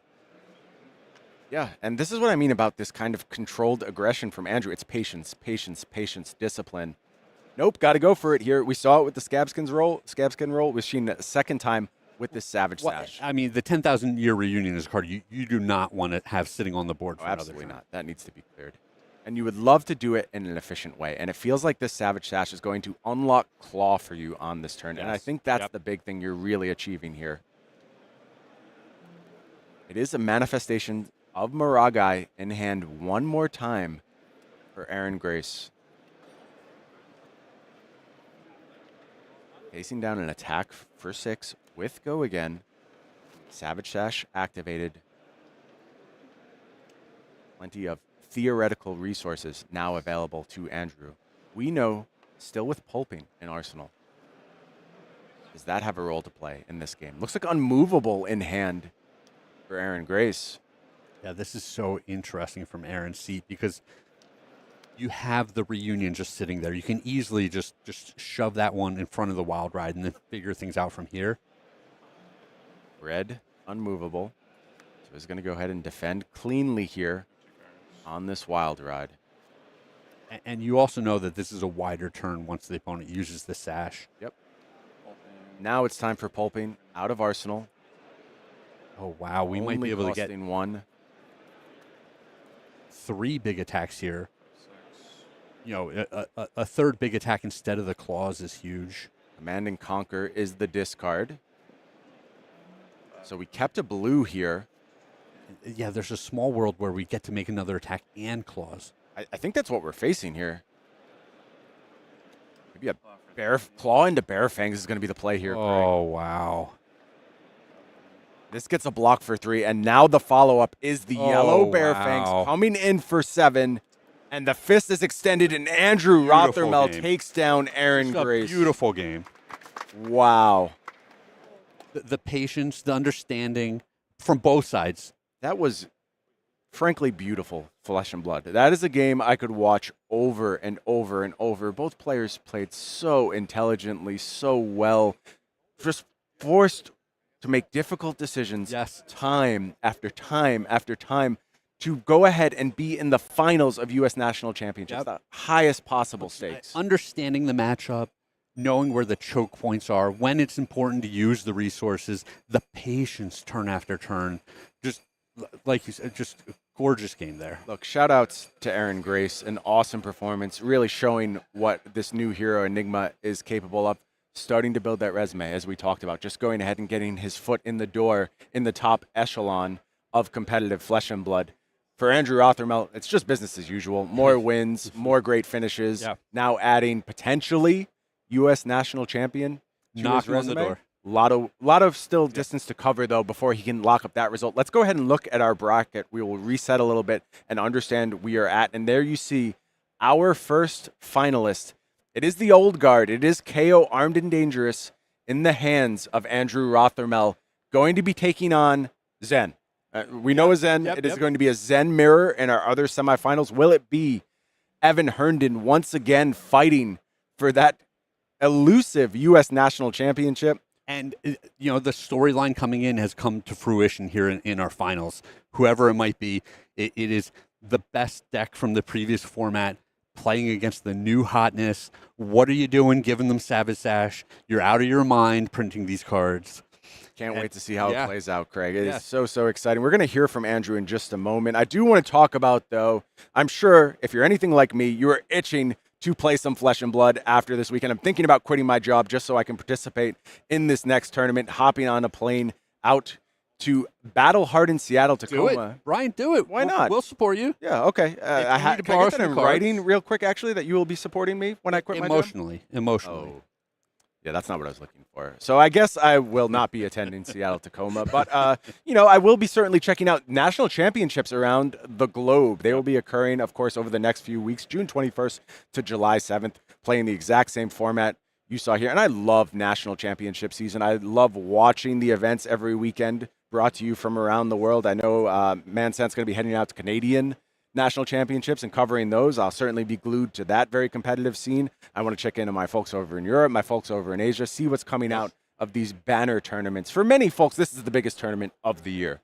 Yeah, and we know that U.S. Nationals this weekend is kind of setting the stage moving forward. It's showing the players what some of the top decks are, the different innovations building within those decks.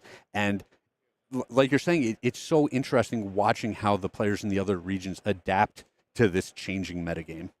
Will be, of course, that battle hardened in Seattle, Tacoma in that last window of June 21st to 23rd. But then things get interesting. Bali, battle hardened. You head into that one. Craig looking to take a vacation out there in beautiful Bali. Oh, that would be so nice. I don't think I can fit that one in my schedule. I would love to be there. I hope our friends in Bali have a great time at that battle hardened. Of course, a simultaneous battle hardened going on in Bologna. And then a third battle hardened. It's a massively packed battle hardened weekend. Your hometown, Craig, or your home state, I should say. New Jersey, Princeton, New Jersey, you'll be heading out to. Of course, that is part of the Realm 5K weekend. Shout out to my boys over at the Realm Games. Love what those folks are doing for the community, putting on that tournament series. Yeah, I can't wait for it to be right in my backyard. It means that I get to sleep in my own bed every single night. There's nothing better than sleeping in your own bed for a tournament. But also, it's the ultimate event where all of the locals that I play with week in and week out all get to come and battle in that. Exciting stuff. And then there's the big one, Craig. We head over the pond to Pro Tour Amsterdam as we look to go ahead and crown our next Pro Tour champion. And then we're going to wrap things up at the start of August with Gen Con. I think I'm making my way out to Gen Con this year. There's going to be some more exciting stuff over the next few weeks that we will be putting out there at Gen Con. You'll be hearing more about that, so stay tuned. Man, I feel like I'm all teasers this weekend. Then we head over to Melbourne for another Classic Constructed Battle Hardened.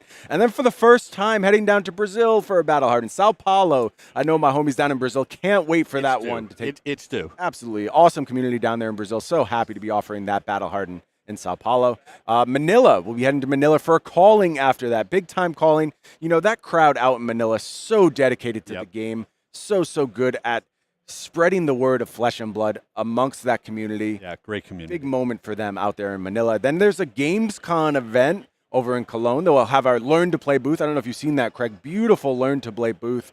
Bright, part the Mistveil branding all over it. You got to go ahead and check out what's going on over at GamesCon. Are you trying to tell me something, Brian? You could stand to learn how to play. I think it's in your best interest. How about Battle Hardened San Diego? Our friends at AGE are going to be going ahead and putting on this event. And then, of course, PAX West in Seattle and Battle Hardened Lisbon rounds out our summer schedule. Great. But right now, I want to hear from the man of the hour. It is Andrew Rothermel over in our interview area, ready to go ahead and tell Doa what got him to this victory. All right, we're back at the U.S. National Champions again for another winner's interview with this guy again. We got Andrew Rothermel making it through a grueling game against Aaron Grace on Enigma. And, man, like, my first question for you, well, first of all, you wanted the rematch. You got the rematch. You won the rematch. But what does it take to summon the poise and the patience to survive a game like that? Oh, wow. It's a lot. I mean, honestly, like, going into that match, like, you know, he had a good start.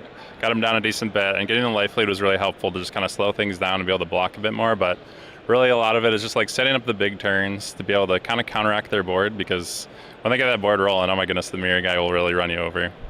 Yeah, absolutely. So now we got to look ahead, right? And we kind of already know the hero, at least, that you're going to be playing against in the finals. It's either going to be Evan on Zen or it's going to be Michael on Zen. So instead of asking you, which you'd rather play against, they're both fantastic Zen players. Tell me about your thoughts on that matchup. What's the approach? Yeah, absolutely. I mean, it's kind of like an aggro race in some senses, but I think one thing that Kayo does that's pretty effective is like scowling is really nice, and then I'm a lot more disruptive, I would say, as well, than Zen is. So kind of like playing to the strength of disruption, but also like I can put the pedal on with all the go-agains and wild rides and stuff. So I have to ask then, kind of as an aggressive player, like a lot of people saying coming into this tournament, like, oh, Kayo, he's done. Zen is my new best friend now. Like, why did you choose to stick with the Brute?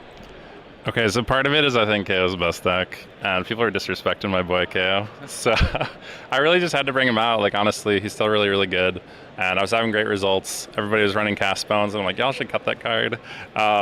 So maybe now people get the message. But no, honestly, like, had a lot of reps on the deck. I tried all the new heroes, spent a lot of time with the team, like working on Enigma and New and Zen and stuff. And at the end of the day, I just felt like Kayo brings a level of disruption, which I really, really like. And honestly, like the fact that you can just go toe-to-toe with anybody. Every time you sit down, it's going to be a game.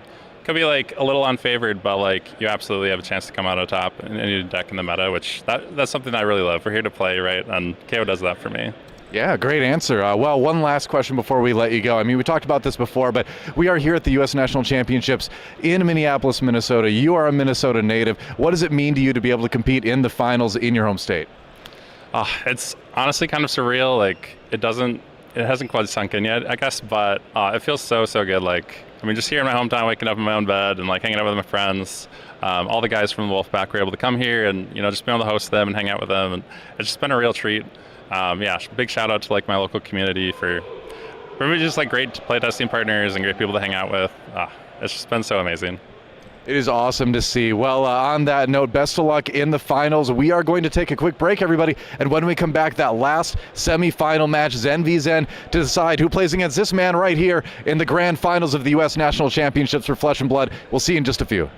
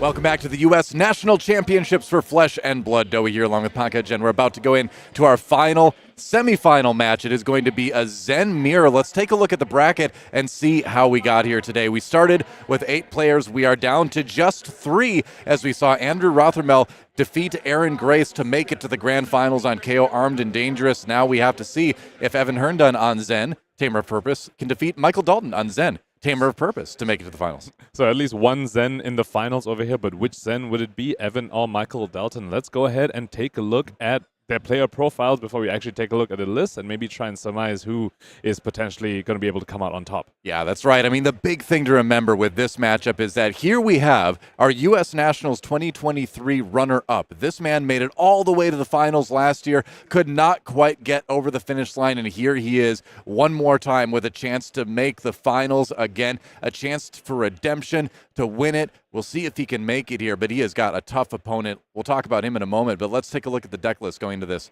So we have to clarify something first. There was an issue with the graphic earlier on. The Flusterfists that were represented earlier were actually Tiger Swipes, so we apologize for that. Mistake on our end. Looking at this list, though, in the mirror, Evan is sporting those 2 Zephyr Needles, and we spoke about this earlier, but this is so spicy tech for the mirror, particularly because neither player wants to block. So if neither player wants to block, might as well go for the more efficient weapon that also works with more cost curves, because sometimes Zen is floating the one resource and cannot swing the Kakara, but can swing Zephyr Needle. I mean, there's so many turns, honestly, with Zen that you don't even swing the weapon at all. So having the ability to do it on one resource, having a weapon that will, you know, like you said, probably not be blocked, which is kind of the Achilles heel of Zephyr Needle, right, is, I think, really smart in the matchup. So I hope he fields it. I really want to see how that works out functionally in a game. But let's move on to Michael Dalton, our second player in the second semifinal match, having that huge win in the quarterfinals with the triple Art of War term, just kind of YOLOing it and getting paid off for it. Did great, 5-3 in CC, but 3-0 in draft both days. And back in San Jose, back in 2022, did make top 32 for Worlds, but a very talented Flesh and Blood player, a very talented player across multiple card games, and here he is with a chance to get to the finals of the U.S. Nationals. So key thing to point out for Michael's list is that he is running 3 copies of Sensor, which Evan Herndon is not running. Both players are running 3 copies of CNC each, but Michael Dalton with a bit more extra tech in the Sensor. However, Evan Herndon is less all in on the Bonds of Ancestry and has a bit more of the Tiger payoff cards as well. Yeah. So the Sense are going to be slightly less effective there. You can call Bonds of Ancestry, but Evan might say, I'm going to play a Chase the Tail this turn. Or you call Crouching Tiger, and Evan says, I'm going to play the Bonds this turn. So there's a bit more of tension with the Sensor in this list. Yeah, I mean, I love Michael's list as well. I mean, I love the single Cosmic Awakening. I know I brought that back up last time we casted him here on the stream, but just having that option out there. I mean, we know Michael loves to roll the dice. He loves to take the chances, and it's worked out so far today, but it sounds like both players are ready. So it's time to see who will win this Zen Mirror matchup and end up in the grand finals of the Flesh and Blood National Championship here in the United States of America. Evan Herndon taking on Michael Dalton, our 3rd seed, versus our 7th seed, a battle of, the new hotness in Flesh and Blood. And there it is, 2 Zephyr Needles on the board for Evan to start things off. So Evan Herndon with the higher seed has elected to go second, as you normally do in the aggro mirror. However, Michael Dalton in the quarterfinals earlier today was forced to go first and still won it out. So, let's see if he's able to repeat that this game as well. Wow, and this is a pretty ideal turn 0 for Michael Dalton, being able to play out a Transcend card right away. Starts with that Shifting Winds of the Mystic Beast, making a couple Tigers, and can, maybe put something together here. But the big story is getting that Inner Chi on turn 0.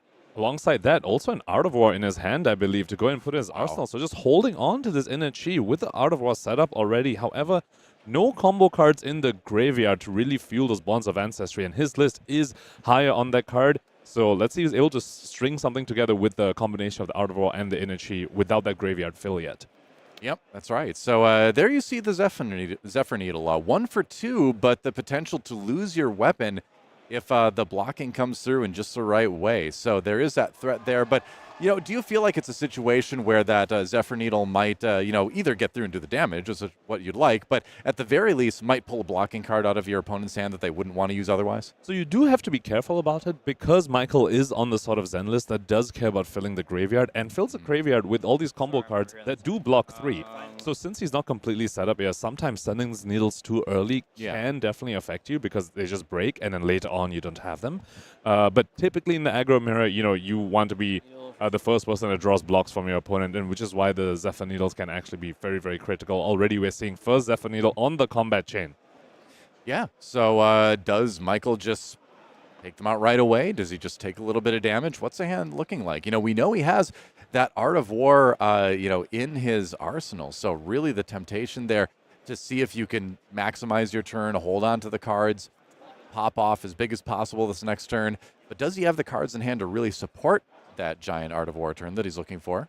No blocks. He lets the 2 damage go through. Also, starting with a Zephyr Needle, Evan Herndon, we've seen him already very, very skillful at hiding information from his opponent. When you start with a Zephyr Needle, holding 3 other cards and 2 floating, your opponent has to guess that they put too much block on the Zephyr Needle, then later on they might just take whatever else you're sending at them. We know he's packing CNCs, so Evan Herndon just showing us how to sequence with these Zephyr Needles to make the best use out of them.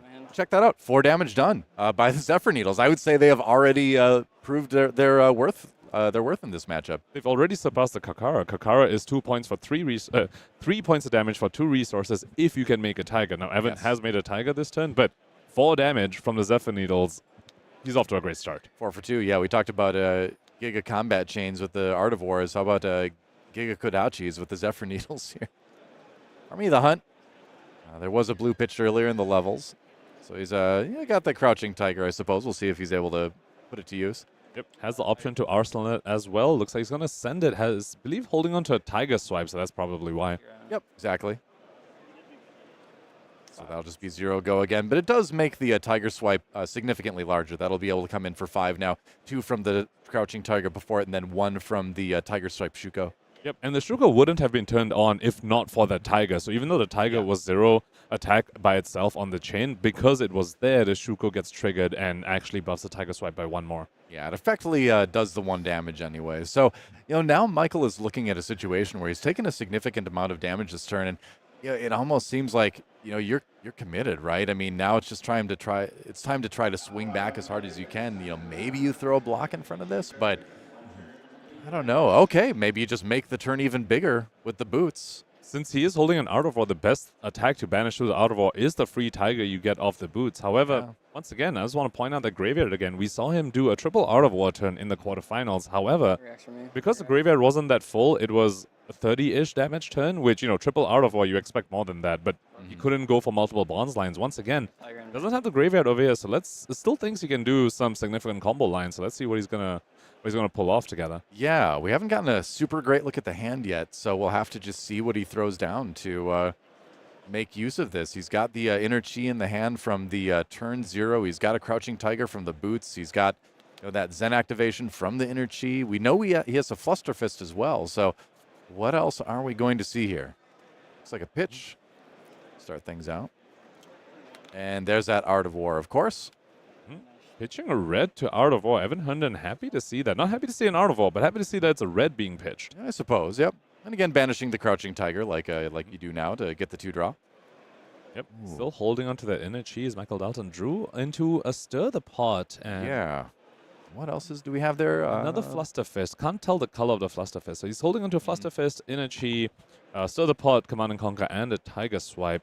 Inner Chi, of course, going to let him get whatever he wants from his deck, and very critically generates an extra body, an extra Tiger in hand as well, which on an Art of War turn is just that much more damage. For sure. Now, Michael's the type of player to really think through his turn completely before he really starts to put down cards. He's very methodical in that way, and we'll see him really kind of math things out. You can see kind of going through card by card, and it works. This process really works for him. We saw him take a lot of time on the triple Art of War turn and end up, with a turn that, effectively won him the game. And here we see him, too, putting that same level of thought into what could be another huge turn in the semifinals. And that is the advantage that Zen has over Katsu. You can totally math out your turn. before, yeah, because it's regardless of how your opponent blocks. Katsu needs to think about, oh, if they block, then I do this. If they don't block and they let it through, then I can do this. Whereas Zen can just math out his entire turn regardless of what the opponent does. So you do need to take that time, especially when in the semifinals of U.S. Nationals, trying to punch your way to the finals. Yeah, if you were ever going to choose a time to take a little extra, a moment or two to figure out your turn, this would be the game. Absolutely. So now going to seek out that combo card from the Zen activation. What will he find? We know he's kind of heavy on the bond stuff, but we also know, like you mentioned earlier, not a lot in the graveyard to capitalize on that. Currently, none. There's no combo card. There's a Shifting Winds of the Mystic Beast, a Stride of Reprisal, and technically this Out of War in the graveyard. That's it. That's all he has in his graveyard. So Bonds line, you know, you can still go for it. You can still Descendant into Bonds, and it's, you know, somewhat efficient, but it's definitely not the ceiling that you're trying to get, especially on an Out of War turn. We saw him make a Tiger, so, but he is going to go for the Descendant Gust Wave anyway. All right. And I mean, regardless, it is a strong card to bring out, you know? Definitely. And he does 1 not for 4 go again. Does not have a Bonds in hand to you know, make use of the effect. So just finding this as a potential starter for the turn. And we do know he's holding on to a cheeky CNC, though. And on an Art of War turn, CNC will be coming in for 7. Critically, Evan Herndon has not transcended. So while he has 7 block on his fridge right there, he will not be getting the value from Traverse the Universe because he has not transcended. So that CNC that we can expect is going to end this chain could spell quite a few problems for Evan Herndon. Absolutely, but I like this pick for Michael Dalton grabbing the Descendant Gust Wave because we talked about how many times how just a 1 for 4 go again is just so useful in the combat chain for Zen, and you know, with the Art of War, this goes from 3 to 4, and then you know, you have it in your graveyard for later usage. So this is going to be one of those Art of War turns where you do as much as you can, but really it's about putting some pressure on and setting yourself up for the bigger Bonds turns later on. So Evan Herndon just going to do a quick check of the graveyard, recognizing, wait, there's no combo card in there. Am I really scared of this? Just takes the 4. Yep. I mean, a lot of times in these aggro matchups, you do not want to be the one to start blocking first. And once again, yeah, that's the strength of the Zephyr Needles. You sometimes bait your opponent into blocking because they want to blow it up. And if they do, they started blocking first. If they don't, they just took really efficient damage. 1 resource for 2 go again. That is incredible rate. Yep. 1 damage from the Crouching Tiger because of that Art of War. So not swinging the Kakara here does give Evan quite a bit of information. He knows that that's the only Tiger in Michael Dalton's hand so far. So not swinging the Kakara there means Evan potentially can have a little suspicion that maybe Michael has other plans for those 2 resources. We know it's going to be the Command and Conquer, but Evan now has gotten just a little bit extra information about the 2 floating.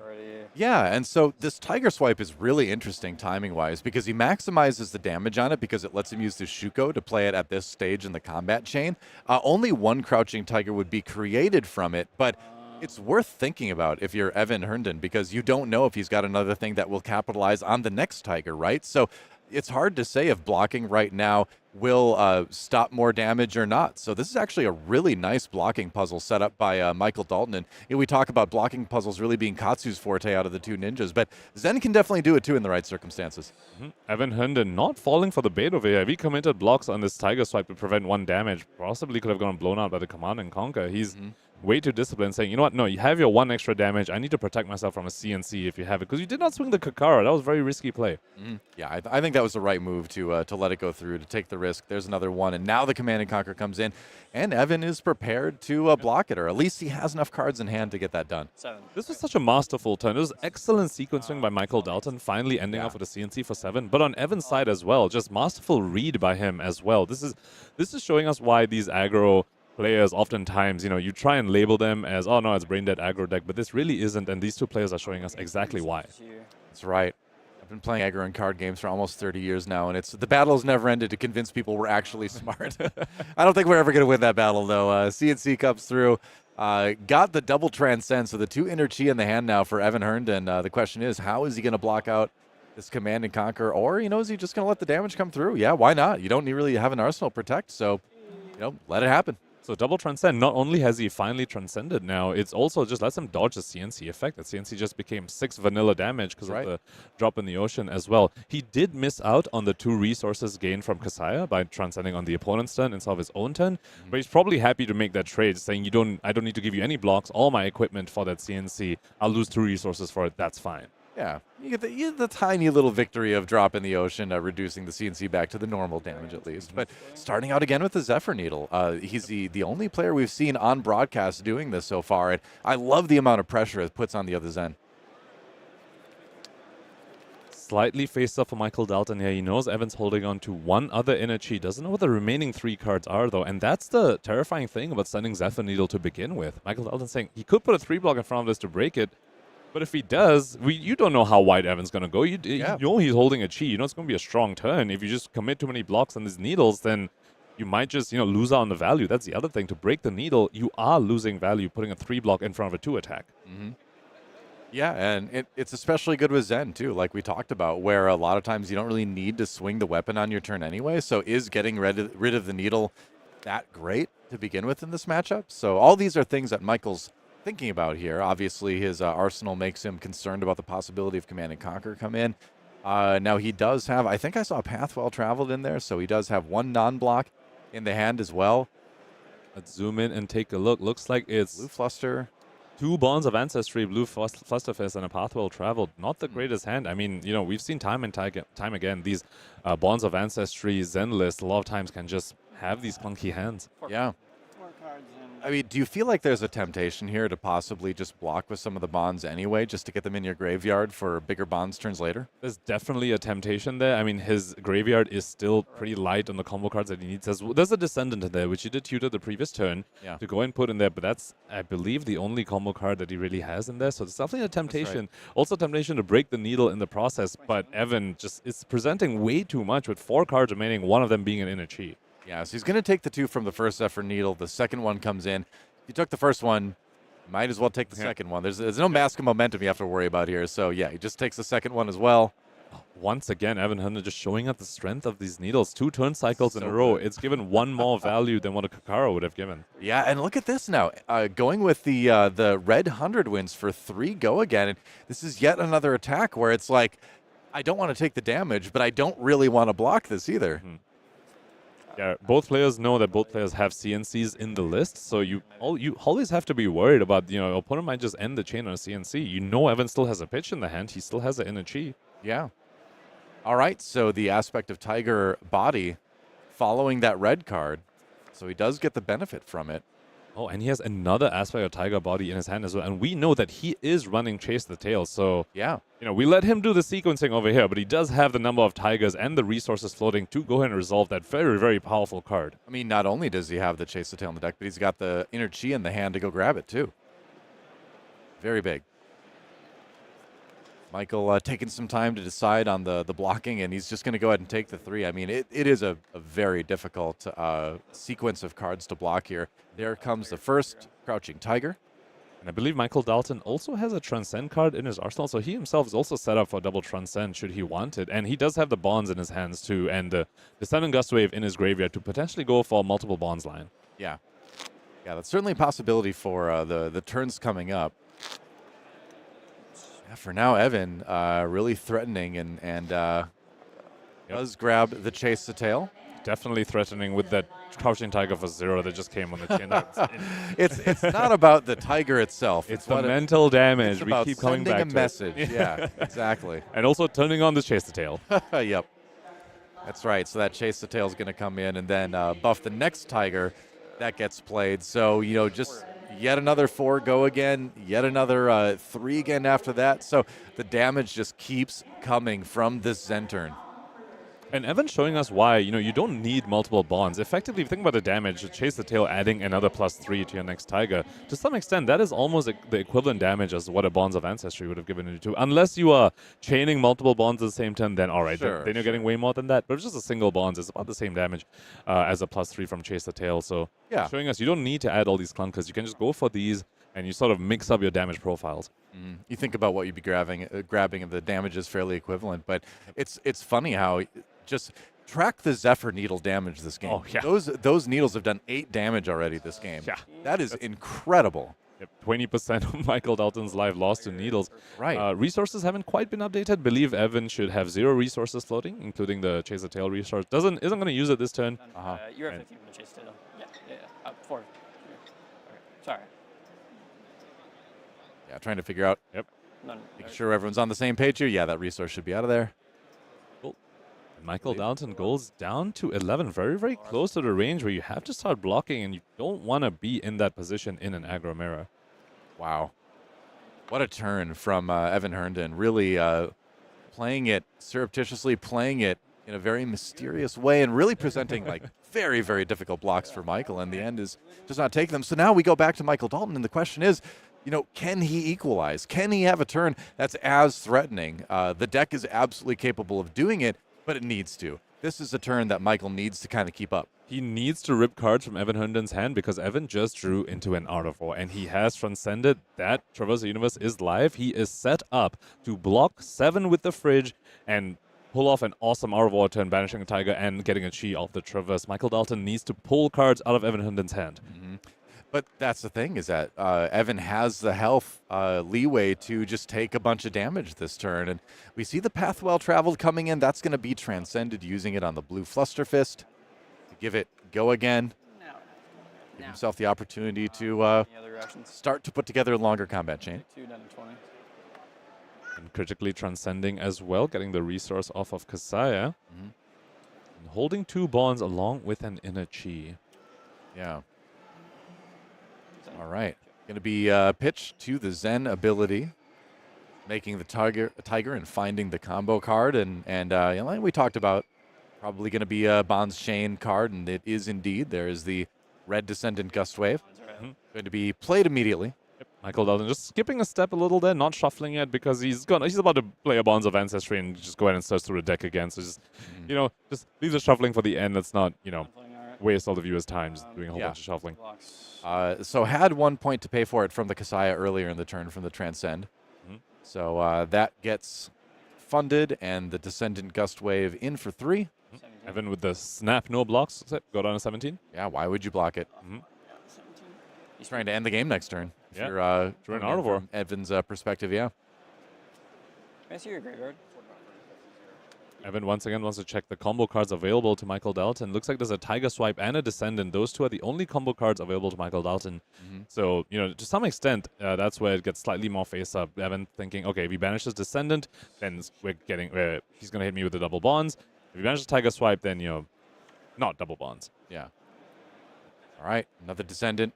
And, this is a strong turn. This is a lot of damage presented. It is certainly something that Evan needs to be aware of, but again, you're spending your health to give yourself a bigger turn next turn. See it all the time in Flesh and Blood. Kind of one of the core mechanics of the game really is understanding how you can spend your life like a resource. Mm-hmm. Yeah, shoot, go trigger. All right. 14. So critically, Michael does need to pitch another card for the Descendant. It's not free. It's not following a Surging Strike, so he doesn't need to pitch another card. And I believe that's where the Arsenal Transcend card is going to come into play, giving himself an extra resource of Kasaya as well to just cleanly play for the Descendant Gust Wave. Yep, absolutely right. See it coming in. There's a shuffle. He did just shuffle, though, so yeah, whatever. Don't worry about it. Yep. There's 3 shuffles that's happened so far. There was the first Zen Tutor into the Bonds, into the Stir the Pot, and the turn's not over. Man, you play Zen, your card covers are going to get worked. You got to have some durable card covers to play Zen. They say you have to, prepare a new pack of sleeves for every event. If you're playing Zen, maybe for every game, more like... You might be right. Yeah, exactly. Yep. Yep, take 3, go to 11. Okay, down to 11. Health equalized now. But we know that Evan Herndon has this big turn coming up, potentially on Zen. What is going to be the closeout here from Michael? He does have another inner Chi in hand. There's the yellow bonds. Yeah, I took 3 from it. Oh, I didn't. Yeah, sorry, I didn't. Oh, just making sure the life totals are updated on the digital screen as well as the players' life pads. Mm-hmm. At this point, Evan knows Michael Dalton's hand. He knows there's an Inner Chi in there and a Crouching Tiger, so if you're saving his blocks for potential Command and Conquer, he no longer needs to do that. So at this point, it is pretty face up the rest of Michael Dalton's turn, and at this point, we can see whether Evan will decide to start using those equipments and go for a big pop-off turn of his own. Right. So grabs the Tiger Swipe with this Bonds, and again, this is just going to be one that comes in now that he has the Tiger for another 4 damage at the end. So Evan kind of sees the light at the end of the tunnel for this turn in particular. Here, like you said, he already didn't need to worry about CNC. Now that he sees that Tiger swipe being grabbed, he's like, all right, well, I kind of know about how much damage I'm going to end up taking this turn. I'm going to live. I'm going to be able to crack back with as much as I possibly can. So now will he be able to summon enough to pressure Michael out of the game? And that's a game of information denial you have to play in these aggro mirrors. We've seen both these players do that extremely well. Just sequence your turns in a way that just denies your opponent as much information because, both players are running these tech cards. Command and Conquer's Michael Dalton with even more tech cards in the form of those sensors. So you have to just take advantage of that. Oh, okay. Had a couple resources to throw the Tiger Taming Kakra in there. That's 2 damage and then another one from the Tiger. So really maximizing every point of damage. Yep. Is Michael, which you need to do. And here's the final 4 from the Tiger Swipe. Yep. And Evan, on that final attack, goes ahead and gives the equipment over to Michael Dalton. We spoke about how he's hiding information on offense. This is him hiding information on defense as well, just saving those equipment blocks all the way for the end, letting Michael Dalton know only on this last attack that you are probably getting out of ward. Yeah. No, it's been such a really impressive game played by both players so far. And, we know these ones are always fast and furious, right? But there is a lot going on in these turns. It's really fun. Yep. Michael Dalton also remembering that he makes a Tiger off of the Tiger Swipe hit trigger. Let's see if he sends it for 0. Let's see if he's trying to do some of that mental damage. Yeah, exactly. Have you been keeping track of the mental damage all weekend? Oh, there it is. Huge. You want to cut? Yep.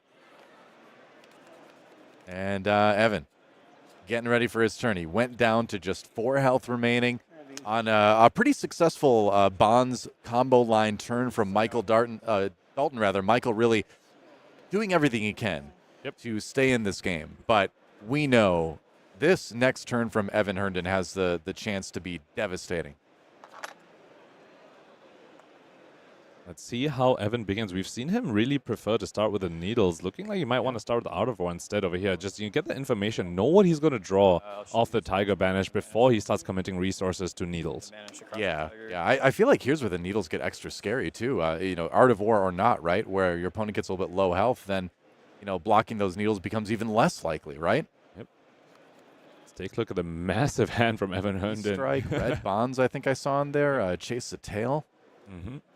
Just having a quick look through a graveyard, make sure he has a combo card that he wants. We spoke about this earlier. As Zen, you have all the information. After you've drawn the random draw from Art of War, everything else is deterministic. You don't need to rely on your opponent letting some hits through. You can just do the math, make sure you've got all the resources you need. The sequencing puzzle is pretty tough, especially once you factor in the hiding of information that Evan has been doing so well. So he's going to take a bit of time here to make sure that he performs this as clinically as possible. Yeah, it's very tough. I like a lot of Zen players I know, like they didn't even realize there was a timer in their matches until they started playing Zen, and they were like, "Oh my gosh, I'm spending so much time figuring out my turn. I'm actually running close to time." So this time, though, Evan forced to use the Zen ability earlier than he normally would like because he needed the starter in the form of the Descendant Gust Wave, has the Bonds in hand as well. Yeah, sometimes you just need to do it, but that's fine. I mean, he's going to be presenting so much damage that it's not as big of a deal this time around. Sorry about that. You're fine. 2 days in a row. 2 days in a row. I'm sorry. It's been a marathon. It's been a marathon for these players, like mentally and physically. Tournaments like this are grueling, and it's just as much a battle of endurance as it is a battle of minds game to game. The needle damage counter just keeps going up. That was another 2 damage. We said 8 damage so far, previous 2 turns. Now it's 10. Let's see if it goes up to 12. Evan Herndon showing us, in these aggro mirrors, you expect, oh no, it's just who draws Out of War first. But he's showing us there are edges to be gained right on the board. Everyone just assumes, oh, Kakara is what you should be going for always. But no, he's showing Zephyr Needles in the mirror. Like, I hope you realize that the Zephyr Needles have done more than 25% of Michael Dalton's life this game. 12 damage. These have worked out massively well. I am extremely impressed by the usage of the Zephyr Needle in this one. And it's, again, it's like, yeah, he could have blocked any time, but like, you just don't want to because the threat of what might come after is just that big, right? But now we're into the cards that are going to be doing some more serious damage. Art of War bringing Descendant Gust Wave up to 4. You could break them anytime, in quotation marks there, because if you broke them, then you wouldn't be able to do your own double bonds turn. Right. So Evan's just sitting at a high life total, and it just has all the space in the world to find his Art of War, find his Transcend, and just send it at you. So Zephyr Needles, just amazing technology. Yeah, it is a really interesting kind of fringe case that we have this matchup where the Zephyr Needles are just all-star cards, right? Be curious to see where else he brings those needles. I've heard some Zens say they like it into Azalea as well, also into Kano. Basically, the matchups where if they block you, you're just really happy. Mm-hmm. Any matchups where, getting a single card out of the hand is worth it, game long. So red Descendant, red Bonds.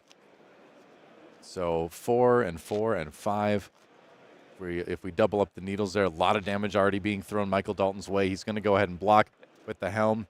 And it looks like we have another card being the sensor blocked with as well.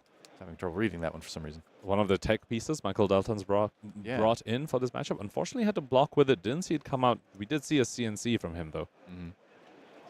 Aspect of Tiger Body is the combo card of choice for Evan from the Bonds of Ancestry. Could be critical in getting him that second Tiger he needs for the Chase the Tail that we know he's holding. Exactly. He has one in hand already from Zen ability. No reactions from me. He's the second one to get the full effect of the Chase the Tail. It's even better now, too, because you've got the Art of War turns. So those Tigers are always going to be coming in for something. I mean, I know you love your mental damage with the 0 damage Tigers, but the 1 damage Tigers are a little bit better in real damage. Yep. Especially when your opponent's getting down to that 3, the sub 3 life total. Now they have to start blocking Tigers. That just never feels good. Tiger locked. Yeah, but we have this aspect of Tiger Body coming in for 4. Then, like we talked about, that is the one that's going to create the Crouching Tiger. It doesn't matter if it hits or not. It just does it as long as the red attack was the last attack on the combat chain. So, Evan going to get that card either way. You got to start blocking now, I feel like, if you're Michael. Now's the time. Start to commit some of the cards. Committed 1 from hand. There is the Command and Conquer. Takes 1 over the top. Things are looking a bit grim for Michael Dalton here. And another 1 block comes in at 2 health. I mean, do you go down to 1? You can't commit a card to this, can you? Well, he's holding another Tiger. From the Zen ability. Exactly. So, you don't block this one, but you're forced to block the next one because you went down to 1. But not much choice for Michael Dalton here, to be honest. Not a lot. Going to throw the blue Fluster Fist and the Kasaya in front of that. So covering the damage at least. But here comes another aspect of Tiger Body. Are you kidding me? And he's also going to be able to bottom the Tiger and hand the E-Strike. That's it. And Evan Herndon manages to do it 2 years in a row. He will be another finalist at the Flesh and Blood U.S. National Championship. He was runner-up last year. He couldn't quite get over the finish line. Another chance today with a win over Michael Dalton. Great Zen mirror, but Evan takes it. Just an amazing story for Evan Herndon over here. Didn't just miss it just at the last step last year. Has a chance this year to claim that prize again. Although, shout out to Michael Dalton as well. These Zen mirrors, he won the first one. Unfortunately, not quite to get it in the second one, but still played amazingly well. And top 4 at U.S. Nationals, still a very respectable finish. Yeah, I love watching the Zen mirrors. I know you can learn so much from it. You can see so much little subtle elements of skill being shown, but I am so hyped for our finals right now. We have a Kayo versus Zen in the finals, kind of the recent deck everyone was afraid of versus the new deck everyone's afraid of. That's going to be great. But let's take a look at the bracket here to show you how everything has kind of come together today. You can see the results of our quarterfinals and now our semifinals, and we are left with Andrew Rothermel on Kayo, Armed and Dangerous, taking on Evan Herndon in the finals of the U.S. Flesh and Blood National Championship. And what an exciting match. You've got the hometown hero, Andrew Rothermel from Minnesota, competing here in Minneapolis, Minnesota to win the national championships versus Evan Herndon, the player that came in second at nationals last year, now giving himself a chance to come back and win it this time. You couldn't ask for a better finals. This is so hype. You said it. This is the old guard versus the new guard. Talk of the town last meta was just Kayo, Armed and Dangerous, but being a menace to the meta. And then coming into this weekend, it was all Zen. But Andrew showing us Kayo still got it, and Evan showing us masterful, skillful sequencing on that hero. This is going to be such an incredible finals. I cannot wait. Yeah, that's right. So we're just setting up a little interview with Evan here. So before we do that, I mean, man, I feel like this is a difficult matchup to predict, right? Because, we heard Andrew talk earlier, obviously it's going to be a tough one, but Kayo does bring in a higher level of disruption than Zen does, but Zen just keeps putting out that damage, creates those very difficult blocking problems that ninjas are so good at doing, and man, it's a coin flip. Great players, great decks. We'll have to wait and see who wins that. But for now, we'll get to hear what Evan has to say after that semifinals win. Welcome back to U.S. Nationals. I am Brian Gottlieb. I am joined by the man of the hour, Evan Herndon. Evan, back-to-back, man. What is it about U.S. Nationals that brings out the best in you? I get to play a good aggro deck. Okay. It's just Happens to be in the meta. It's just that easy for Evan. You put a good aggro deck in his hands, and he's ready to fire. Talk about Zephyr Needle in that matchup. You got so much value out of those. They are awesome. It's such a like you never want to block when you're playing Zenmir. It feels bad too. You just want to play out your whole hand.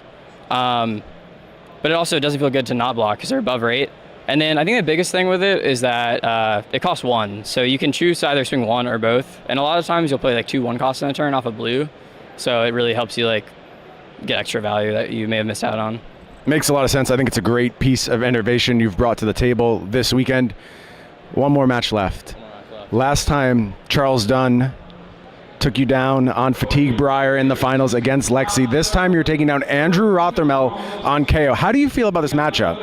Fantastic. All my testing against Kayo has been like, they're just a worse aggro deck. They have Scowling Fleshbag, but Zin actually is able to play around Scowling Fleshbag really well because you can wait with a Chi in hand, search up a good card in response, and then they may even banish a Tiger off it, which is like best case scenario. Very interesting. So you like your chances here. Anyone you want to give shout-outs to in the testing process so far? I don't want to jinx you. Maybe this is the last time we see you in the booth. Obviously, this is a really, really big finish for you. Who do you want to thank right now? Shout out to Jacob Baugh. He built almost the entire deck by himself. And then shout out to Jacuzer. He came up with the Needles idea. It was kind of a troll, but they turned out to be really good. So awesome stuff from Evan. One more match to go. Best of luck, my friend. We're going to take a brief break, and then we'll be back with finals action here from U.S. Nationals. Do not go anywhere.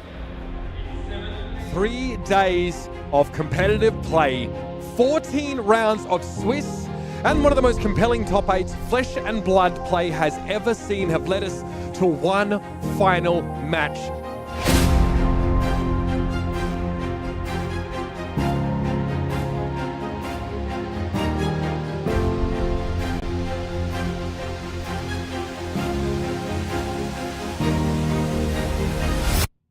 Spilled blood in Maximilian Klein's hand. Are you kidding me? You would have to find exactly Sigil of Solace. It's the only out at this point. What a call out. Sigil of Solace to keep him in the game. Here's the sink. Off the top. You can't be serious! You cannot be serious! 5 is offered here, block 3. What's the last card? What's the last card in Max's hand? It's Sigil of Solace. Game 3. Maximilian reaches. It has to be in the swing. What else can it be? He's got one. It has to be an attack reaction. He's hesitating on it. You don't hesitate if you have it.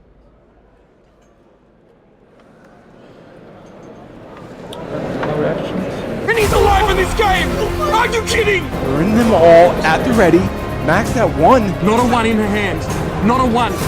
It's a grimace. A ruthless. The hand is extended! We're in the House of the Dragon! And at the head of the table sits Arthur Trahay, your Pro Tour Lost Angeles champion, with the most incredible cold shot I have ever seen!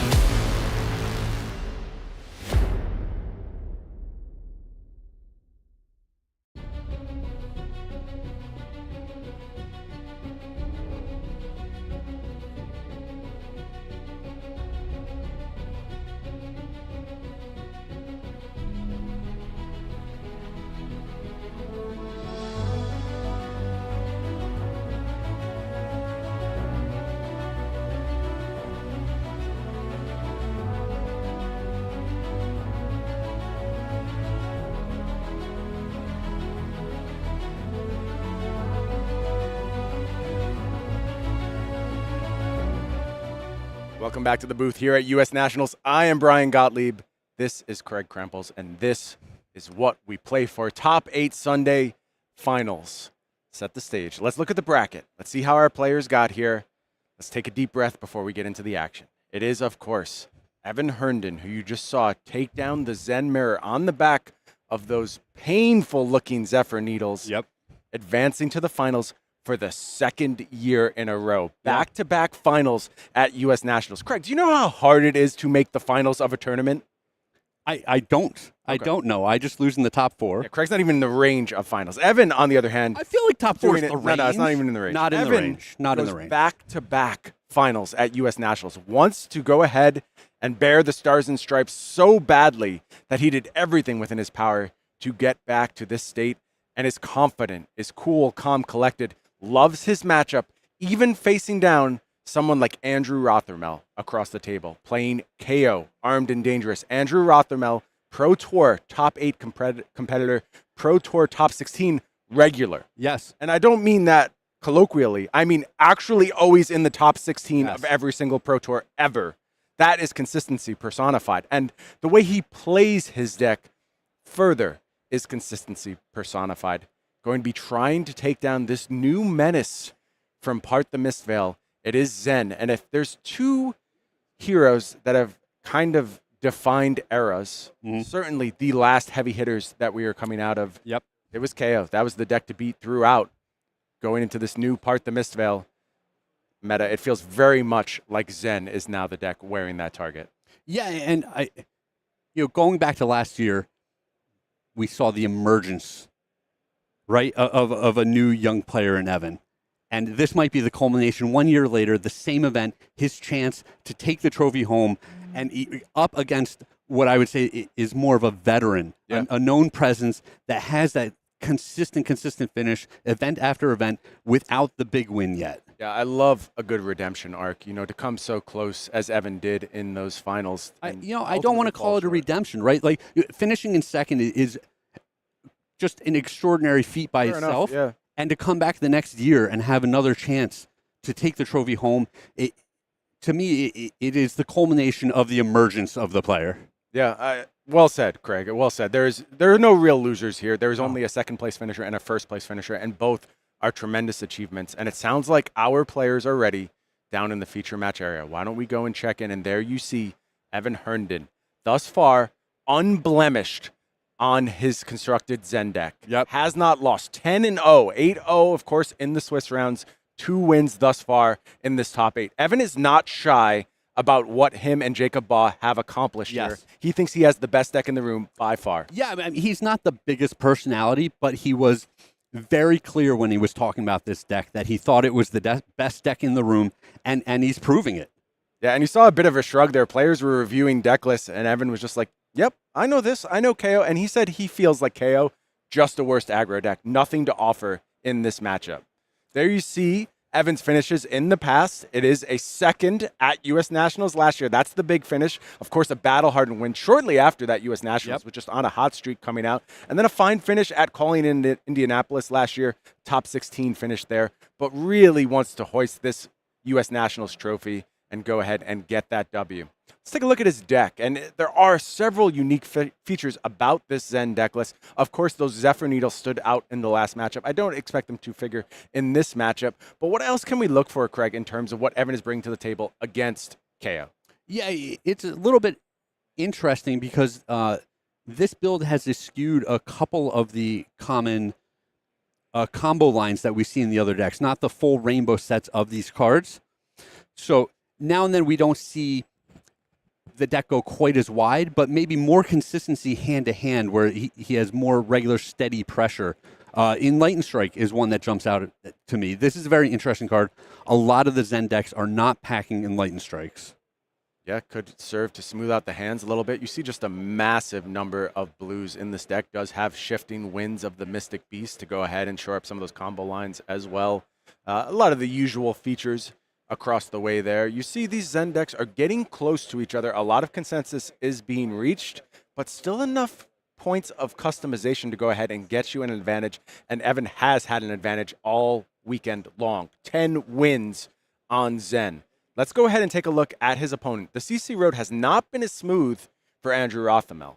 5-3 through the CC rounds. Now sitting at 7-3, of course, with 2 wins, but unblemished in draft. Played multiple heroes, played Enigma, played Zen, did so beautifully. And as we mentioned, this man, the picture of consistency. Top 16, all Pro Tours. Not a one missed. Top 4 in Baltimore. And look, that's one of the most ridiculous records in all of Flesh and Blood. But do you know what's missing there, Craig? The big win. Yeah, a trophy. Where's the trophy? Where's the win? And if you're a competitor and you show up to these events, sure, it feels good to go ahead, get those top 4 finishes, put your name on the map, be consistent, take home some cash. All of that is beautiful.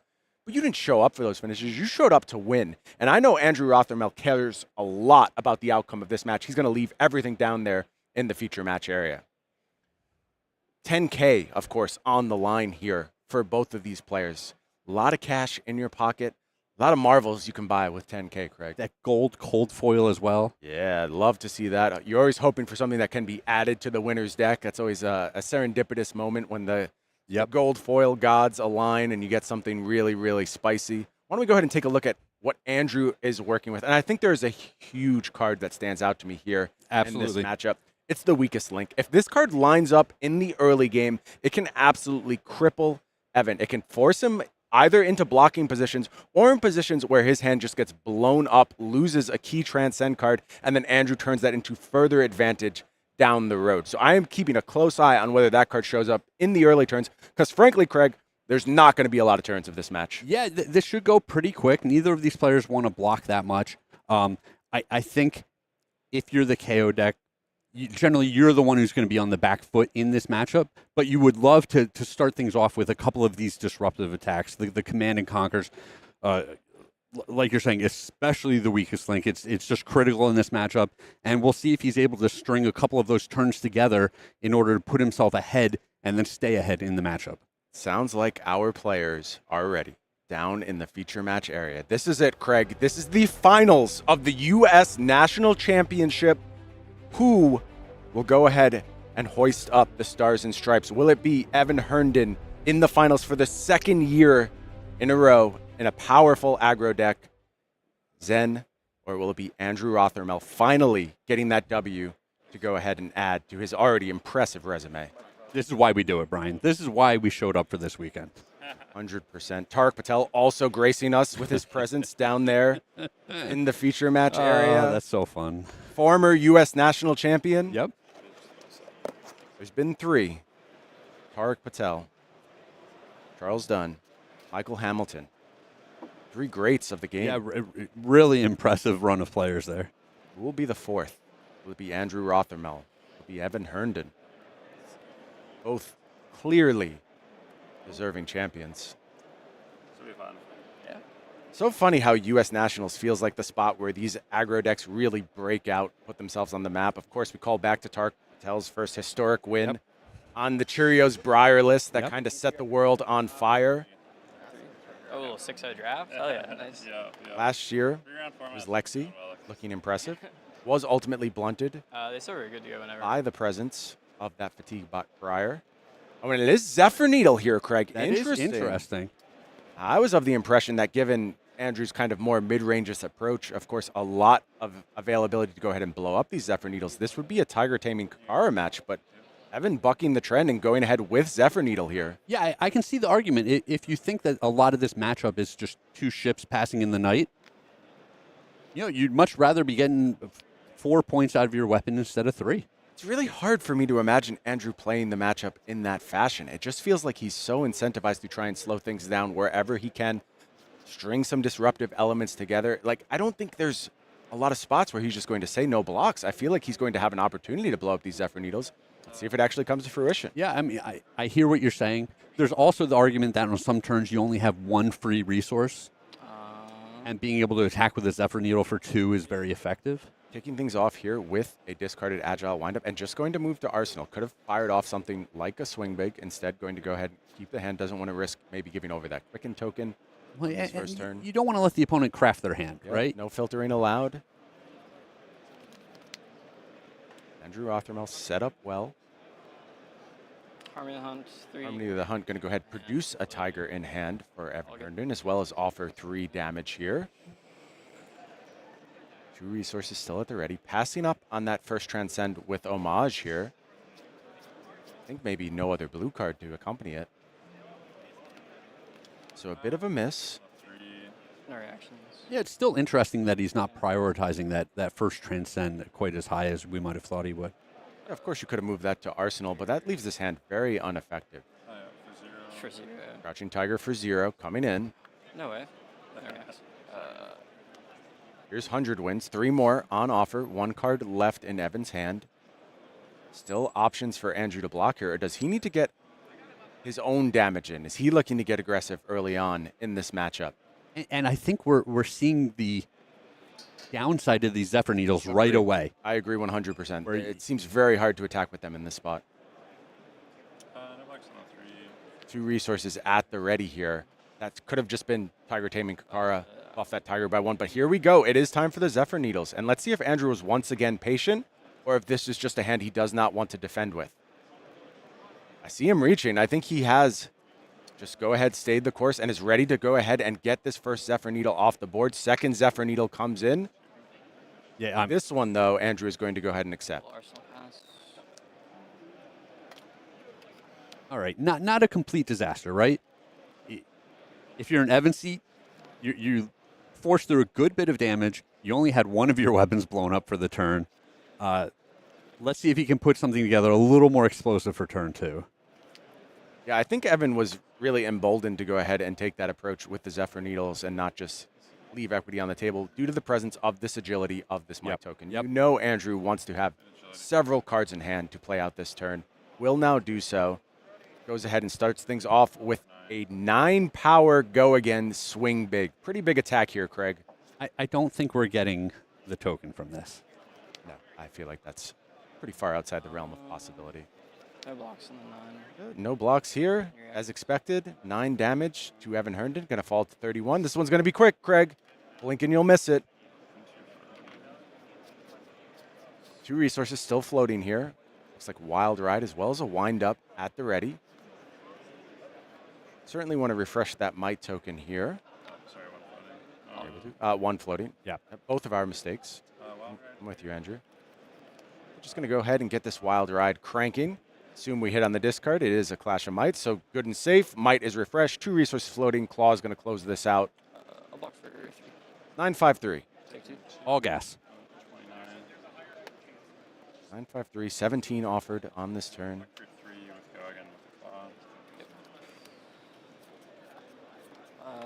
Did get a defensive card here. A bit of a rarity from the Zens, but a card was assigned to defensive duty. It was a blue Bonds. Love getting that. Yeah, often you want the combo piece in the graveyard so that you can banish it with a future Bond. And I see another Bonds in hand. I also see a Transcend card, so we could be set up for the future. Let's see what's in Arsenal. Let's see how these cards combine for Evan Herndon. Are we doing the necessary steps to go ahead and set up a future Traverse and get things rolling? Expect this to be a blue card. No, it is a red Harmony of the Hunt here. Okay. Interesting. So we're offering up 3 go again alongside of a Tiger. Maybe that means we're just going to go ahead and Arsenal that Transcend card. Yeah, this is a very patient approach. Yeah. No blocks on the 3 here. 2 resources still available for Evan, so use Zephyr Needle to go ahead and round out this turn. Send the card. We put them in there to attack, right? Crouching Tiger for 0 once more. 2. Here comes Zephyr Needle. Oh, man, there's just so many hands out of the Brute deck that want to block with 1 or 2 cards. Yeah, and here it is again. And look, we'll see how the rest of the match goes. Thus far, Zephyr Needle's in this match for me, a miss. Sure. I think you just get more out of Kakara and across these both 2 turns. And look, that's being results-oriented. I'll be frank about that. That is just how this game has played out. I'm sure there's plenty of other situations where that is not going to be the case. But here, thus far, Zephyr Needles did not impress. Yeah, we would love to still have a weapon right now. On to Andrew's side, life totals are even. Might is ready. Swing big is in hand. And yep, it's just going to be a fine, simple, clean attack for 9. Evan is ready to cash in the first piece of equipment, get a little upgrade to the next hand. That Stride is going to turn into a Tiger. I suspect that Tiger It's going to turn into Art of War fodder. There you see it in Evan's hand. The Art of War is at the ready. Brian, he blocked so fast. Yep. This hand has to be a banger. He knew right? exactly what he wanted to do on this turn. Plenty of damage leaking here. And over to Evan's side, but Tiger in hand. One of the problems, if you are on the brute side of this matchup, is that you don't have those ridiculously high upside 25-point turns when the opponent is stumbling, right? So we've had Evan with a more mediocre start for the Zen deck, but no real punishment out of Andrew. Here's what we got to keep track of on this turn, Craig. Scowling Fleshbag. We saw it in the last game from Andrew Rothermel. Timed it perfectly to absolutely devastate Aaron Grace. Can he find a window here to punish Evan Herndon's hand? Is this the spot where we shove that forward and try and get just a little pinch of disruption? Take Evan off of large output here. We're still looking to transcend in this game. Great point, Greg. No transcends yet. It is available from Arsenal, I believe. There it is. Preserve Tradition. Going to go ahead, rebuy a card here. Well, and he can hold priority here. So he's going to transcend. I believe he'll activate Zen. Yep. Get 2 cards in the pitch. 2 blue cards in the pitch. And then get an extra bonus out of the levels. That sounds pretty good. I can Tiger in my hand. Search my deck for a combo card that I can play this turn. Grab a Descending Gust Wave. That bodes poorly for Andrew Rothermel. Some vulnerability here. The first Descending Gust Wave of the match. Again, draw a card on this levels. Has been found. Of course, this level's also going to refresh. Man, does Evan feel practice with this deck. Just looks so smooth. Knows exactly what he's doing here. We haven't even used the Traverse the Universe yet. Yep. There's still a lot of things Only going got our on. first Transcend this turn. So, yeah, there's future punishment coming. And that's the problem here if you're in Andrew's seat. If you go ahead and commit cards here to the defense, you can just get blown up on your next turn. You can face back-to-back turns of this. And I love this, what I'm seeing from Zen. You know, when Zen kind of first showed up on the scene, it was all about those massive 6-7 card hands. You push forward Traverse, you push forward Strides in the same turn, and you just go as hard as you can. I feel like we've seen a lot this weekend splitting up the two and using them to fund back-to-back strong turns that really put your opponent on ice. You can fade one big turn a lot of the time. 2 in a row, really, really hard for the vast majority of this format. Yeah, this game really plays that out, right? Where Evan was just chipping and chipping with the early turns, and now it's go time. This is going to be an absolutely ludicrous bonkers turn. 4 go again on offer from this levels. We talked about Scowling Fleshbag. The problem is there's 5 cards in hand. Even if there were a critical choke point on this hand, you got to hit a 20%er to go ahead and actually find it. Otherwise, you could just hit some garbage like a Crouching Tiger and have actual 0 effect on the turn. It's a huge, huge risk to push that forward here. It is pretty funny that these extra Crouching Tigers that are floating around are a little bit of insurance against the Scowling Fleshbag. 100%. I do expect we're going to see a good amount of equipment on this turn, however. It doesn't have to be the Scowling Fleshbag. Yeah, the question is, does Andrew have a couple of those disruptive cards in his hand where he's going to want to hang on to them? Or is this, listen, I'm giving you my whole hand, and then I'm preserving my armor. I'll only give you the armor if I have to. Andrew's hand, to me, looks like just generic damage, but very good generic damage. I know there's a Wild Ride in Arsenal. I see a Beast Within in hand. Sure. I see a Bare Fangs. So there is huge potential, and there's multiple blues as well. So the theoretical potential of Andrew's hand, I think, is lethal. But here it is time to go ahead and push the Scowling Fleshbag forward. Let's see if this succeeds and finds a key card in Evan's hand. Evan's already shuffling. Andrew hasn't even committed to the block yet. He's not sure he wants to do this, but this might be the high upside gamble that you need to take Look, here. I think you're going to have to use this equipment at some point in this turn. Oh, absolutely. And yeah, if you take out the bonds, incredible upside. Yeah, here is the Scowling Fleshbag. 5 cards in hand. We will roll a die. Oh, Brian, I love this. 1 will be intimidated. Lucky number 6 forces a reroll, and it's going to be number 1. How do we do? Put aside. We got to check the hand now. From Evan, I saw the bonds. No reactions. Take 2. Oh, Evan, show us the hand, Evan. Math is hard. Wait, did he hit the bonds, Craig? If he hit the bonds here, completely ludicrous. He hit the bonds. Oh my God, he did. Unbelievable. This might be the break that Andrew needed in this game. Oh my God. He hit the 20%er to remove the Bonds of Ancestry from Evan Herndon's hand, and now Evan is forced back into the tank. Once again, Andrew Rothermel in the semifinals and finals has found maybe the 2 greatest Scowling flashbacks in the history of Flesh and Blood. Incredible defensive and offensive output from that card. I don't know what hitting the Bonds saves here, but it's a lot, Craig. It's a lot of damage, and now Andrew's going to be able to play future turns very, very strong. Wait, no, 6. Yeah. This Tiger Stripe going to be buffed by the Tiger Stripe Shuko. I was just indicating to Brian, I think this is a 6-point attack from the Shuko, and the players caught it. So this is just the one in play, not the one in hand. This is 6, representing 7, because you're creating another Tiger if it hits. If you're Andrew, how did you not celebrate in that spot? As soon as you saw that Tiger after the Descendant, you know you hit. Oh, yeah. Like, it's basically guaranteed. It's still not time to celebrate, though, right? He's got more discipline than I do. I would be doing backflips down the hall, 20%er for my U.S. Nationals life. Listen, Brian, the game's not over. Are you doubting yet. my ability to do backflips, Greg? That's what I'm feeling. Not at right all. now. Not at all. We're actually going to cut to that right after this match.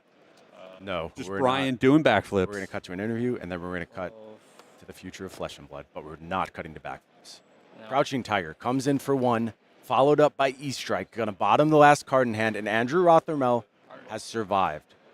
Plenty of equipment still at the ready. I mean, it's still an incredible turn. Yeah, and shoves all these pieces here. 6 defense on offer, ready for Savage Sash on the next turn. This is going to be big output from Andrew. Can he push all the way to lethal? There are defensive options on Evan's side. Still 6 points of defense on the equipment right now. That bonds back into the arsenal. It's so hard for the Brute deck to push more than 20 damage. Absolutely is, Craig, especially without a Blood Rush Bellow, which we do not have here. I do think the Beast Within could be a potential spike card for this turn. Unlock a little bit more to our hand. Maybe it does something ridiculous, like finds a Blood Rush Bellow. Andrew's running hot thus far. Wild Ride, as we expected, in Arsenal, so we have some action points to work with here. We don't have to get desperate and go Scabskins yet. I wouldn't be surprised if we do get desperate at some point in this turn. Especially if Savage Sash gets cashed in here, which I think is also a very real possibility. Sure. Feels like you have to get to the 20-plus range. The problem is, absolutely. Otherwise, that Traverse just goes ahead and defends, sets up this next hand. Well, and we know the combo piece, the Bonds is in the arsenal. Already at the ready. The Traverse giving us the Chi is going to search up the Descending Gust Wave if it's needed, and then there's the whole combo line. Oh, interesting. Wild Ride kicking things off here. I thought he might lead with the Sash. I thought this might be the desperation turn where he needed every possible resource, but it's possible. A little bit more information here. Yeah, he's waiting to see what this does. Oh, it's the Beast Within. One more time, Andrew Rothermel wins the lottery and finds a Wild Ride off the top. Critical card. Oh, boy. Things have gotten very interesting here, Craig. That Wild Ride going to guarantee extra action points, maybe not forcing those Scabskins quite yet. I believe we have another blue in hand as well. We're set up well for at least 18 here, but we got to do more, Craig. We have to find a little bit of extra sauce on the top. Do we have it? Yeah. There's Bear Fangs on the end as well. Oof. Now, you need to fade discarding that to the Wild Ride if that is the play here. You do, but maybe we have redraws. Absolutely. Run Roughshod, ready to be pitched as well. Get that resource count a little higher. Mandible Claw now turned on. So a host of options available to Andrew Rothermel. And the got to get these numbers high. The Sash is sitting there as well. I think that is such a decision point in this turn. So much pressure on Andrew to get it right here. And there's so many unknowns, Craig. It's not face up. There's no certainty. Everything off the top of the deck changes everything. But it is time for Sash. It's pushed forward. And Andrew is shooting for the moon here, trying to find the offense he needs to keep Evan off that massive, massive clapback turn. Oh, Brian, I wish we had that one more resource. We'll see if it matters the way the turn plays out. Where do we go next here? Really wants to keep that Bear Fangs in hand, and this is going to give the best odds at doing so. A 25% fade. A second Bear Fangs, I think, was drawn there. Not sure the color on it. Incredible. Maybe giving us a bit of comfort, a bit of safety here. Rolls. Finds yellow Bear Fangs. So red Bear Fangs persists in hand. The best possible ender you can find. We know at least 8 more going to be on offer here. Mandible Claw at the ready, assuming resources are available. Right. I think we might still be rolling Scabbies here. It is a blue, a Bear Fangs, and a Send Packing. If you roll Scabs and you hit a 4, you can do everything. Everything comes out here. There is still some variance. Oh, no, you are correct. You can order it such that... Yeah, you lead with the Send Packing, and you take all the variance out. The variance is in this die roll, and it may be that Andrew Rothermel is going to attempt to roll a 4 for his tournament life here. Because right now, you can go ahead and offer 8 with that Bear Fangs. All Evan does, it goes ahead, puts the Traverse in front of it, maybe the Tiger Stripe Shuko, and then has a massive hand to try and claw back with you. Now, we haven't talked about how good that hand is. It's certainly possible that Andrew Rothermel can survive through that turn, but you really would love to get a card out of Evan's hand here. Maybe take away that 12-petal Kasaya to go ahead and blunt the resource output. There's so many wins available if you're able to find a 4 on the Scabskin Leathers roll. I think Evan's hand is ludicrous. It's a scary proposition, Craig. Is Andrew going to take the risk here? So calculating. He's reaching for it. Love it. And there it is. Scabskin Leathers. One of the biggest Scabskin Leathers rolls we have ever seen in the finals of U.S. Nationals. It's hard for Andrew to pull the trigger. He can't take his hand off it. He can't go ahead and commit. The stakes are so high, but there it is. There's the roll. Okay, here we go, Brian. What is it going to be? Andrew has been very fortunate. We need a big Here number. It is. 5! Oh, wow. He hits the 5, Craig. And now the question turns to how many cards can he demand from Evan's hand? I don't like to throw around terms like destiny, Craig, but it is starting to feel like Andrew Rothermel may be destined to be U.S. national champion. Everything has gone his way thus far. And Send Packing, kind of the perfect disruptive card here. It's going to put the Bonds out of Arsenal.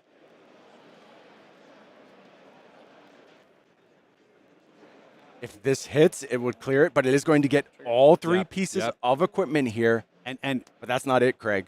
There's got to be one more card committed. Absolutely, but Evan's been very patient. I love that he didn't commit any of his armor before this. It was the insurance policy against Send Packing, against CNC. Just the patience paying off. Absolutely. Does get to go find the chi. Shoot, flesh bag? Yeah, that seemed brutal. Blocking 6 on 6, right? I've been bemoaning the good flesh bag luck. It's going to get worse for Evan here. It is the best follow-up. It's Bear Fangs and a card. Oh, he hit Reckless Swing. Wow. For the first time, things go a little bit wrong here. So Evan can put almost anything he wants in front of this. Okay. Okay, a small win there, I would say. A small win for Evan. Ultimately, a card still demanded. Block 3, go to 3? Yeah, 3.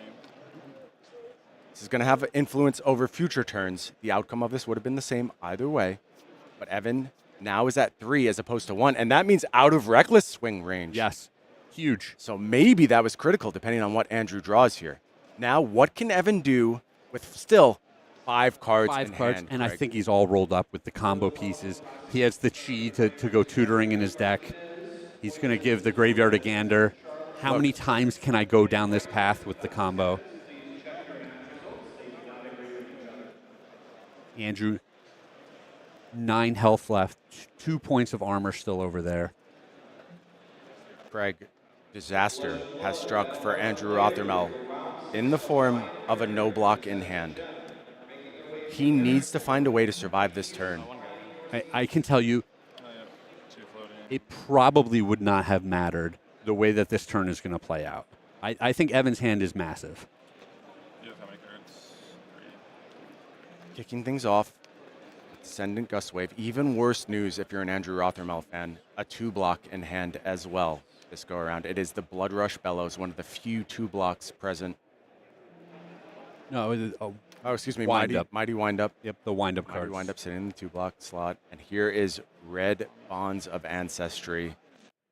And I don't know, Craig. I think everything went about as well as possible for Andrew Rothermel in this match, short of that discard, but I don't think it mattered. I think Evan is going to have the gas on this turn to show why he was so confident going into this finals, why he believed in the power of his Zen deck. Yeah, I think Andrew took the perfect lines to be in this game and is still going to come up just a little bit short. Red Descendant is the grab here. That tells me there is even more action coming.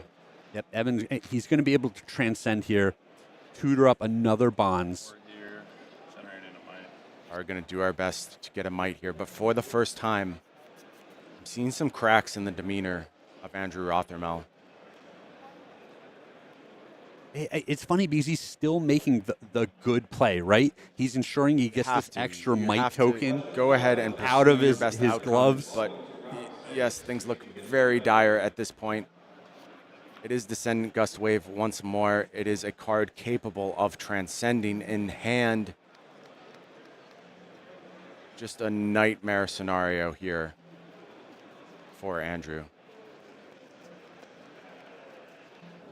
Another Descendant Gust Wave at the ready one more time. You have to feel for Andrew. Played so beautifully. Took the gambles, hit, succeeded on the gambles, and still so vulnerable. Yeah, I mean, it can be tough when you get this close and you fall short. But I think when you're able to step away from it, you really appreciate what a run you had, and you know that even second place is something special. And look, if you need proof that this is something you can use as a launch pad. Oh, wow. Just look no further than Evan Herndon. Has Runner-up the last natural year. Bonds user this year, and seemingly soon to be U.S. national champion. Bonds offering 4 here. Going to go ahead and get another Bonds. Oh, no. And if you're Andrew, you see that, you have to be like, you have got to be kidding me. Oh, man. Why would you get a Bonds here? Why would you get a Bonds, Evan? Do you want to shuffle? Oh, you're good. Yeah, Evan knows the writing is on the wall. You can see. And it's 3 red Bonds as well. Just no breathing room. Yeah, we see that Blood Rush Bellow push forward the last of the 3 blocks Passover in hand. It is time for Passover. Target. A blue card has been played. Savage Sash going to go ahead and hit the bin. We'll flip this over. You're going to activate Zen. We'll activate Zen. 1 resource at the ready. All we have to do is show a Descendant here, and there is no reprieve, no outs for Andrew Rothermel. Look at all these red attacks, Brian. This is will just offer bonkers. 3 one more time. It is not yet lethal. Andrew can fall to 1. Oh, yes. Sorry. There's Tiger Swipe at the end of all of this. It's going to be 3 into 4 into 5, and it's going to be Evan Herndon going ahead and declaring himself U.S. national champion. Tiger Swipe. It is going to get the fist bump, and that incredible finish. Evan Herndon, redemption arc completed. Second place finisher at U.S. National Championships last year. Just spectacular run, Brian. Finds the best deck in the format, he says, and I believe him. Looked very impressive all day long on Zen, and he is your 2024 U.S. National Champion. Congrats to Evan Herndon. Just so proud of both of these players. Just putting on an absolute clinic this weekend. Just an incredible treat to watch these players competing. Such a deserving champion, such a deserving runner-up. Yep. 2 players who really played out of their minds all weekend long. They were so impressive. And you hear the roar from the crowd in the background. Evan Herndon announced as the champion, somebody who the community really loves, really supports. Favorite. Absolutely. You know, he impressed me immediately when I met him last year. And at that time, we spoke at the end, I believe, of day 1. And he was undefeated on the end of day 1. And I asked him, do you have any other finishes? He's like, nope. I'm like, are you nervous? He's like, yep. Yep. Really nervous. Yeah. And despite that, throughout the rest of the day, played great, found his composure, ultimately relaxed, and then became somebody who belonged in that feature match, who established himself as somebody to watch in Flesh and Blood. I'm so proud of this kid. That's funny for me to say because we're not super close. I don't want to make it out like Evan's my best friend, but I've seen him grow in front of my eyes. Yes. And that's part of the journey we take when we play TCGs, right? You see people mature. You see people find their voice, find their passion. And I think we're seeing Evan doing that this weekend. So happy for him. Yeah, this is a premier level finish, but it also might be just the stepping stone for him to vault into one of the top players in the game. And getting to watch it in real time is something special. Yeah, of course, Pro Tour Amsterdam is going to be the next stop for Evan Herndon. We know he's going to be at Worlds now, just putting together that impressive resume. How about $10,000? $10,000 right in the pocket. It's not bad. I hope he goes out and he makes a few bad decisions with that money. Oh, yes. I totally. At his age? Yes. Make horrible decisions. Horrible. I made horrible decisions. I'm still here. I'm doing okay. I have to work with Craig, so that was a big downer. But other than that, my life has mostly shook out okay. Yeah, it could have gone a little better, but this is not too bad. Yeah, probably. I don't know. I'm pretty happy with where things have ended up. I'm playing this great game all the time. I'm hanging out with our community, and we are going to hear from Evan Herndon. We're going to give him a moment to breathe. We'll set him up over in the interview area. Of course, Craig, after that, we have some other unfinished business to take care of. Dalton. We're going to talk about the future of Flesh and Blood, and Craig's getting all boo-hooey on me. So I told him he's not allowed to hang out with me in the booth. And in fact, what we're actually going to do gotten worse and worse for me. Is we're going to confiscate his cell phone and put him in an isolation chamber. Not only do I not want Craig to be present for this reveal, I want him to never learn about it. So if you see Craig out on the streets after this event, you want to congratulate him on a great job broadcasting, which he did, by the way. And that's fine. Just don't tell him what we're about to reveal, because I really don't want him to know ever. If you see a dejected man in a rolling gaming chair, just sliding down the streets of Minneapolis later today, you know why. He's not lying to you, by the way. I have not told him what you all are about to experience this entire is absurd weekend. That you wouldn't just tell me what the cards are. I don't trust you, Craig. You can't be trusted. Everyone knows that. Trusted with what? I don't even have a Twitter account anymore. You'll find a way. You'll find a way. You're active on Instagram. You go follow Craig on Instagram if you want. His wife will be very happy about that. She's his social media manager. So absolutely. Yeah, you're supposed to get those plugs in, Craig. I told Jasmine I would take care of it. So how about this one? We didn't really do this one today. What's that? Happy Father's Day. Oh yeah, happy Father's Day to all the fathers out there. Yeah, I don't think Evan is in that crew, so it's not like a Father's Day victory for a father. But were he? No. It'd be a very nice. Well, unless there's some things we don't know about. Maybe there. he's a young dude. That's fine. There's a lot of young fathers out there. A lot of great young fathers. So shout outs to them. Shout out to the great old fathers out there. Shout out to my father. He's not watching. He's got better things to do. Sure. He's probably watching wrestling or hockey or something along those lines. Good for him. Yeah, and it is a special occasion. A lot of great things happening today, including Evan's rise to the title of U.S. champion, including our big reveal, including taking further steps down this path of competitive Flesh and Blood. We show up at these events, and it just feels like this scene is maturing more and more. Yeah. The crowds get bigger. The viewership gets bigger. Frankly, production gets better. Shout-outs to Man-San in the booth, doing a fantastic job. Savage Feats. Couldn't do it without him, that's for sure. Absolutely incredible to work with. We got our boy Cedric Phillips hanging out all weekend producing. Shout-outs to Nick Miller going ahead and putting together that live blog. It really has felt like a top-notch production. Our co-casters. Absolutely. All the co-casters, Pankaj Bhajwani, Eric Lundquist, just incredible job from all these folks. But the person who did the most outstanding job this weekend, it is, of course, Evan Herndon, and he is ready over in the interview section. Let's hear from the champion himself. Congratulations, Evan. All right, here we are with our national champion, Evan. Dude, you did it. Last year, so close, but yet so far. This year, you get over the finish line, but Zephyr Needles? Zephyr Needles? Dude, like chat was dunking on you. Extremely hard for that choice. What do you got to say? Take the L. I don't know. I won. And I got my bonds banished. He hit literally best possible. That stopped like 15 damage. Still got there.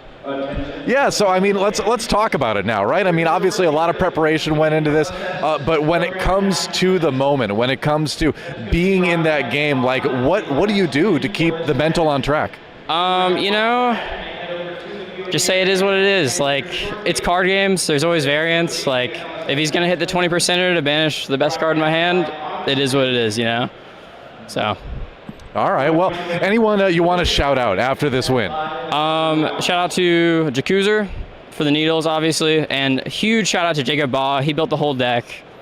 Could not have done it without him. Oh, and shout out to my team, all the fellas in the Commonwealth. Thank you guys, and of course my parents. All right. So one last question before we let you go. Then you're going to the World Championships. Win it? Hopefully, I'd like to. Amsterdam is for that though. Yeah, true enough. So you're gonna stay on Zen, or are you gonna change things up? What do you think? Unless anything changes in the deck, I will probably be staying on Zen. All right, there you go. Well, Evan Herndon taking the win here at the U.S. National Championship for Flesh and Blood. Absolutely incredible game. Absolutely incredible finish. Congratulations, man. Thanks for showing us great games. And you at home, do not go anywhere because we're going to go to a 5-minute timer. And when we come back, the reveal you've all been waiting for. So stick around. We'll see you in just a bit. And it's gonna get the fist bump. The Phoenix rises. What an incredible display by. Listen to this room right now. This room is erupting, celebrating our Flesh and Blood World Championship.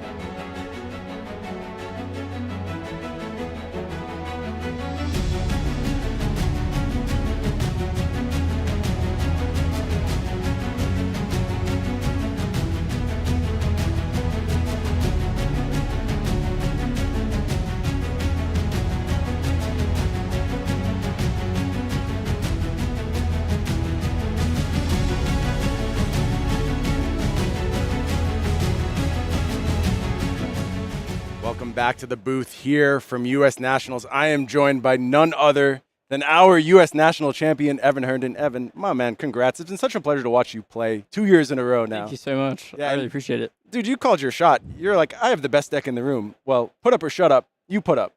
Yeah, I don't know if anyone else went 8-0 in CC, but I did. I guess I went the full 11-0, so. Yep. Pretty good, man. Good deck. Pretty good. So you have no idea why you're here right now. We actually have not revealed why we've dragged you back to the booth. And you've been busy going ahead and playing Flesh and Blood all weekend, as you should have been. But I've been busy making ridiculous promises all weekend. And some of the promises I have made have been rooted in the future of Flesh and Blood. And what we are actually going to do right now is show our first look trailer for the next 14th set of Flesh and Blood. Let's hit it, Ethan.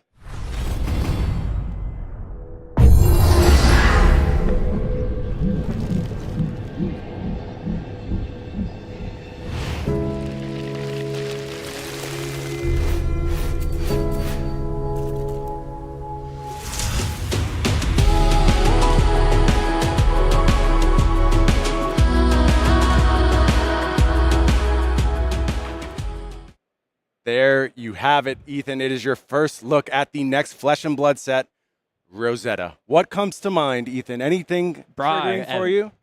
Briar. Briar. Okay. Yeah, I understand, Evan. I understand.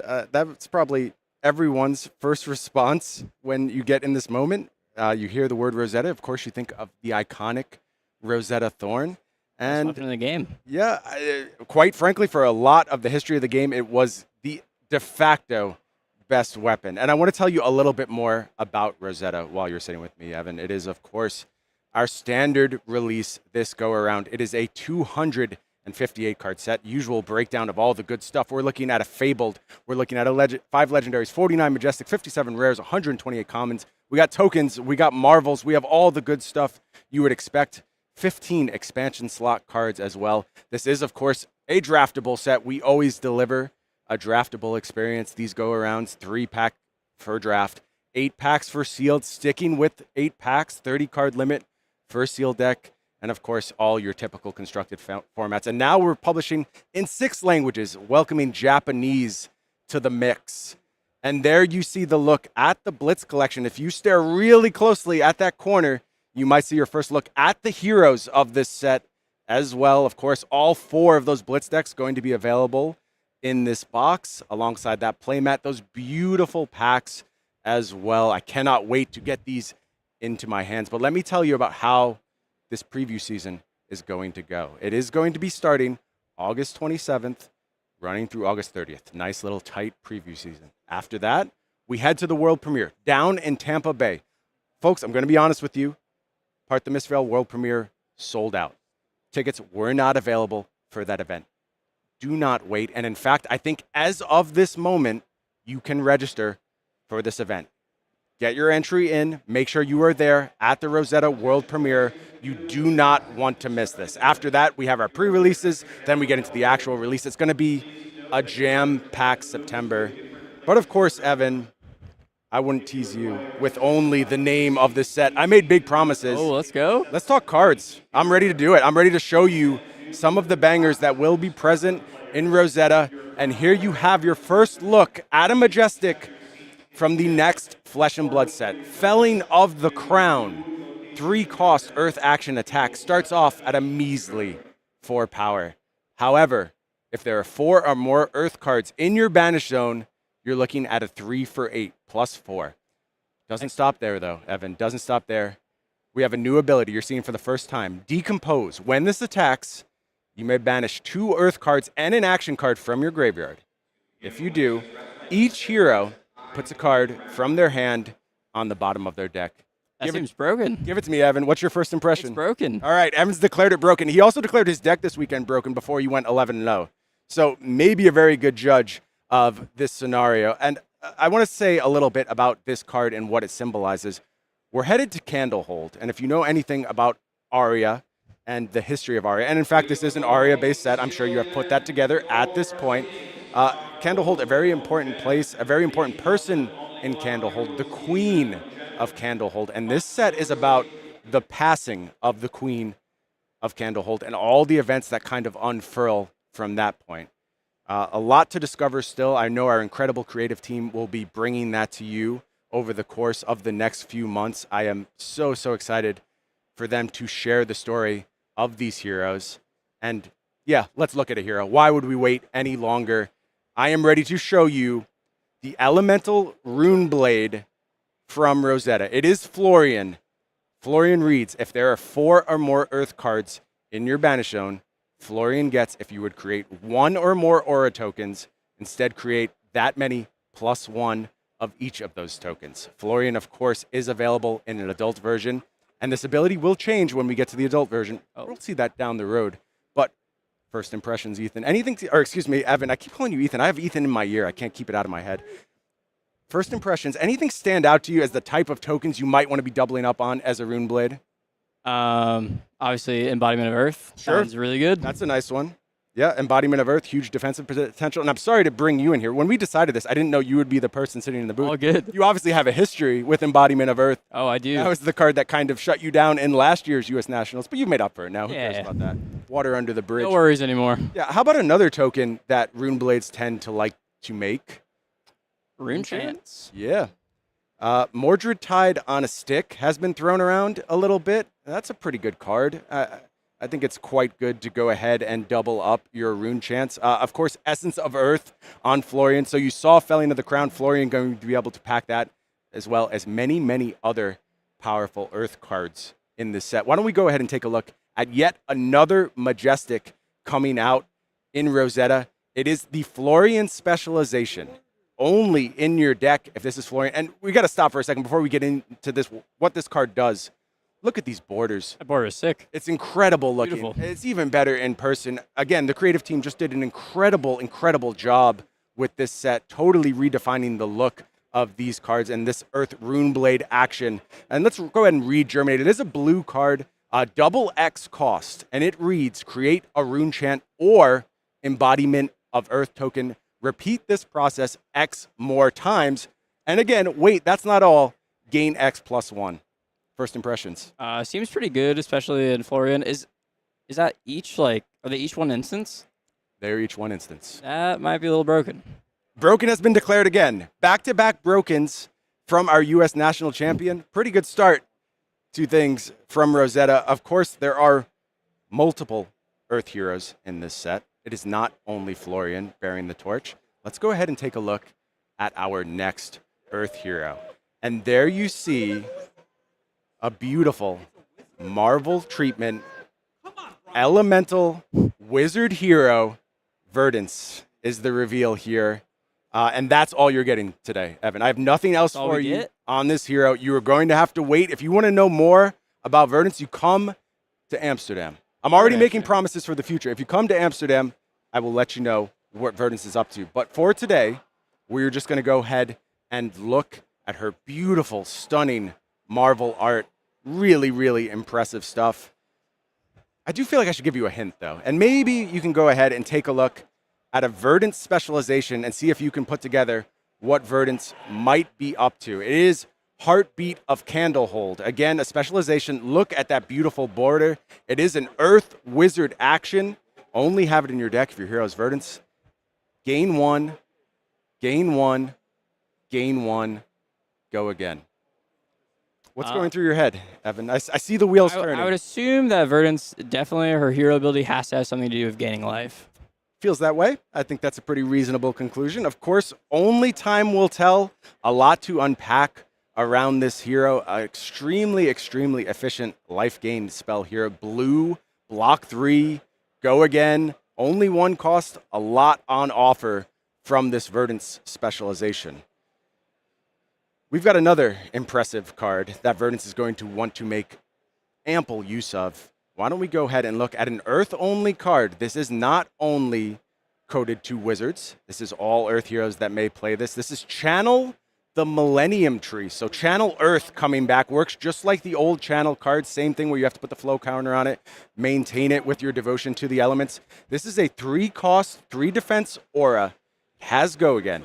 When this enters the arena and at the beginning of your action phase, amp 3. Amp, of course, revealed on Kindle for the first time. That means the next time you deal arcane damage, 3 extra arcane damage is dealt. It could be very good. Triggers off Rune Chance. Oh. Triggers off of just general arcane damage, any kind of spells that want to do arcane damage, all the other sources of arcane damage. Any way you can go ahead and get that damage rolling, you can go ahead and amp it up. That's pretty sick. It's like Channel Mount Heroic, but it's like kind of fair. Okay. It happens once. Okay, Evan's declaring fair this go around. Fair, not broken. So we didn't just break the set in half. That's good to see. I like a little bit of balance in our sets. That's good. You know. Yeah. Okay, there's 2 halves to this product. Of course, we have seen now the Earth half. It's not all Earth. There's another element joining the Earth cadre here, and it is lightning. And it is a lightning hero that we're going to reveal now. It is Aurora, yet another elemental rune blade. This is the young version. Nice, clean, simple, exciting ability on this elemental rune blade. Once per turn instant, 2 cost. Create an embodiment of lightning token. Activate this only if you've played a lightning card this turn. Very clean. Aurora's got a lot to do with introducing new players to Flesh and Blood. You'll hear more about that in the future. But first impressions of Aurora. It's got to go again on the hero ability. It's got to be pretty good. That's a good place to start. You create all those extra chain links. We saw you do so very effectively this weekend. Maybe next go around when we're heading to Worlds in Osaka, you're going to want to go ahead and use Aurora to get those multiple chain links out there. Of course, there are more cards to go alongside Aurora, and there's other heroes to accompany her on the lightning side. Let's go ahead and take a look at one of the most exciting heroes I believe we have ever made. That is Azalea. Elemental Wizard hero. Lightning, I'll tell you right now, lightning coded. No other information. That's all I'm giving you. That's what you get to know about Azalea. The art looks sick. Yeah, beautiful, beautiful looking marvel once more. But I will give you some more lightning cards. Even if I won't give you the text on Azalea, I can let you in on some more channel action. Let's go ahead and take a look at Channel Lightning Valley. This is, again, a channel card. Lightning instant aura this go around. Play it on your turn, on your opponent's turn. The first time you deal damage to an opposing hero, each turn, draw a card. Then you have to go ahead and keep it around. Oh, it's got to be good, right? It's pretty good. It's like reaction speed, draw a card. It's pretty good. I'll go ahead and spoil it for you. It's really good. And where it gets really exciting, when you start thinking about ways you can go ahead and damage your opponent on their turn as well. Oh, a little Inspire Lightning? Maybe it's Inspire Lightning. Maybe you're going ahead and just doing wizard type things. Of course, wizards known to play on their opponent's turn from time to time. Sigil of Suffering. Looking for a way to maybe do a little damage to your opponent. There's a lot of paths to go down with Channel Lightning Valley. Let's see our whole team all displayed in beautiful glory in front of you. There you have it. It is Azalea, it is Aurora, it is Verdance, and it is Florian. That will be the 4 heroes of Rosetta. I can't tell you how proud I am of this product. It is so much fun to play, draft. Constructed formats have been so good to test. And just a pinch of information thus far. You're going to learn a little bit more when we head to Amsterdam. Give me a rating out of 10, Evan. How are you feeling about this initial reveal of Rosetta? The elemental heroes are some of my favorites. I love to especially ones from Tales of Aria, so got to be like 9 out of 10. I'm pumped up. Love it. We have the U.S. national champion at a 9 out of 10 with the reveal of Rosetta. I'm sure all of you out there in the chat are equally hyped. I can't wait to share more with you. If you watch the keynote at Amsterdam, I promise more exclusive information. We'll look at those heroes. We'll look at brand new mechanics that you've never seen before. There's so much that Rosetta has to offer, and it's going to be an absolute banger of a 14th set for Flesh and Blood. But that does bring us to a close for this weekend. It has been an incredible weekend of Flesh and Blood. You've shown the world now what Zen is capable of. What do you think your deck is going to have in terms of an effect on the rest of the world's meta? I think a lot more people are going to start playing Zen. I think it was underplayed this weekend, even though it was the most played deck. Interesting. And do you think there is anything? Do you want to give away the secret sauce, your vulnerability? Do you have an Achilles heel? Is there something you do not want to sit down across from? I don't want to sit down across from an opponent that's going to mess with my hand. Okay. If they don't mess with your hand, it's like, You get free reign in the match. Yeah. But like new sometimes can be tough. Victor can sometimes be tough. So I'm going to be honest with you. If you show up in the next few weeks to a national championship and you're not messing with a Zen's hand, you're making a big mistake. You have to be ready for what this man has done to the metagame. can confirm. Yep. It has been an amazing weekend of Flesh and Blood. To all of you watching, to all of my co-casters, to the incredible production team that has put together this weekend, to the folks who work so hard on Rosetta, who put together these amazing heroes, this beautiful art that is going to go ahead and shine over the course of this 14th set. I have nothing but gratitude, nothing but thanks. I am so happy you chose to spend your weekend with us. I hope you will do it across all the other national championships around the world in the coming weeks. I hope you will do it at the Rosetta World Premiere. Again, link live right now. Make sure you secure your spot for that. You want to go to fabtcg.com/ROS for more information. You can look at it there. Make sure you do not miss that event. Do not miss Pro Tour Amsterdam. I want to see everyone there.